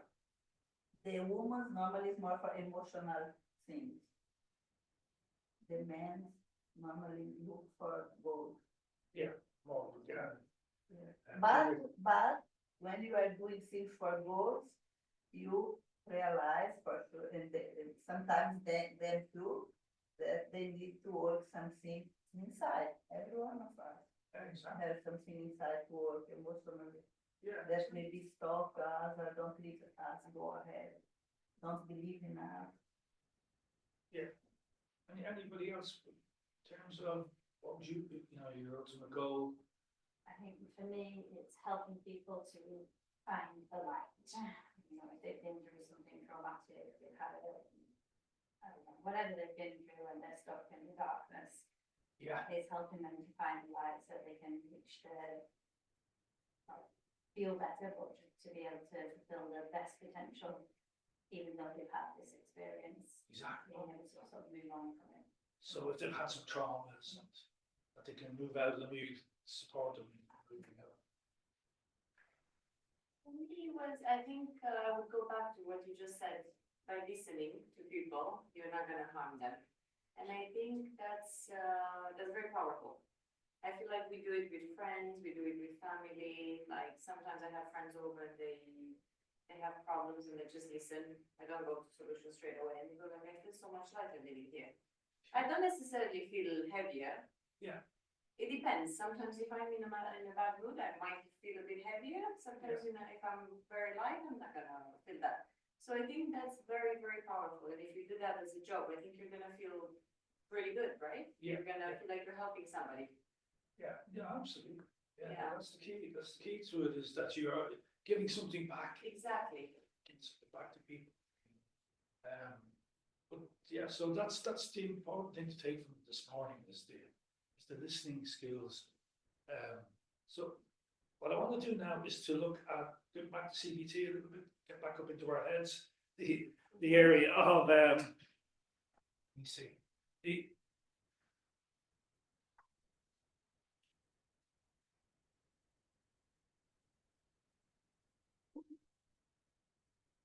Yeah, just take a couple of minutes. 2 minutes, okay. You actually asked me earlier about what to do with the bulimia patient. Yeah, How do you get her out of that such? what I want to know. No, maybe you said to me, how do you take the bulimia patient and move her on? Yeah, Yeah, so it will be about some of that. The difficulty with just listening to people in there when they're in addictions and they're in a place like that is that it can be a cop out. They can take that sympathy and play with it. So that's where you need to be very much into challenging behavior and then solution focused and setting tasks. Yeah, so that's what I will do with a bulimia patient. You know, it's a very difficult condition. Have you come across anyone? I don't know, I'm not sure. I'm seeing, but I'm not sure yet. Yeah, I'm observing. yeah, So, yeah. So I want to understand and how to, because normally the people doesn't know, don't realize that they are bullied or they have a problem with this. yeah, They think it's normal like that. And so it's hard to get them in connection because it's very, very pain. yeah. So, And it's serving a function as well. Like bulimia is, I always think it's symbolic that, you know, the food pushes the emotion down. It pushes everything down inside them. They don't have to deal with painful emotions. So in order to get them to touch into their emotions, and some of that work, but then they need to be challenged as well. You know, because denial, they can be full of denial, full of rational. We're going to cover that in a minute. But how they can their own minds are fully. Denial is a difficult process because it's unconscious. yeah, exactly. You know, they don't see it. I think that you say something before is that those are also very very sensitive because it touches life also. It's like people that are depressive but with suicidal thoughts. It's like sometimes the habits that they have are harmful for their own health. So that's why this is why I think that it should be it's very sensitive. It should be challenged actually to show them that they are actually harming themselves more than, you know, I don't know if you know what I mean. Because Yeah, they have to be challenged. yes, they have to be challenged because the behavior is very harmful for themselves. Actually. Yeah, absolutely. But they, as she said, sometimes they just don't realize that they have just a feeling that they have focused on their weight or how they look, that they might not realize that actually what they are doing is very bad for their body. Yeah, no, that's true, and that's where the listening stage Yes. has a limitation. Yes, that's right. Because you might be encouraging them to continue this behavior while we all know that Yeah. it can be. Because I heard that sometimes some of them they lose their teeth or things like that. At some stages when they are very severe stages. Oh, yeah. It's really nice, really nice to see actually. But no, I mean, that you mentioned about not being equipped, it is a very specialized, Yes, this is very special. you know, and you need to be very careful because the empathy can be seen as a weakness, Exactly. you know. So if you're empathizing with somebody in an addiction or in a, they can take it. To keep They going. keep going, yes. You So have that's to- where CBT is very powerful because you're challenging the behavior, and you're also then looking for tasks. So what we need to do this week is to look at minimizing, like, let's say they're vomiting 5 times a day, that you might set a target for next week, you have to binge twice a day. All these things kick in, you know, so it's a very complex, but as I say, no, you're right. Just, you were saying that certain conditions, this stage is not enough, or stage. You need to build rapport, but you've got to be careful of the manipulations, the deviance, you know, the actual game playing that goes on with addiction. And that's where, again, CBT is very powerful, you know, but this is where the automatic negative thoughts, we covered them, and what we're going to look at is cognitive distortions, right? Sorry, before you start that, can I just add, I really wanted to add this, even if I'm not gonna become a therapist, I think this morning has been crucial for me, very encouraging. Right. I have a friend who's going through a very active divorce. And we've Okay. been talking and talking and talking, and at some point, I go from that solution stage to just listening, and after she leaves, I feel so, oh my God, I've done nothing for her. Right. But just knowing that listening stage is that important, like people just Okay. unload and they feel lighter, I think that makes me feel very good. Yeah, That, like, sometimes I feel useless in her situation, I just listen, and literally don't say anything, I just let her talk. yeah, But and using those kind of reflective skills with her as well. yes, You know. but after she leaves, I feel guilty, and I realize now that I shouldn't. Well, I mean, maybe there's times when she maybe needs a little bit of guidance, but she's probably not going to take it. No, well, after like 2 years of talking about it, you kind of talk to just, That's the problem with people, like, with friends, isn't it? yes. You know, But yeah, it's been very encouraging, and yeah, no, Very good no, for it's me. very powerful what you can offer somebody. But again, thinking about boundaries, like sometimes you need to put boundaries in. yes. You know, that, you know, she's not there for 3 hours talking about the same problem Yeah, and then because then you know, you're, becomes a burden. yeah, that, you know, you have a nice way of putting a boundary on it. So that you set it up that you're not there, but divorce is difficult with people, isn't it? Yes. You know, Yes, I agree. It's very difficult. yeah. So cognitive distortions, these are things that we all engage in. They're are thinking, but they're not related to reality, right? So typical cognitive distortion, we all kind of do this to some extent. It's all or nothing thinking. This is one of Beck's big breakthroughs, is how the thinking is faulty thinking leads to our problems, really. This is what you know, like, when we think about something that is distorted, it can set off all sorts of problems in our thinking. Like an example he uses, you know, you're walking down the street and a friend's across the road, and she kind of ignores you. You can interpret that 2 ways. One is that she didn't see you, and that's healthy thinking. The other one is she ignored me. You know? So it's perception. It's our perception influences our behavior. Somebody might have a phobia about dogs. somebody might have no feelings about dogs, and somebody might love dogs. So three different people walking down the road will see a dog. One will go, this little bit of a dog. The other one will, have no feelings about the dog. And the other one will have a panic attack about the dog. So it's how we perceive things is the way we interpret them, is how we react. Okay. So a cognitive distortion would be all or nothing thinking. Viewing yourself, I'm talking about Sarah here. Viewing herself as either completely in control or utterly out of control. Wait, if I eat even one cookie, I've failed my diet, I might as well binge. So it's like a cognitive distortion can be an all or nothing. Do you ever find yourself entering into all or nothing thinking? No. Any examples? Actually, released to diet. Yeah, I would say the same. My husband's on a diet. I don't want to be on his diet, but I'm kind of feeling forced to kind of support him. And today I had 3 dishes on that plate. I'm like, I might as well have fries tonight. Oh, that's brilliant. Absolutely, yeah. So it becomes like all or I nothing. ruined the diet, basically. Yeah.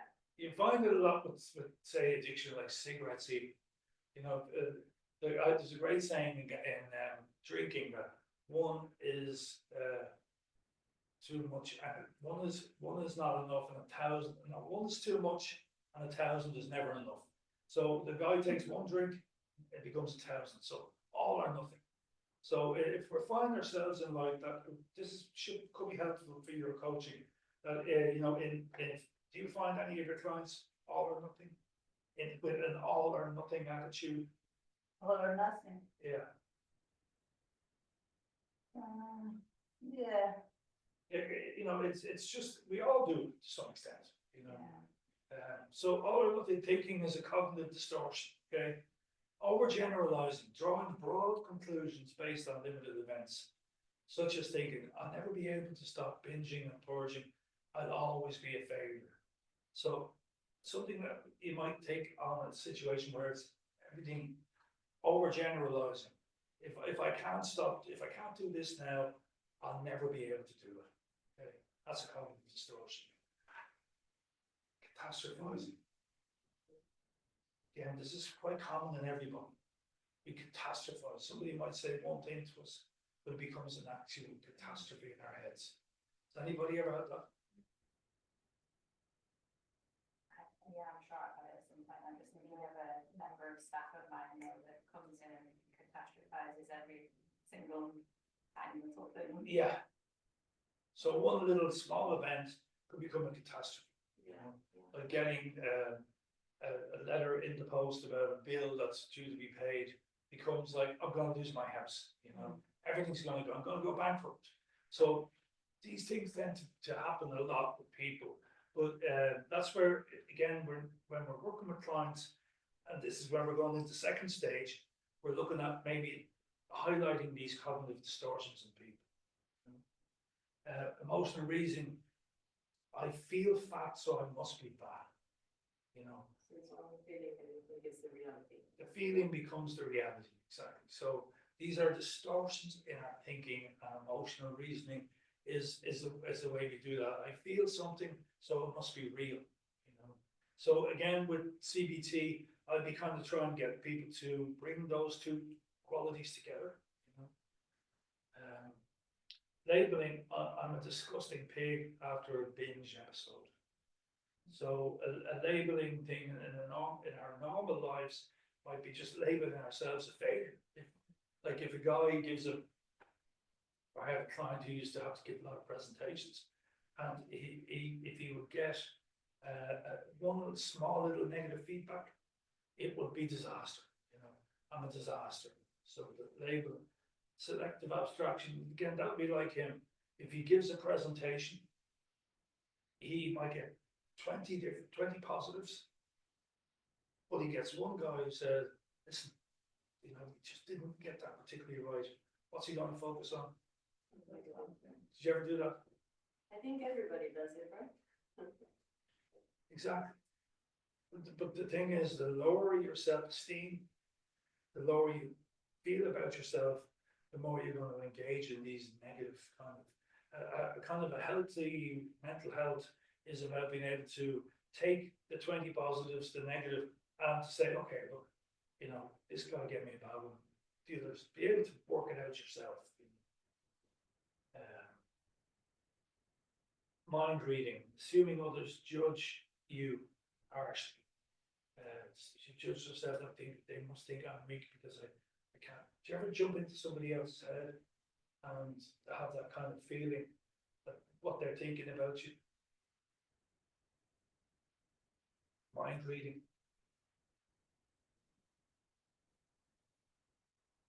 Yeah, and I know when I was younger, I was afraid of crowds.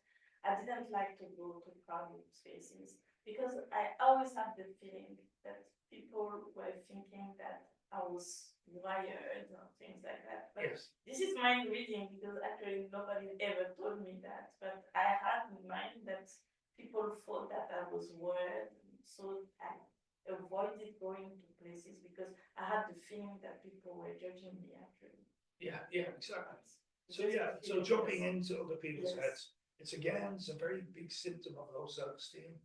And people are going into, when you jump out of your own head into other people's heads, it makes you very paranoid. You start thinking about what people thinking of you.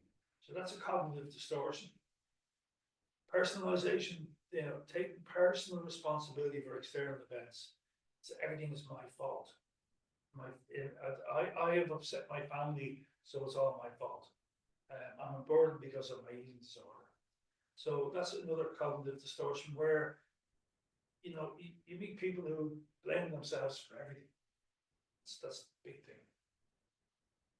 Shoulds, do you use shoulds on yourselves?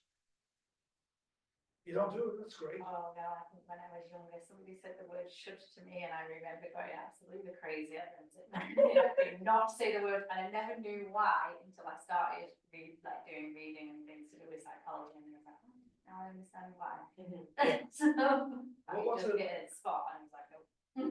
What does it do to us? It's like you've done something wrong, you should have done this. It's like you've done something wrong already. Yeah, it can lead to unnatural expectations, perfectionistic thinking. You know, these are kind of qualities that cognitive distortions can create.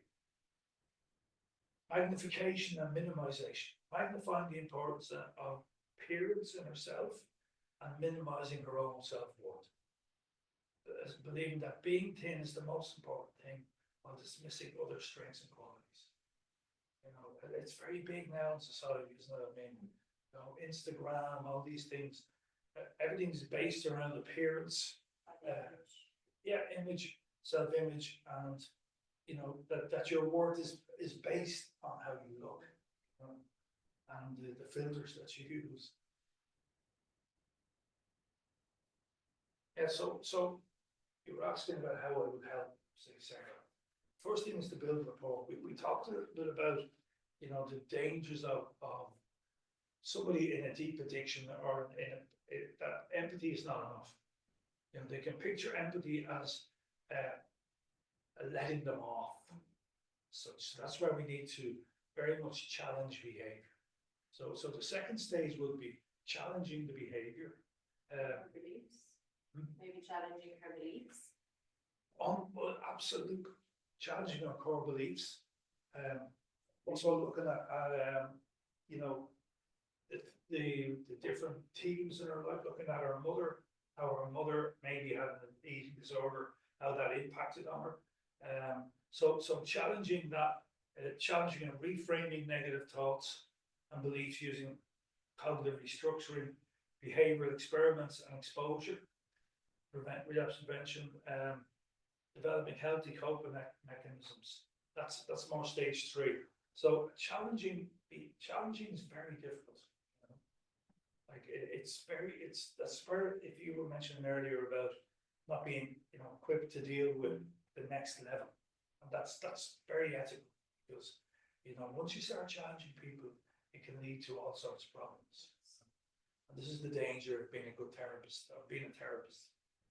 You know, what kind of things might people say, you reckon, that could be dangerous to somebody?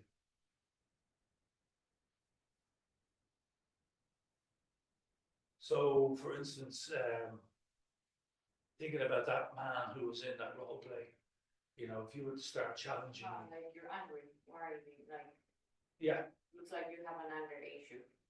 right, yeah, That would exactly. be very, That would be very challenging, very confrontational. but I think maybe, I don't know, I'm not sure, I'm just throwing it out there, maybe it's better to try and challenge the beliefs, like why do you see yourself like that? What are the people next to you, what are the people saying about you, or why, not why, but like, maybe like gain some, make be like, oh, maybe I think I'm fat, but others don't see me fat, or like, what are others saying about you? Yeah, yeah, you can definitely do that. Rather than challenging the behavior, I'm thinking, maybe beliefs first? Definitely challenging the belief is not going to bring up too much defense.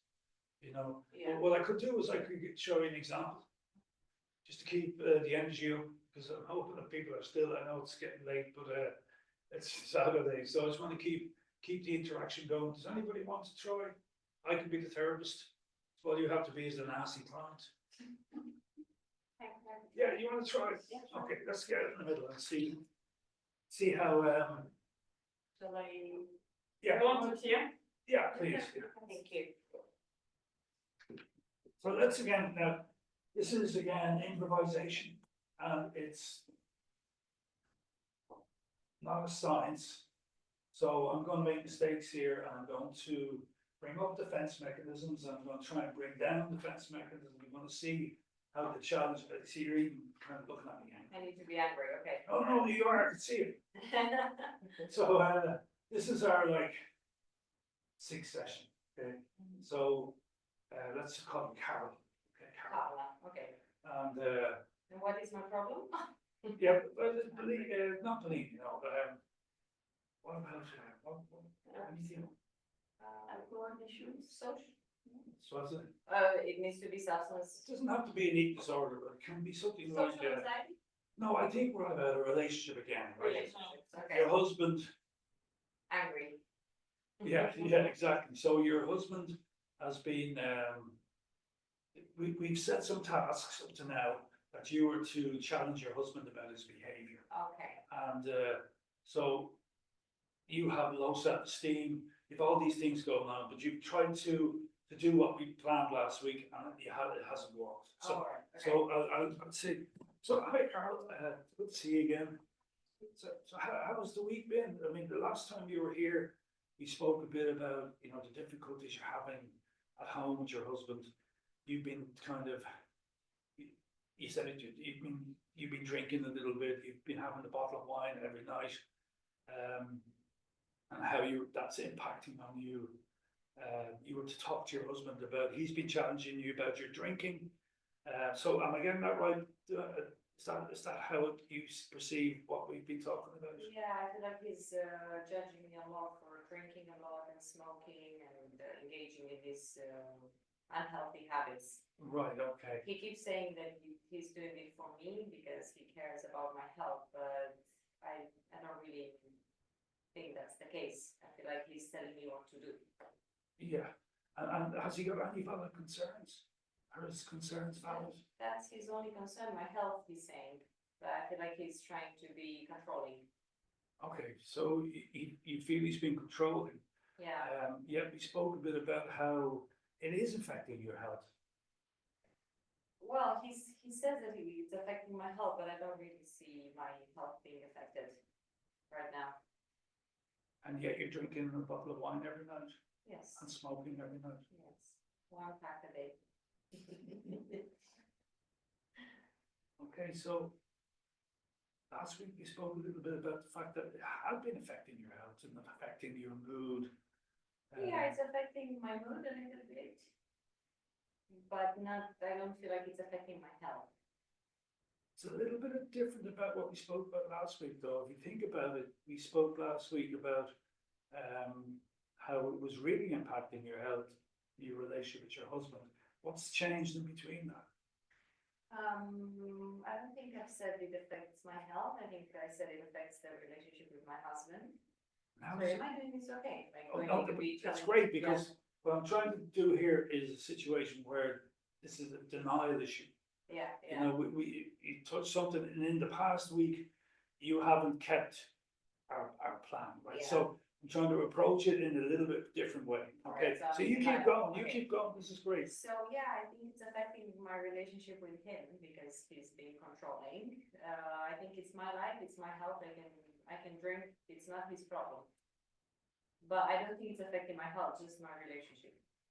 Okay, so again, I'm kind of a little bit confused, because one party you say it's not affecting your health, it's not affecting your relationship. I could get it wrong, yeah.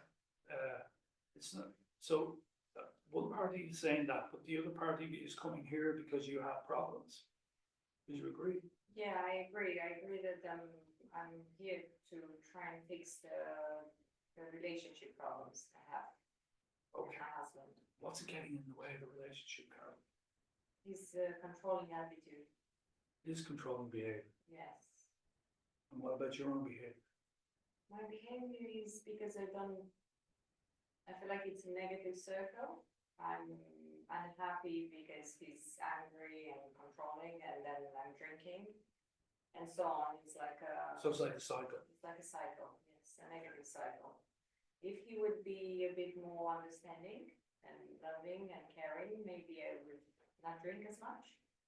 Or maybe, because I've tried not drinking for 2 days and his behavior was not, he was still cold and Right, okay. So 2 days, you stopped drinking for 2 days? yes.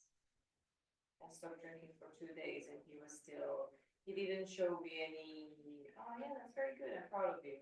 He was like, Would you like him to say it? I think I would like to see a bit of praise when I'm not drinking that much. So it's important for you when he praises you?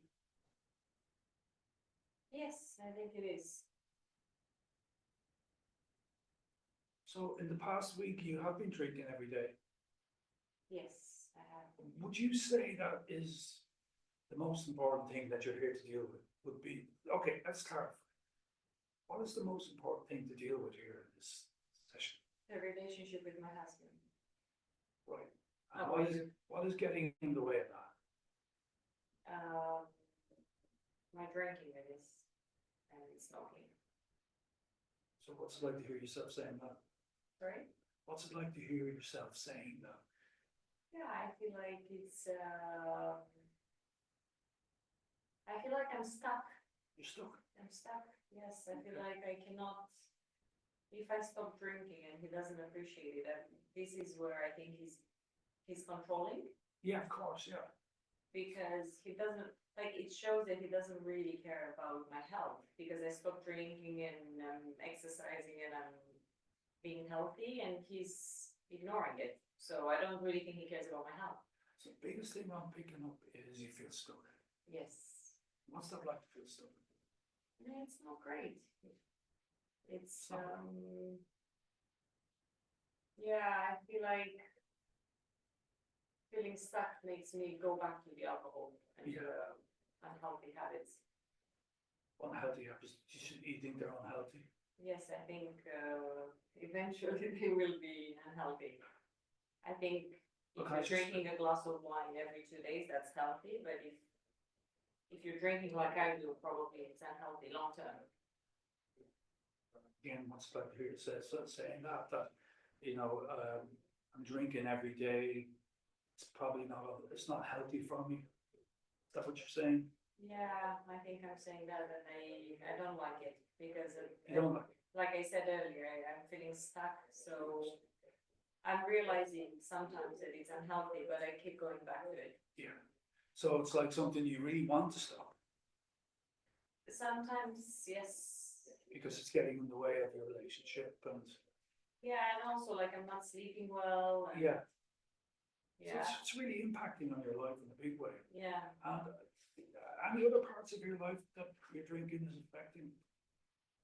Like Probably a bit my performance at work. I don't feel like I wake up in the morning and I'm not in a great mood and, Right.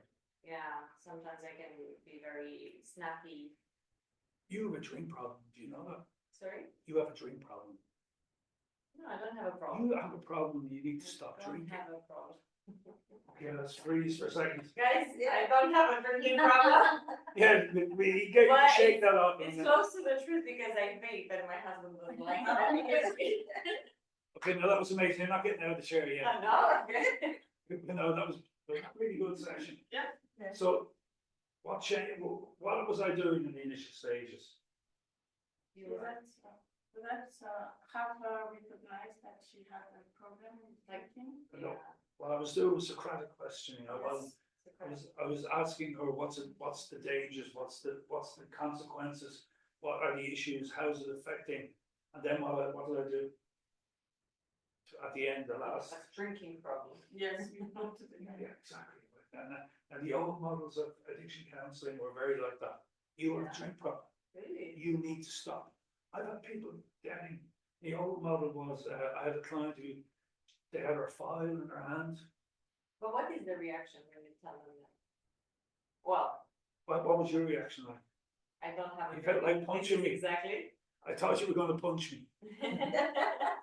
No, you see, it's like, that's what I'm saying, you can be lazy and unskilled and unprofessional. I can do damage there, you know, I can harm my client. You know, I've had clients who've had their files thrown across the room because the addiction model in those days was confrontation. Yeah. You know, I'm gonna confront you that you've got a drink problem and you better listen to me, you know. Yeah. But if you notice how it shifted from being about her husband and him controlling to her actually acknowledging, I want to work on it. I think I said, what's the most thing you need to work on? But what was it like for you anyway? I mean, I think I wish I put like a real problem on there. Cause now I was like, oh, am I doing this okay? I was more Yeah, into my, yeah. So I don't really know how to say because It wasn't Yeah. natural. it wasn't natural for me. I was just trying to go like, oh, what would a person with Yeah, a drinking problem say? No, you did brilliant. But it was really convincing. Yeah. We all wanted I to feel say like an that. occasional glass of wine. No, it was very good because, you know, the challenge as a therapist in stage 2 and 3 is to find these kind of questions that are going to lead you into naming, as I said at the start, people believe what they hear themselves saying. When I told her she had a drink problem, Yeah, immediately. No, you know, yeah. yeah. So if I can get the client to tell me, and I thought that was the way it shifted. I don't know if you did it on purpose, but it very much shifted away from the husband and being controlling to you. I have to work on this drink problem. And then I asked, what is the impact it's having on your life? I think you said, I I can't remember. think I said, oh yeah, the movie and Effective work performance, yeah. So again, it's the skill of asking the client to evaluate their own behavior. It takes a lot more work, a lot more moving around. But what I wanted to show you at the end was how easy it is to come along and say, no, you have a drink problem, you need to work on this. You know, so let's go back to it and think about so let's take it from the point Let's where talk about vaping more, because this is an actual problem, so maybe I would. vaping, okay. Yes. Okay, so go from alcohol now. Yeah. So the biggest problem, yeah, we can do that, right? So let's say, the thing about vaping is that you wouldn't be coming for the 6 sessions. It'd be more like a once-off All right. session, you No, know. we can go ahead with drinking then. Well, the But I'm drinking, gonna have I to- like this one because it's real, it's got Yeah, this the is because I alcohol, wanna, it's yeah. got the, you know, the impact on your husband. So let's take it back from where you're, so what impact is all that drinking having on your life, Carol? You know what I'm gonna do? In my head, I'm gonna talk about vaping, but I'm gonna use the alcohol. Yeah, well, Yeah? yeah. So I make it boring. Okay. So I feel like I do have a problem because I wake up and I have a glass of wine straight away. I don't think that's normal to wake up and have a glass of wine. I'm thinking that if I'm actually worried about cancer, because it can, Right, I'm worried that I will, let's go back to vaping then. So, does it sounds like these are the issues you're having about vaping. And in the morning you wake up and and I you start vaping instinctively straight want to away. vape. Yes, How do you feel about that? I feel awful, because I feel like I'm, like I said earlier, I actually feel like I'm stuck to a horrible habit. Right, okay, so, But it really annoys me when my husband tells me, stop vaping. I hate that. right. Okay, It makes me want to vape even more. you want to rebel against that? Yes. Yeah, Exactly. so when did the vaping start? How long are you vaping now? I started with conventional cigarettes, then I Oh. switched to 8 years ago. I switched to IQOS, and then I switched to vaping, which I think is the worst because you don't have to leave it up or anything. You just have it available 24 hours. Right, okay. And what's good about vaping? What's good about it gives me calms me down, even though I know it's not really calming. It's So, probably, if anything, it agitates me even more. you find it soothing? So- Yeah, I find it soothing, yes. Right. And I think it's, And does it have any nice effect in your system? it has a sweet taste, so it makes me feel good, makes me feel like, yeah, You enjoy it? I'm enjoying it, yeah, I enjoy it a lot. The thing about addictions are they are enjoyable. You know, that's the thing about them. We get into them because we start to enjoy them, and but then something changed. For you, that became like something that you had to do. Exactly, yeah, I feel like, at first, I didn't take it seriously because I wasn't addicted. Yeah. And then when I became addicted, I feel like I'm not controlling the vape is controlling me. Right. So you were like, the vape is out here, and it's controlling all your movements. Yeah, if I cannot find the vape, I'm like, Panic. Yeah. Right. well, it's not that bad, like I can go for an hour without vaping or two. Yeah, but sometimes it feels like something's missing. Yes, Right. yeah, And so, what's the bad thing about it? What's so bad about it?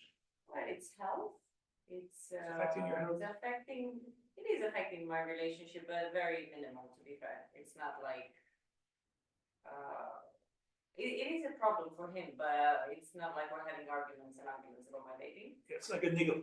Yeah, like that, but I think I'm thinking about health, like, Yeah. God forbid, Long term.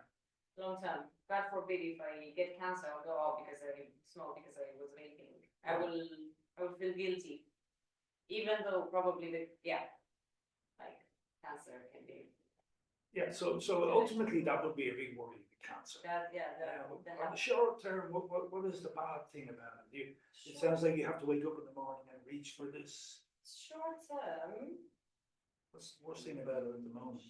that's a good question, actually, because I'm thinking long term, but short term. Sometimes it makes, like, I vape, so, for example, if we go for a night out, all my friends vape.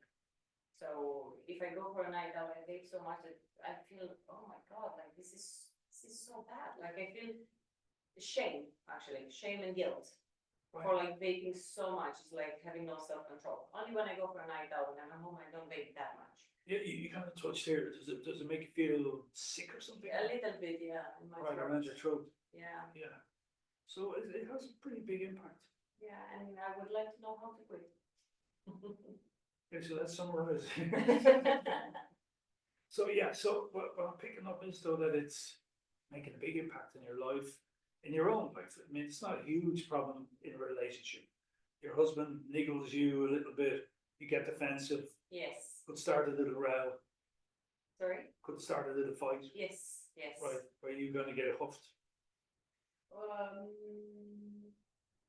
Yeah, it doesn't happen very often, but sometimes he gets annoyed, like, well, the other part with controlling, I'm like, oh, I don't ask you anything, just this, just the vape.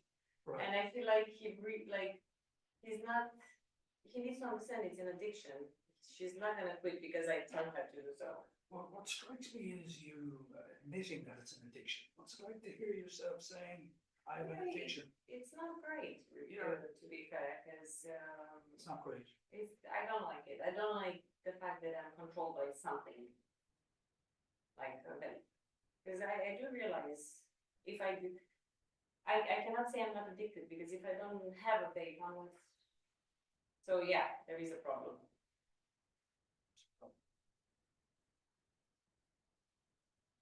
Again, what's it like to hear yourself saying, there is a problem? It's, I feel a bit,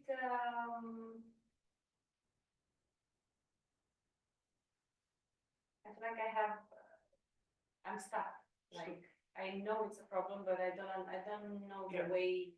So one part of you wants to stop, and the other part of you has Yes. to keep going. So that feels like you're stuck in the middle of both those. Yes. And if you were to stop, what would that be like? Part of me thinks it would be very boring and no fun. And part of me thinks, oh, I'm gonna be healthy again, and Yeah. I wouldn't need something to keep Yes. me. So one part of you thinks life would be pretty dull without it. Yes, You'd miss it. yeah, But the benefits are huge because you feel better, you feel less in control of something. yes. And so what would you say is the biggest obstacle to getting to that positive side? I think the first 2-3 weeks, I think they would be really, really hard, and I think I would struggle a lot. Have you tried that? I've tried for 3 days. 3 days, and what was that 3 days like? 3 days, I worked with nicotine patches. So I was actually okay, and then I got a dog. That was the first time I owned a pet, and it was, I lost it, I'm like, I need to go back to baby. So you tried for 3 days. You tried for 3 days. Something happened, the trigger came in and you stopped. Yes, And exactly. what would happen if you were to try it again? I would have to go through that phase again, and I feel like I wouldn't be very pleasant to be around. Yeah, exactly. It would affect your mood. Yeah, Right. I understand that it would be for a while. Yeah. Would there be a possibility to reduce your vaping and try maybe keep cutting down on it? I'm an all in, all out person, so Well, I can't, I am an all in or all out person, so Wow. if I, Not amazing insight. yeah, I need to quit. Yes. I can't really go like, oh yeah, I'll just have 2 puffs, no, doesn't work for me. Right. Okay. I'm with So you- vaping, Big decision to make. yeah, very big decision, and it's scary, It's actually scary. thank you. That was really nice. What was nice The about fact that? that you're like, it's actually scary, like, I can see it in your eyes. because if I tell my husband, it's like, it's scary. But I'm just picturing, when something is controlling you and you've admitted it's an addiction, it's pretty scary letting go of that, because there's a lot that you're going to be missing. Yeah, You're going to miss it. for the first few weeks probably, or months. Yeah, which is difficult. But it's probably, I would miss the habit more than, It's a habit. It's a ritual. it's a ritual. Yeah, and we kind of get attached to our rituals and habits, and then when we're letting them go, we feel, oh, how am I going to Empty, replace or that? like, yeah. Yeah. Sorry guys, I know it's a bit boring. But No, I vaping, think it's really interesting, so, No. really. because I feel like the real problem. No, no, It's very, You pick it up. I think it's very. Yes. This is real, yeah. The It is. alcohol, I was trying to fake it because I don't have a problem with alcohol, but Yeah. this is real. Yeah, so it's like that feeling of letting go would be pretty frightening, and would frightening be too strong? Yeah, I would, I think I'm scared of the first few days when I'm gonna be really moody and I'm not gonna, I don't wanna feel that person who's like bringing the mood down, and I wanna be happy, I wanna have a good time, I wanna, Yeah. yeah. So, okay, so we're just coming to the end of the session, and what I've been hearing is that, you've got this addiction to vaping. It's you'd say it's not causing major problems in your relationship, but it's for you, it's a very difficult thing to let go of. You've got an addiction to it. You enjoy it to some extent, but you feel kind of shame. You said A bit of guilt. bit of yeah, guilt. For doing it to myself, basically.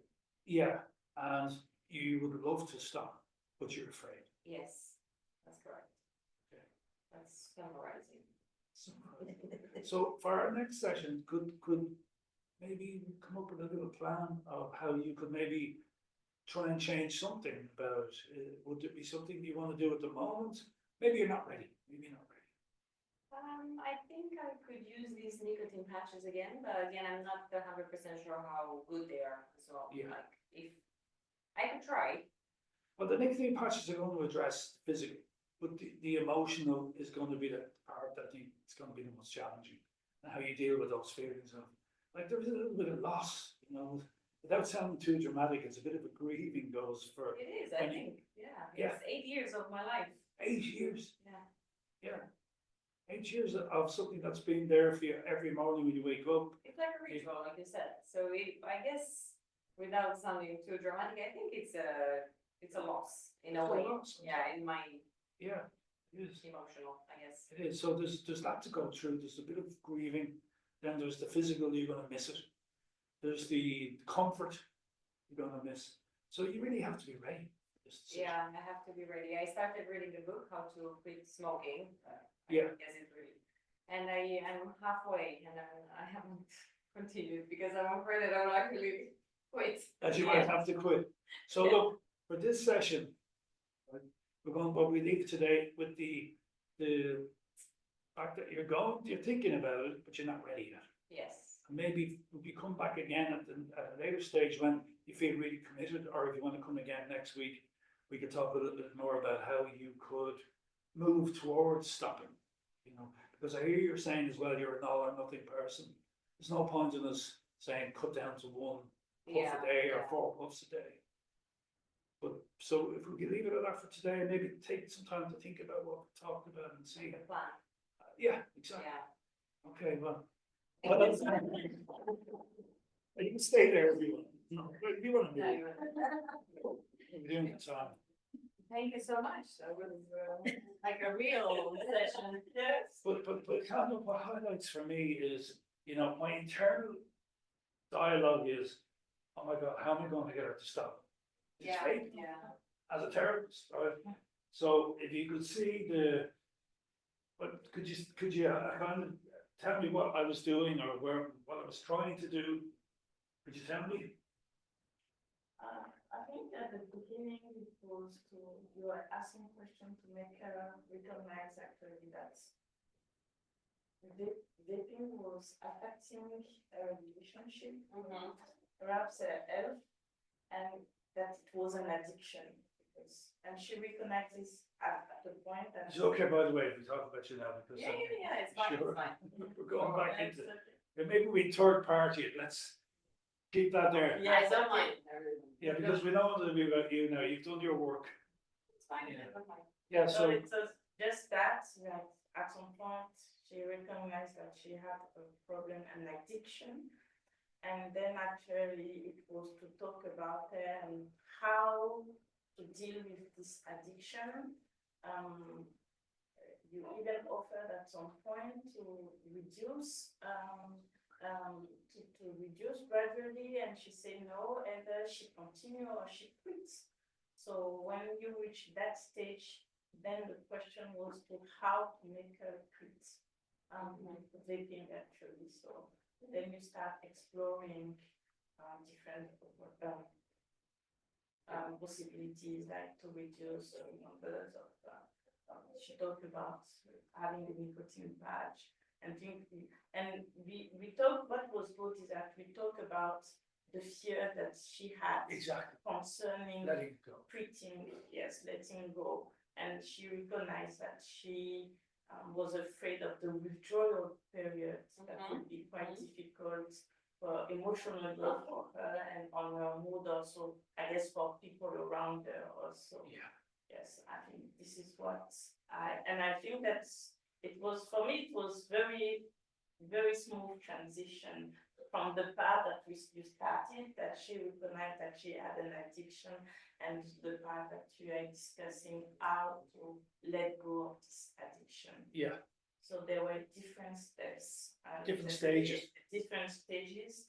And at the end, you said, okay, next session, we will be working on strategies on how to allow you to quit vaping. So I think that's in presented like this, when she go back home, perhaps she will herself start also, I don't know, meditating on pondering, celebrating on how also but at least she's prepared that something will be coming and she will be actually she will have to pick. So she will prepare herself mentally to quit vaping.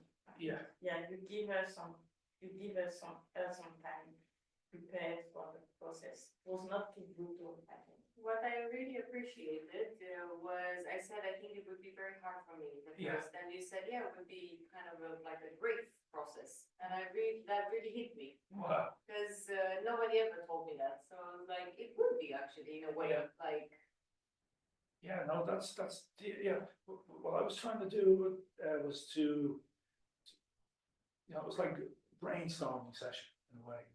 You know, but yeah, in addiction, grief is part of the letting go. yeah. And it's not acknowledged enough that there's a process It of, is not, I don't think I've ever heard that, so. yeah, Yeah.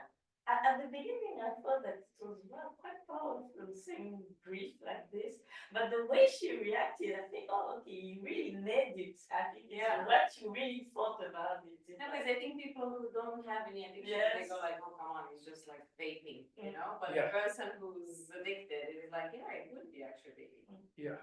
feel like grief. See anything else that was different to the first stage? I don't know, what stuck out for me was you identifying the ambivalence, so that it was clear that there's a very, Yeah. this is difficult because you want this, but you also want this. And so it is difficult, so it kind of gives you that like recognition, sort of, that yeah, it's gonna go into be difficult and, you know, Yeah. you're brave even for just stepping through the door to try and to resolve it. Maybe if this was the first session, like I said, you planted the seed for the next session. Which I feel like for me would be when you said you got the dog. That was an extra thing that you added in on top of. So wow, you're trying to do all of this, and then you Yeah. added this in. But you were doing really well in those first 3 days. So I feel like you could be ready to Exactly, go so back and try it. Try again. Yeah. focusing on the positives. Before your next trigger. To the next trigger, yeah. Did you pick up anything the strategies or the difference between stage one? No, strategy, no, everything was very nice. Observed only that she bring technology, but she already have technology, but get her in contact again with it, but with somebody that is outside of her home, like husband, for example. So it's a different thing, listen from people that don't have nothing with you, and maybe people that love you, but you feeling like control. And the other thing was interesting that she maybe get in contact that these things, the vaping, control herself. So she realized that, and I think it would be important thing. And then you manage to get from her a compromise, to do something about that. She should about that. Nobody tell her to do it. Yeah. Telling together, she decide. She choose to do it and start for. She realized a lot of things and decided for herself. Yeah. To do something about. So like the thing for me is that it was very much stage two, you know. It was Socratic questioning, what is the worst thing about this? Again, reflecting back some of like your facial expression changed when you thought about letting it go, acknowledging the facial expression. The thing about like you named it so many times, addiction, you know, which I thought was powerful, you know, the fact that you didn't say I have a little problem. You know, I don't think I mean none. absolutely, Yeah. that was the key to it, you know, and then not to the struggle again as a therapist is to not go into solutions, to offer you, I think I'll give you a kind of a little menu. You know, what would you like to do about this? Would you like to stop it? I mean, it's tricky because, you know, you could go out of that session feeling that was a waste of time. You didn't tell them to stop, Yeah, you know. yeah. But the goal is not to really get you to stop, but to get you to start thinking about it. Yeah. You know, I got that strong feeling that you were processing stopping. Oh, definitely. Yeah, no, vaping is there. It's amazing how powerful it is. Yeah, it is really. Before, because I only started smoking when I was quite old, like 27. Before I was like, oh, it's not an addiction. It's like you want to smoke, but it's not. You don't need it. Yeah, there's nicotine in it. Nicotine, yeah. Nicotine, yeah. Which It's pretty my own sons, two of them, they both vape, but they only vape if they've had a drink. That's good. It's yeah, it's good that they can do that. Yeah, but I find that when they try and stop, then they have a drink and they start vaping again. So it's, did you find that if you have a glass of wine? Oh yeah, if I have a glass of wine, I need to have that vape. Like on a night out, if I don't have a vape, I'm like, what's the point? Yeah, exactly. Yeah, I would actually stop the fun and go and find a shop to get a vape. It's Yeah, it's that strong. strong, Yeah. yeah. No, it's powerful. It was a really good, interesting session there. You know? So yeah, we just saw the two of them in action, and I did go into stage 3, which is very CBT orientated. Anybody know what that was? Yeah, that's all what to think Yes, about. Yeah. So for the next session, we think about it. I didn't give you anything explicit to do. I mean, if you wanted, you could give something about. Again, you didn't like the harm reduction. There's a theory of harm reduction. Sorry, the Harm reduction in addiction, but you didn't like that. You said, well, I'm an all or nothing. Yeah, I've thought about it, but it doesn't work, because if I start reducing, then the 3 hours I'm not vaping, just because I know I'm reducing, my brain goes like vape. So it's either like, you know what, I'm done with it. I'm not like this in any, like, I'm quite a balanced person with food and stuff, but when it comes to vape, I don't know why. I cannot reduce it and just leave my vape in a corner. And I can see my friends, for example, my friend gives the vape to her partner to take it to work with him. Yeah. And when he comes back home, she's like, you know? Yeah. I'm not sure if that's good, because you refrain yourself from vaping the whole day, and then the whole night you're like, Exactly. You're overcompensating in the evening. definitely, yeah. So I think you have to just leave it, go through that horrible month, and then be free from it, I guess. Yeah, great. One thing I noticed also is that in the active listening phase, you didn't, like the exercise we did before, you didn't acknowledge the fact that she was vaping, for example, because I think that for Pilates, it's an addiction, you did it a bit differently. It was not the fact that she was vaping that you praised, but she talked about grief, actually, the fact that letting go of vaping, then you say, oh yes, it's really like a loss for you. And at that stage, I think that your comments were very empowering for her. Yeah. It's not, you didn't encourage her to vape or saying, oh, you right to vape or something like that. No. Yeah. But when we talked about stopping and we could feel that it was really difficult for her, then actually your comments really empowered. So I believe that for addiction or things like that, this is the way actually people proceed. It's not, you shouldn't say, oh, yes, what you're doing is great, you should continue, no?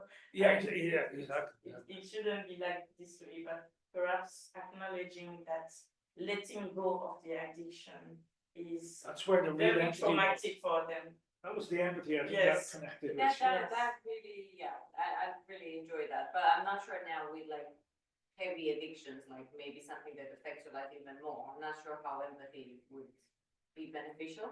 Well, empathy is always important, but for instance, the deviance that can come with addiction, they can seduce you into trying to get you to be empathic.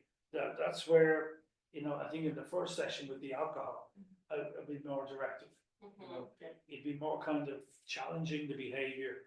What impact is this having on your family? I was going to go to your kids. How is it impacting on your kids? Bringing the reality very much into Make me focus. feel guilty. Yeah, but that's it. You're trying to generate some kind of emotion and a sense of how it's impacting on other people. You know, People that do and that's where we move out of stage one, empathy and listening, to more challenging behavior. And that's where it takes a lot more skill, a lot more awareness. But you can always move back to empathy. You know, like when the person is becoming defensive and Yeah. If you had like a 6-week block of CBT, I'm just thinking back to when I did it. Would you in the first, I mean, would it be dependent on the client and the issue as to what stage we would get up to in the first session? can you make an example of the issue? Let's take the alcoholism issue. Right. And for me, I just feel like you can't always get to stage 2 or stage 3, and maybe with something that's so deep, you actually have to stay in that issue for at least 1 session before you then try and move them. You mean stage one? Like, yeah, with the active listening. Yeah, like I'll give you an example of a gambling client who came with his wife. And I would call, I use the word hook. When I hook somebody, and I mean in a positive sense, I connect with them. He had been to lots of different therapists, and I really connected with him. And basically, it was around, you know, a little bit like that, but saying, you know, it's quite difficult being empathic to some extent. What you're going through is difficult, but on a scale of 1 to 10, how big is this problem? Kind of get him to evaluate the problem. Empathizing to some extent, because you can't emphasize too much with addiction. Because you seem as I used the word earlier, pussy, they can see you as a pushover. You've got to be able to kind of hold the addict, you know. You've got to be very, very containing, you know. What if it was not an addiction issue? Because I understand that obviously addiction is not, but let's take the gentleman who had the wife and the kids and the stress about the work and things like that. Because I just feel like sometimes somebody just needs to be, like when you said how strong, but you know, you're really strong. I feel like that's enough for 1 session. And Absolutely. yeah.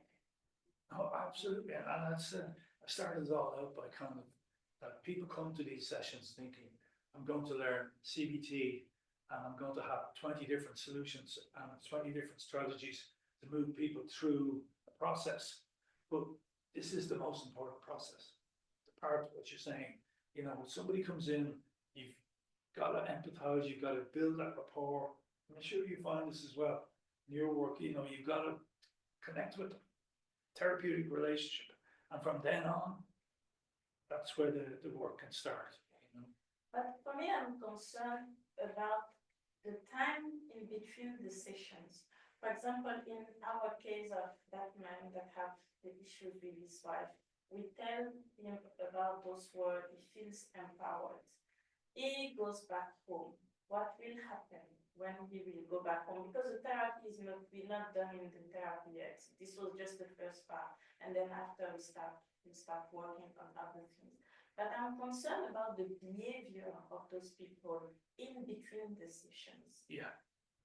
Perhaps this man can go back home, he feels empowered now, and the situation can be worse at home because he will start to be more controlling, perhaps more authoritative, because he feels that he is the one who is right, for example, with all the words that have been said, and then, you know, he can behave in an awful way with his wife. And so how, as therapists, you manage those stages in between the session when people, the behavior, how the people behave? Well, the comforting thing about this is that there's a psychoanalytic theory that states that the session is only the catalyst for the real therapy which takes place outside the session.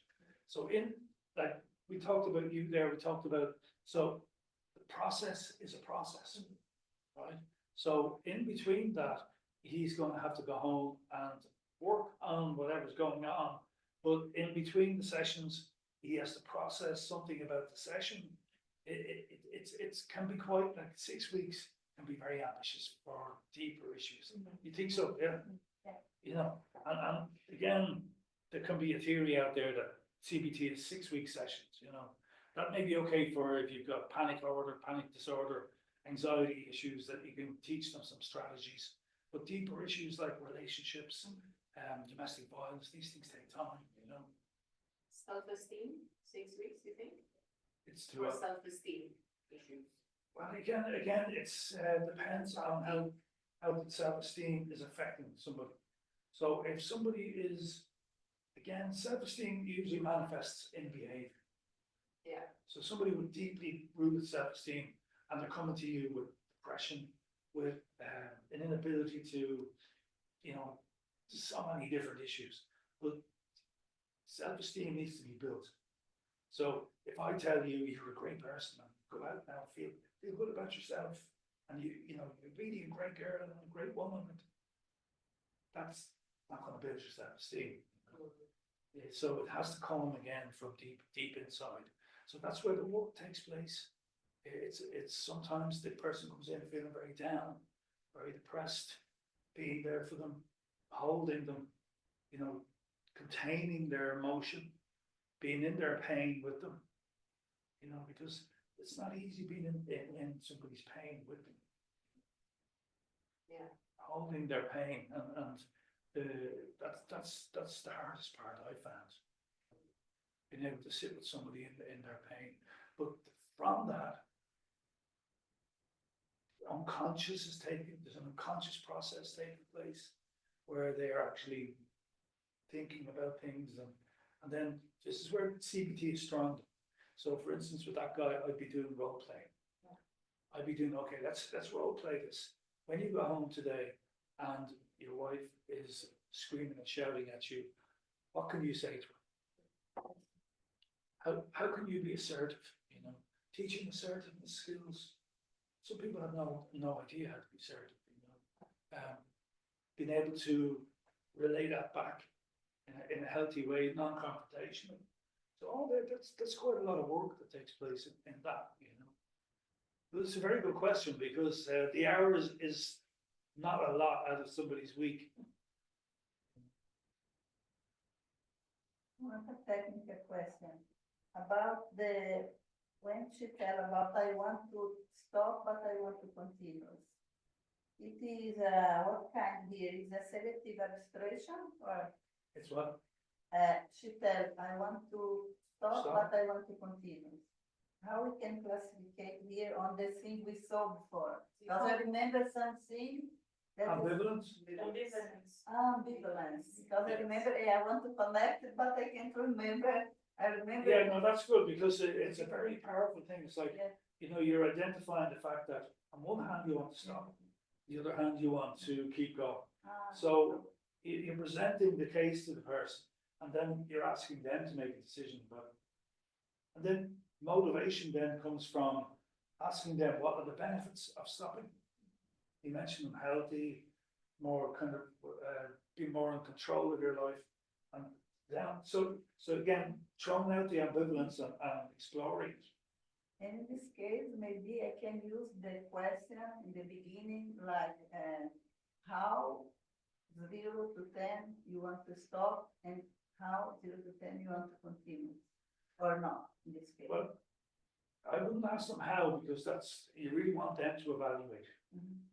So you're throwing out the question on one hand, on the other hand, and then you say, ask them to explore it. So again, getting back to the model of people believe what they hear themselves saying. Socratic questioning, what would life be like if you stopped? What is life like when you're actually using? I think that's a very good exercise to imagine a life without. Yeah. Yeah, Yeah. the positives. Yes. Yeah. And then also look at the downside. You notice the very first question I asked you, First one? what's good about vaping? Yeah. Yeah. That's good. And you know, the reason for that is that you're doing it for a reason. Yeah. Now, there's another addiction theory, is that people use drugs and for a reason, it's their choice, you know, but I most, think it's very hard working with people like who have addictions. I think it's easier to work with like depressed people rather than you know, I prefer addictions. you prefer addictions, Yeah. really. Because with addiction, there's ambivalence. There's usually people come to you with, I want to stop, but I can't stop. You like that? I like that because then you can work with something. With depression, it can be like, Yeah, Yeah, I mean, Yeah. depression, sometimes I think- people with I think depression I is would the rather work with people with social anxiety and depression rather than addictions. you know, it's a matter of taste. Yeah. yeah, addiction, because, Addiction as well? because there's some wish on this, and our Wait, prayer. wait, Have no wish, addiction. nothing, motivation, I'm going to get a coffee. Sure, don't sure. mind. nothing. We'll take a quick motivation. break and we get back in about 15 I minutes to want do to that. get a coffee, because. Yeah, sure, absolutely. And then I think after you will probably explain to us the difference, if there is, between open-ended question and Socratic questions. Yeah, I Because it seems that Socratic questions are open-ended. They are really. But It's a fancy, you know, it's a fancy therapeutic word Okay, for open question. okay.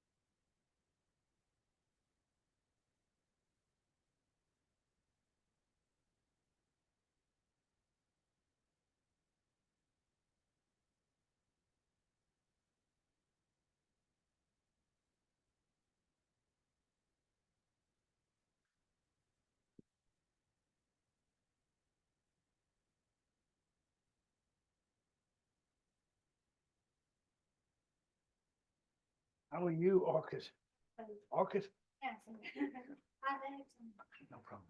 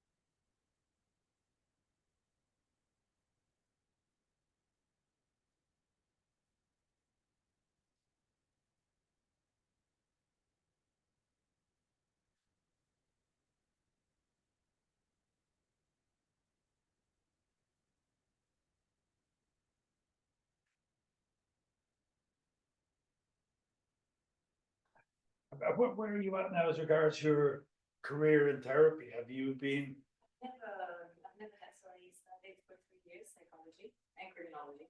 oh yeah, good. Yeah, and I'm thinking of going for a master's degree, but I am a bit stuck here as well, because when I said sometimes I feel like a failure, it's in this regard professionally. Yeah, So I'm really passionate about psychology and I can see it. I love it, but You did amazing with me. I'm not just saying yeah, that. Yeah, really, do you remember, like you, you really did. I mean, I was actually kind of, wow, that's pretty cool because you reached in, you know? So you yeah, have an ability to do that. thank you. Not everybody has I that. don't really know where to go. No, it's a pathway. You need to Yeah. find the right path. I always think the therapeutic, this kind of work is the best way for someone like yourself, you know? Like, well, if you go into a master's in psychology, you could be doing a lot of research. You could be doing very heady stuff, like doing kind of, But I would like, I don't really know what to do to get into this line of work. yeah. Well, here in Dubai, it's difficult because, you know, in Ireland and the UK, there's a lot of voluntary, And it's very, well, there's a lot of voluntary places you can go and practice this work with people. You know, you can go in with, exactly, but here, they don't let you do I anything. applied for, even for like an internship and no. Like, It's I difficult. feel like it's very difficult to get into, yeah, because if I went back to the UK, I think it would be much easier. It is, I think. Yeah, And did you come from the UK? You know, are you from the UK? no, I'm from Romania, but I studied in the UK. Romania, yeah, right, Yeah. okay. And I think they're very open, but here in Dubai, I feel like it's very hard to. Everybody who comes to my sessions, they're saying, I want to do this type of work, but they won't let me here. That's how I've got it. This is the thing, because I don't even care about money and I don't, Yeah, I'm not afraid of like starting very low, but I just feel like it's very hard. And also, because I thought maybe with just a degree, maybe I should go and do a master's degree and yeah. doctorate. Great stuff. Yeah. I The don't- masters, obviously it's important, but you know, I don't like research that much. yeah, there's a lot of it is not. If you get a master's that's clinically based where you will need to do, you could do a master's in CBT, for instance. But you will need to have X amount of counseling hours, Yes. voluntary probably, And where do you find volunteers? you won't get it here. They just do it online. I mean, there are I think associations that online, They won't accept it. You know. they won't accept it. Not for a certain, not for CBT, because they need to see that you're sitting very with people, practical, right? that you're in there working and you've got case studies to bring to your supervision.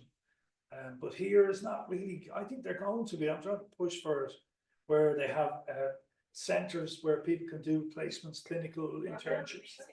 Yeah, and that you can take your qualification, get your client experience, bring it to supervision.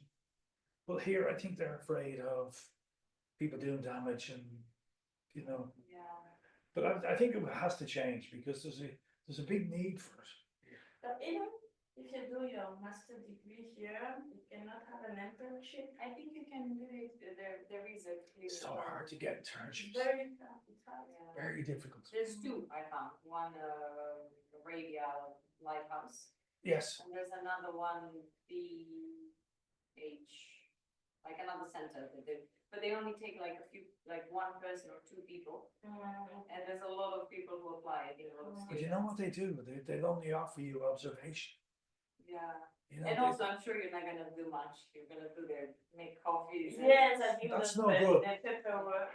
you know, you need to be doing what we're doing here today, sitting in front of people. That's why coaching is a great route.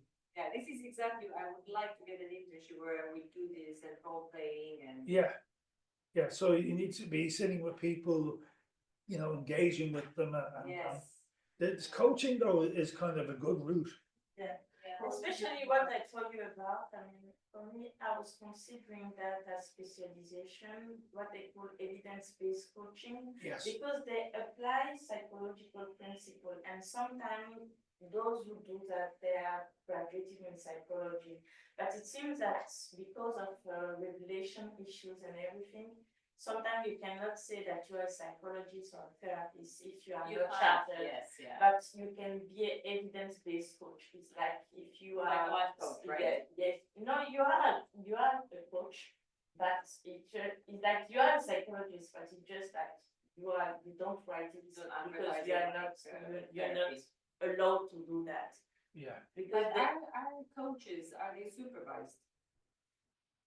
When you finish, No, are you do you have a supervisor? yeah, when you do the course, yeah, it's online all time, all day, and Because they I are feel like, looking no, for you. there's so many life coaches, just like, I am a life coach, like, I nominated myself to be a life coach. Yeah, And that's exactly why I didn't wanna do it, because I feel like there would be a possibility that I would do more harm than good, and I don't wanna do that. I want the whole process where you have a supervisor and it's like, yeah. Well, I mean, I think unfortunately here is limited. Hopefully it'll change, Yeah, hopefully it will change. Yeah. But the route into coaching can be a way of getting a career. that's an experience. Yeah. But, yeah, I think coaching is really more about lifestyle, isn't it? And yes. as opposed to looking at, would you agree, Yeah. Yeah, yeah. deeper issues? I guess Like business coach, if you do the coach of serials, I understand what you tell about the serials, and then you can do the exam, the ICF. So, it's recognized. I have a few ones that are part of the network. I mean, like to say international coach that have, yes, federation, I think, and that are certified. They go through a process of screening also, and they are supervised, like she said. I think perhaps if you join an organization like that, it gives you more strength to your degree as a coach. I guess. Getting the placement of clinical work is vital. Like the masters are fine, but they won't give you that kind of sitting with somebody and really kind of getting into what we've been trying to do today. Do you still do therapy? Like, do you provide? Yeah, Yeah. yeah. I've been doing that for many years now. Yeah. I also did a lot of work with trauma, people who have been traumatized by work situations.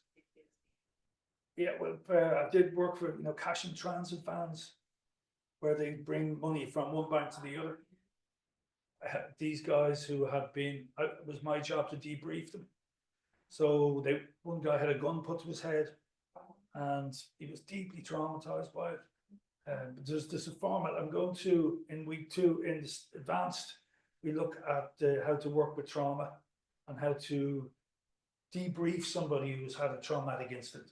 And it's very rewarding because this one particular guy had so impacted by it, he had moved into his family. He had moved into his garden shed. You think about it, right? His trust in humanity and his trauma was so deep that he moved from his bedroom with his wife and his kids and moved out into the garden shed. Like that's how deeply rooted the impact of it was, because he had the gun put to his head, but he said the most traumatic thing was not that, but that when he handed the money over, the guy kept pushing the gun in his head. So he thought he could have control by giving the money, but when that went, everything went. So trauma I find very interesting as well. You're talking about working with different conditions. Trauma, deep-rooted trauma needs to be processed as well, because it's buried, can get very buried in the subconscious. And I think that's where the type of psychotherapy is much more advanced. Have you worked with anybody with trauma? Yeah, but I do the familiar constellation. And Family constellation? Yeah, in this one you work about trauma, the familiar things and the trauma. Right. But does CBT work in trauma as well? Oh yeah, Yes, absolutely. it Yeah. works in. Yeah, no, it is. It's a process. You've got to take somebody through a 7-step process. It can be done fairly quickly over 3 and 4 sessions. But again, obviously it depends. That's for now critical incidents. So somebody who's witnessed somebody dropping dead in the office, somebody who's had, somebody witnessed, yeah, suicide or somebody falling from a roof, you know, all those things. These are the kind of, it's called debrief. Am I close? Yeah. Well, we go, finish around 5, is that okay? Five, okay, only to organize, I tell five, but each chance. Sure, no, that's great. No, what I was going to do was just to, again, keep the theme of our own personal development going, right? Rather than looking at some more theory, but, you know, that we could take something away from today about our own core beliefs. You know, if you could kind of think about what would be the main core belief that you operate from, and where that might come from. If you don't have to disclose major personal details about your life, but if there was something that you would kind of take away from this about my core belief, what do I believe about myself? You know, I'm not good enough. wow, I arrive with that one and I go with that belief. isn't that amazing? I live with that one. And do you know any idea where that might come from inside yourself? Any idea of where that came from, where it comes from? Maybe, probably when I was young. Cool. Did you have a bad math teacher? Yeah, but at home too, I had a very strict. And then I can't express myself a lot. Something like that. Right. So I think all the life I try to do more and more and more and more. Right, Because not enough for me. yeah. So it feels like nothing you do is good enough. Is going to be good enough, or is that it? Nothing you do will be good enough. A lot things. Professionally, very not perfectionist. Sometimes I try to be perfectionist. I think it's a mix. Perfectionist and I'm not good enough. They go together. Yes. So I sometimes, for example, when you have opportunity tomorrow or then I don't know the next week about talking public, Oh, yeah. speaking, Right. I was invited sometimes to go to talk about Yeah. my professional and the things that I studied. I studied 10 years about a lot of things. Yeah.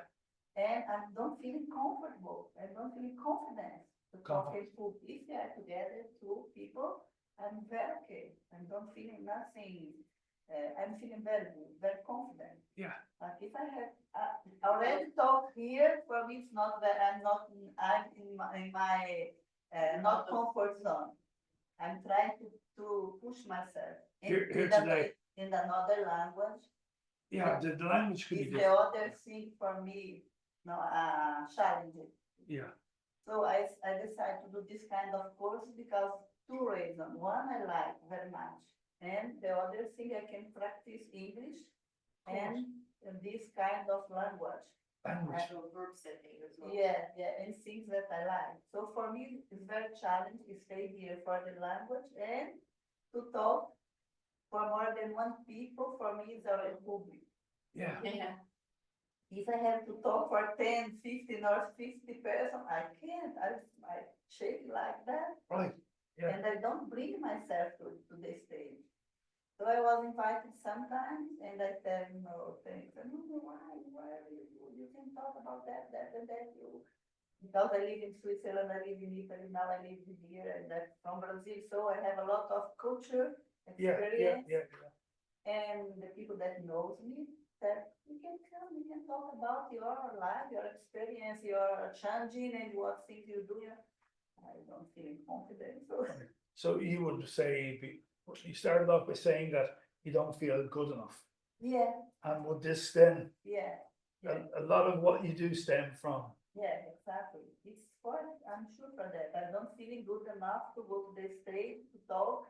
And maybe the people start to ask me questions, things, mind things. I know that it's mind things, that is limit beliefs. Yeah, self-limiting belief. Yeah. Yeah. I'm not good enough, something like that. But what I'm picking up off you is, I would have a lot of confidence in you. I don't know if anybody picked that up. I would think that you're very good at what you do.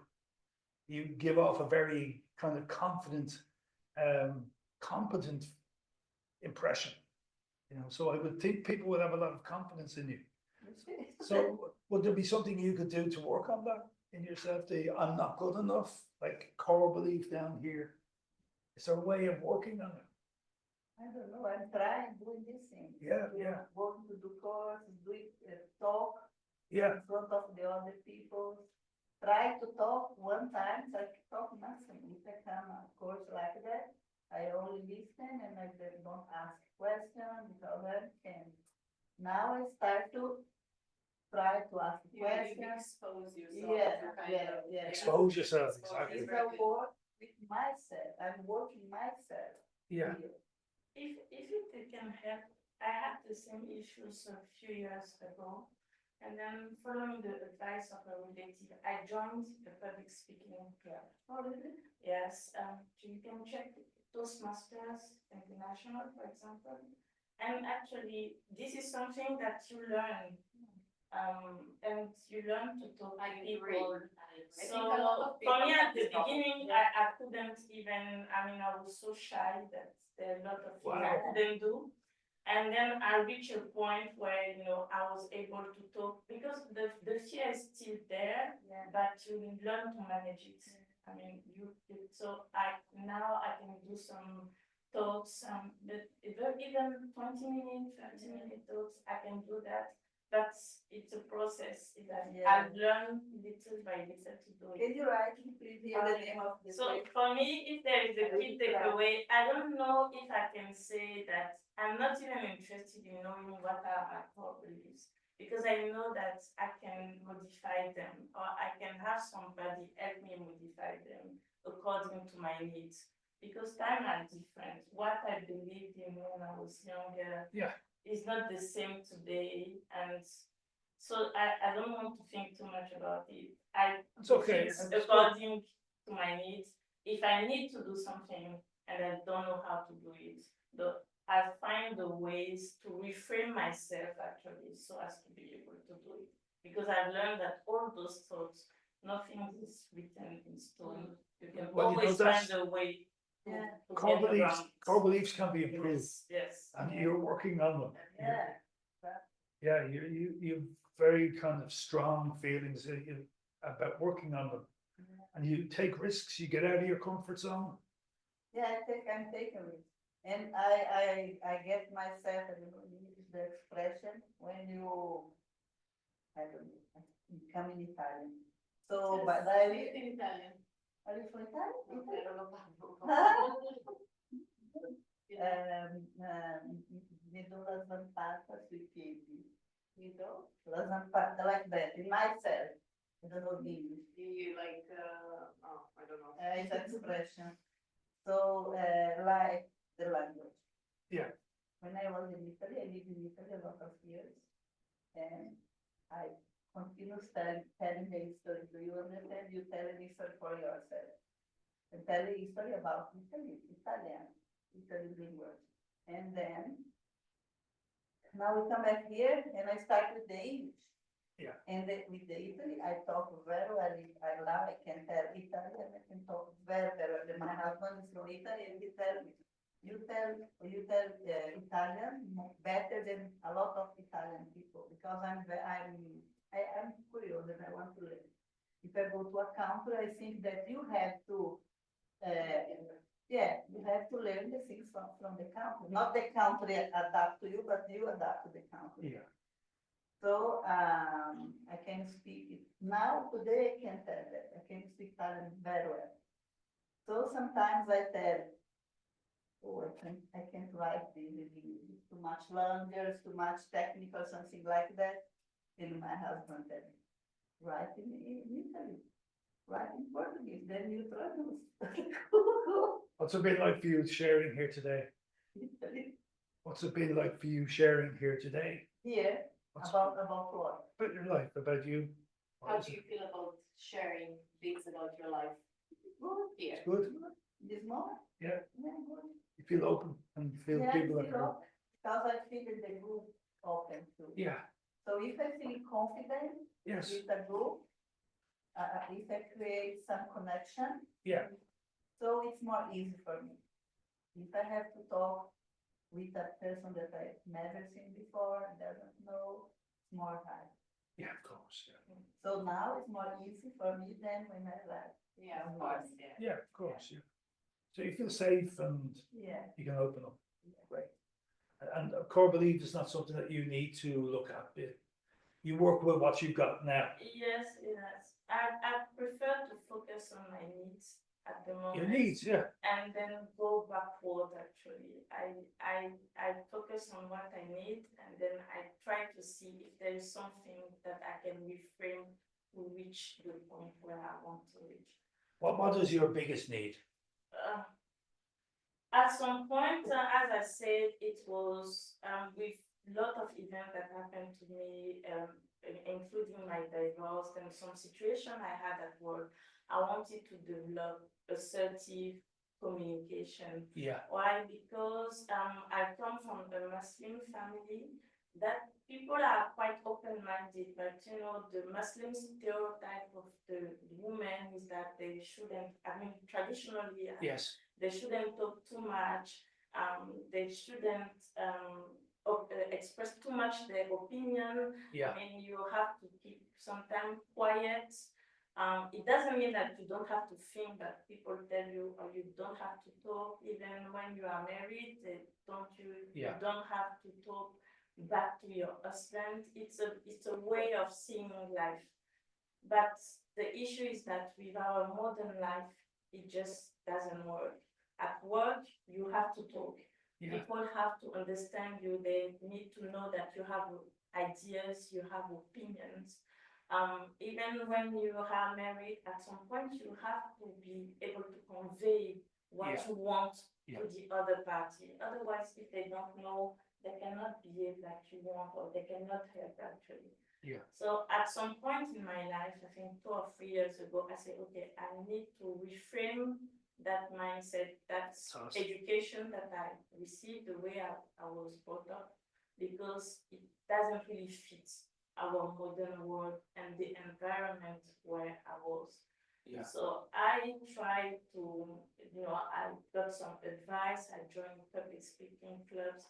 So it means that now I am able to express, to communicate in an assertive way. Now it's not completely perfect because sometimes I'm just too puzzled and I don't know what to say. But I think that it's a continuous process. You keep learning. Yeah. Sometimes I have to force myself because my natural instinct will tell me, okay, don't speak, keep quiet. But I say, okay, no, I cannot let this go. I have to say something, for example. So I force myself sometimes to do things. So when I was able to do that, then I understood that, basically you need to, it's true that you have core beliefs, but sometimes you have to adapt them also to the situation that you are living. So I didn't really go too deep into the work of knowing what are my core beliefs. It's just that whenever I need something, I have some obstacles. Okay, I will then go backward and try to see what are inside me that limits me, and then try to reframe it so as to be able to achieve my goals. Wow. Yes, I think this is how I prefer to see things. It's much easier for me. Well, it's very dynamic, isn't it? It's very focused on change and growth. Yeah. It's powerful. Yeah. So yes, so I was, for today's class, I mean, yes, this gave me also, everything we've seen is that gave me also the evidence that our thought, our beliefs can be reframed. Absolutely. So, and the same way we can do it for ourselves, we can do it also for others as well. Yeah. So, and as I say, as I have some people, you say something very important, that there's no harm in just listening. Exactly. To people. So next time when people come to me, even if Yeah. I know that I cannot help them with their problem, at least I can listen to them. And if I find it appropriate, I can just try do some active listening and Yeah, then we do a lot empower more. them sometime and perhaps, yeah, when I found that it's cases that are too severe, too complicated for me, just try to refer them to other people Yeah. because it's mostly a matter of trust. So if I have a network of therapists or psychologists that I know very well, I can just refer some people. Yeah, sometimes yeah. to them. Perfect. So it's easy to keep it going. Okay, good. No, it's inspiring. I mean, you've done a lot of work with yourself.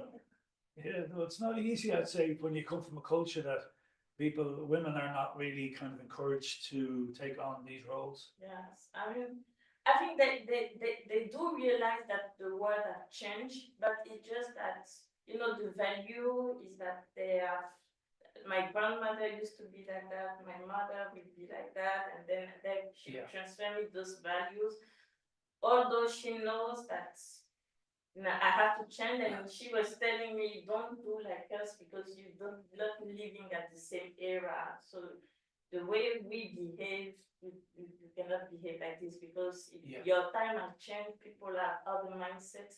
You cannot apply the same thing. But she doesn't have actually the means. She cannot teach me what she don't Yeah. know actually. So that's why I have to go and find that knowledge elsewhere. And that's why I will be able to bring up my children and to raise my children as well with those new values also. I'm just wondering, are you picking up any qualities that, I think she's very resilient, very strong, a very strong woman.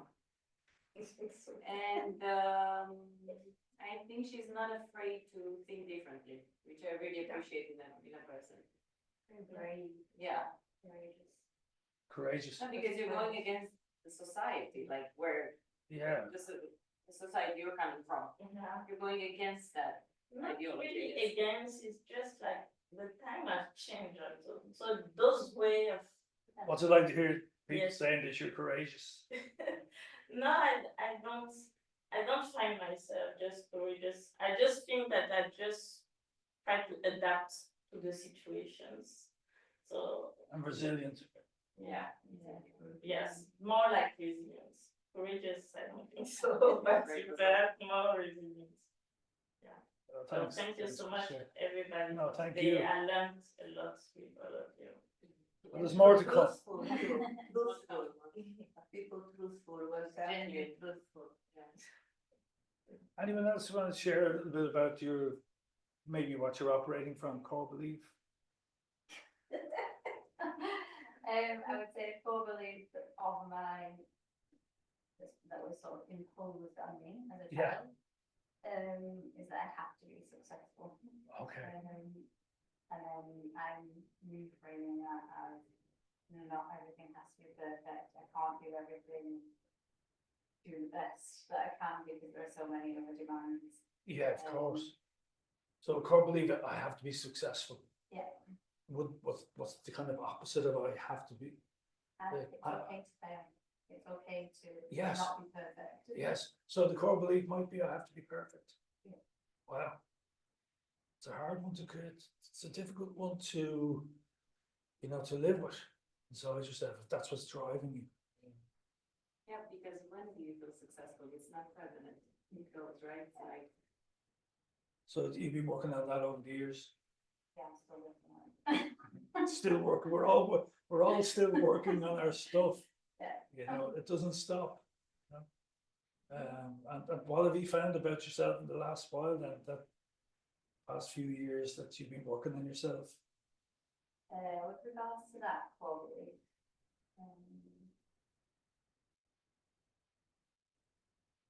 I mean, it comes and goes, sometimes you forget. I mean, when there's a lot of pressure on, Yeah. you just keep going to try and survive and stay above the water, and it takes maybe a weekend like this to make you step back and go, oh, actually, hold on a second, I don't need to behave like that. So I Right. think it's just reminding yourself to take that time out. You need to be kind to yourself. Yeah. Compassionate. Kind of the soother, becoming your own soother, I found that powerful, in my own life, that, the inner critic, the powerful inner critic that can take over our lives. really crushes, you know. And when you're operating from, I have to be perfect, man, that's a tricky one, because there's constantly going to be that voice in your head. It's not good enough. It's not good enough to get everything right, everything perfect. And you've done a lot of work on that. Yeah, so when you're saying it's not, I'm not good enough, it's not that, it's that. Yeah. And like I'm not failing so far. Yeah. So I've got to be okay with failing. And kind of adopt that approach that actually it's okay that I don't complete this to the best of my ability. It's okay that I don't, like, you know, at the moment I work ridiculous hours, but I don't have to work, I want to do to be perfect, I suppose. Right.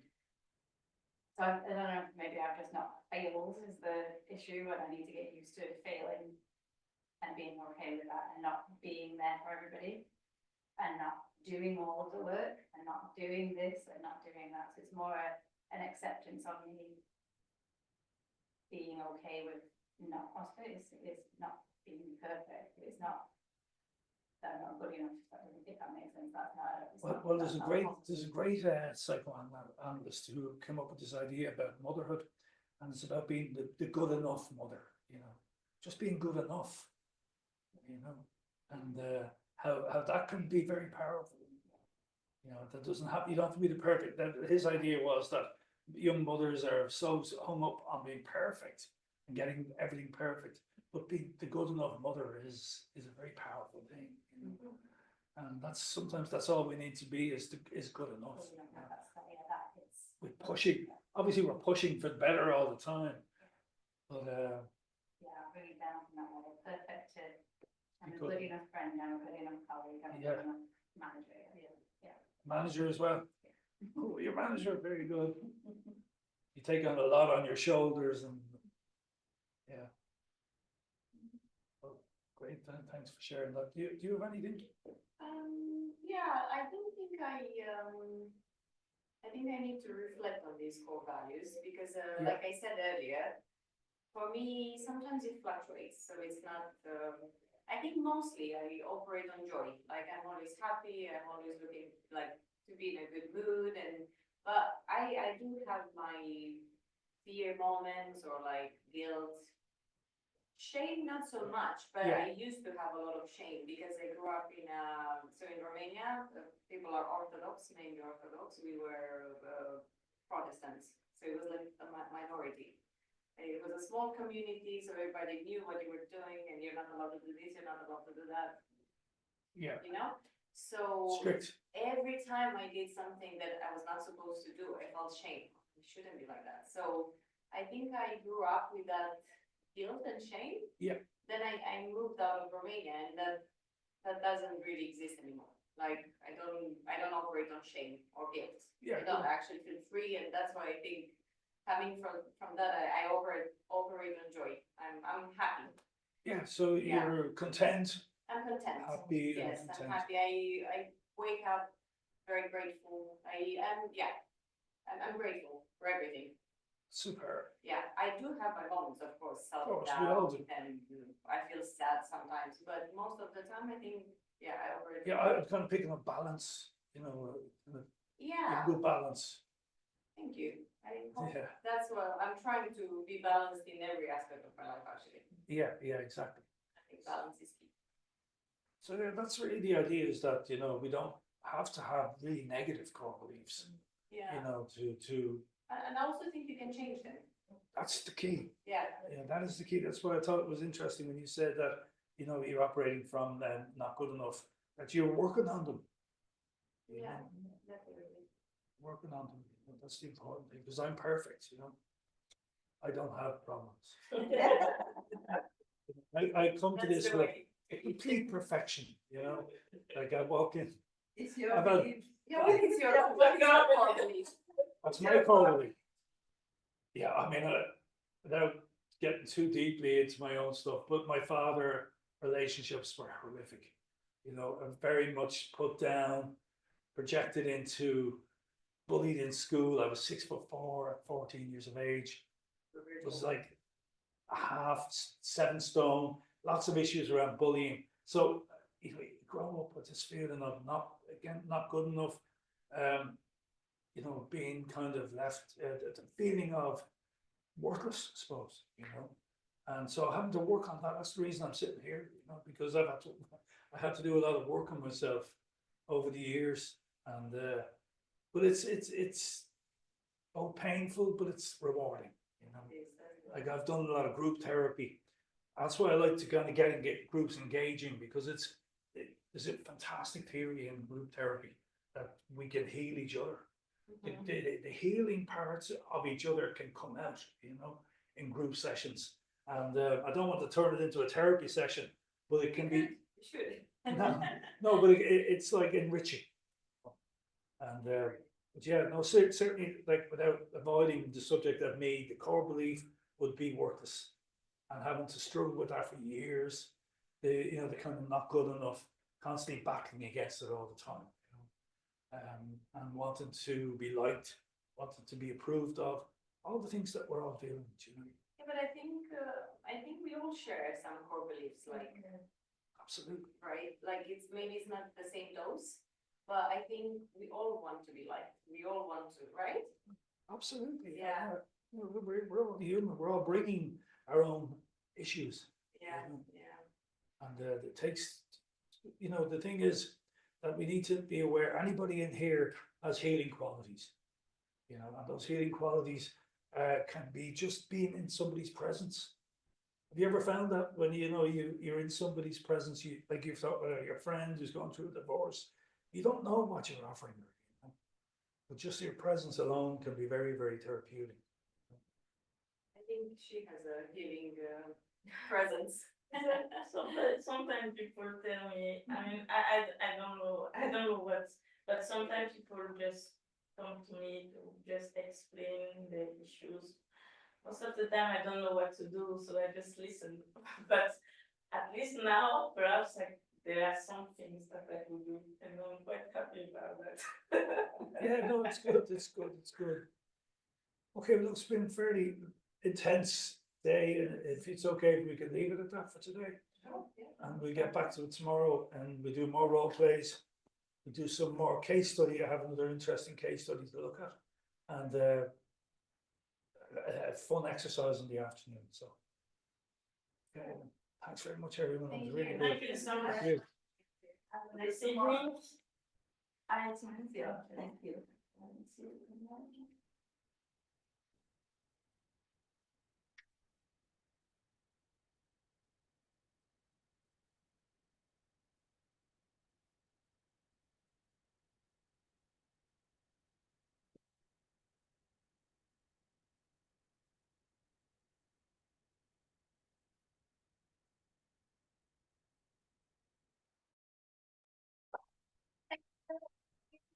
Okay, Steve.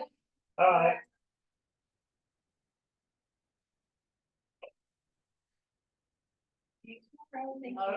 Bye bye. It's okay then. The language is speaking. No problem. Anytime you want. Thank you. Sometimes there's some words that I doesn't know, but it's so I write here and now at home I will look. No, but it's good. Your English is good. Thank you. Yeah. I'm trying to practice, only practicing the thing. I hope you enjoyed that session. Yeah. Beneficial for you. Yeah, Yeah. yeah, sure. Thank you for that. Yeah, thank you very much. And I'm feeling so welcoming with you and with the girl that I talk about my how can I say I forgot the name. Core belief. Yeah. Because not you talk about your core belief. So You open up to, I try to create that because that's what people will remember. Yeah, I could stand here for 8 hours yeah, telling you a theory. you are right. I am also believing because I know that it is necessary. Yeah, give it to you. But when you start to talk, share situations, share your yeah. We remember, my training, I always remember the times when it was emotional. Sure. But I don't remember a lot of the theory. Yeah. Then you feeling more normal. Yes. Now you listen to the other ones that have Same thing that you are another different one, but things that you can't imagine, for example. Yes. Maybe when the people tell you, oh my God, he's feeling like that, or she feeling like that, so what she feeling have to be first. Yeah. You feeling part of, Yeah, exactly. That's the important thing. very, very nice, and that has to come, to manage to come. See you. Thank you, pretty much. Do the rest. Now I like more, Ireland. Yeah. I already liked it, Yeah. I like it. Good. Thank you.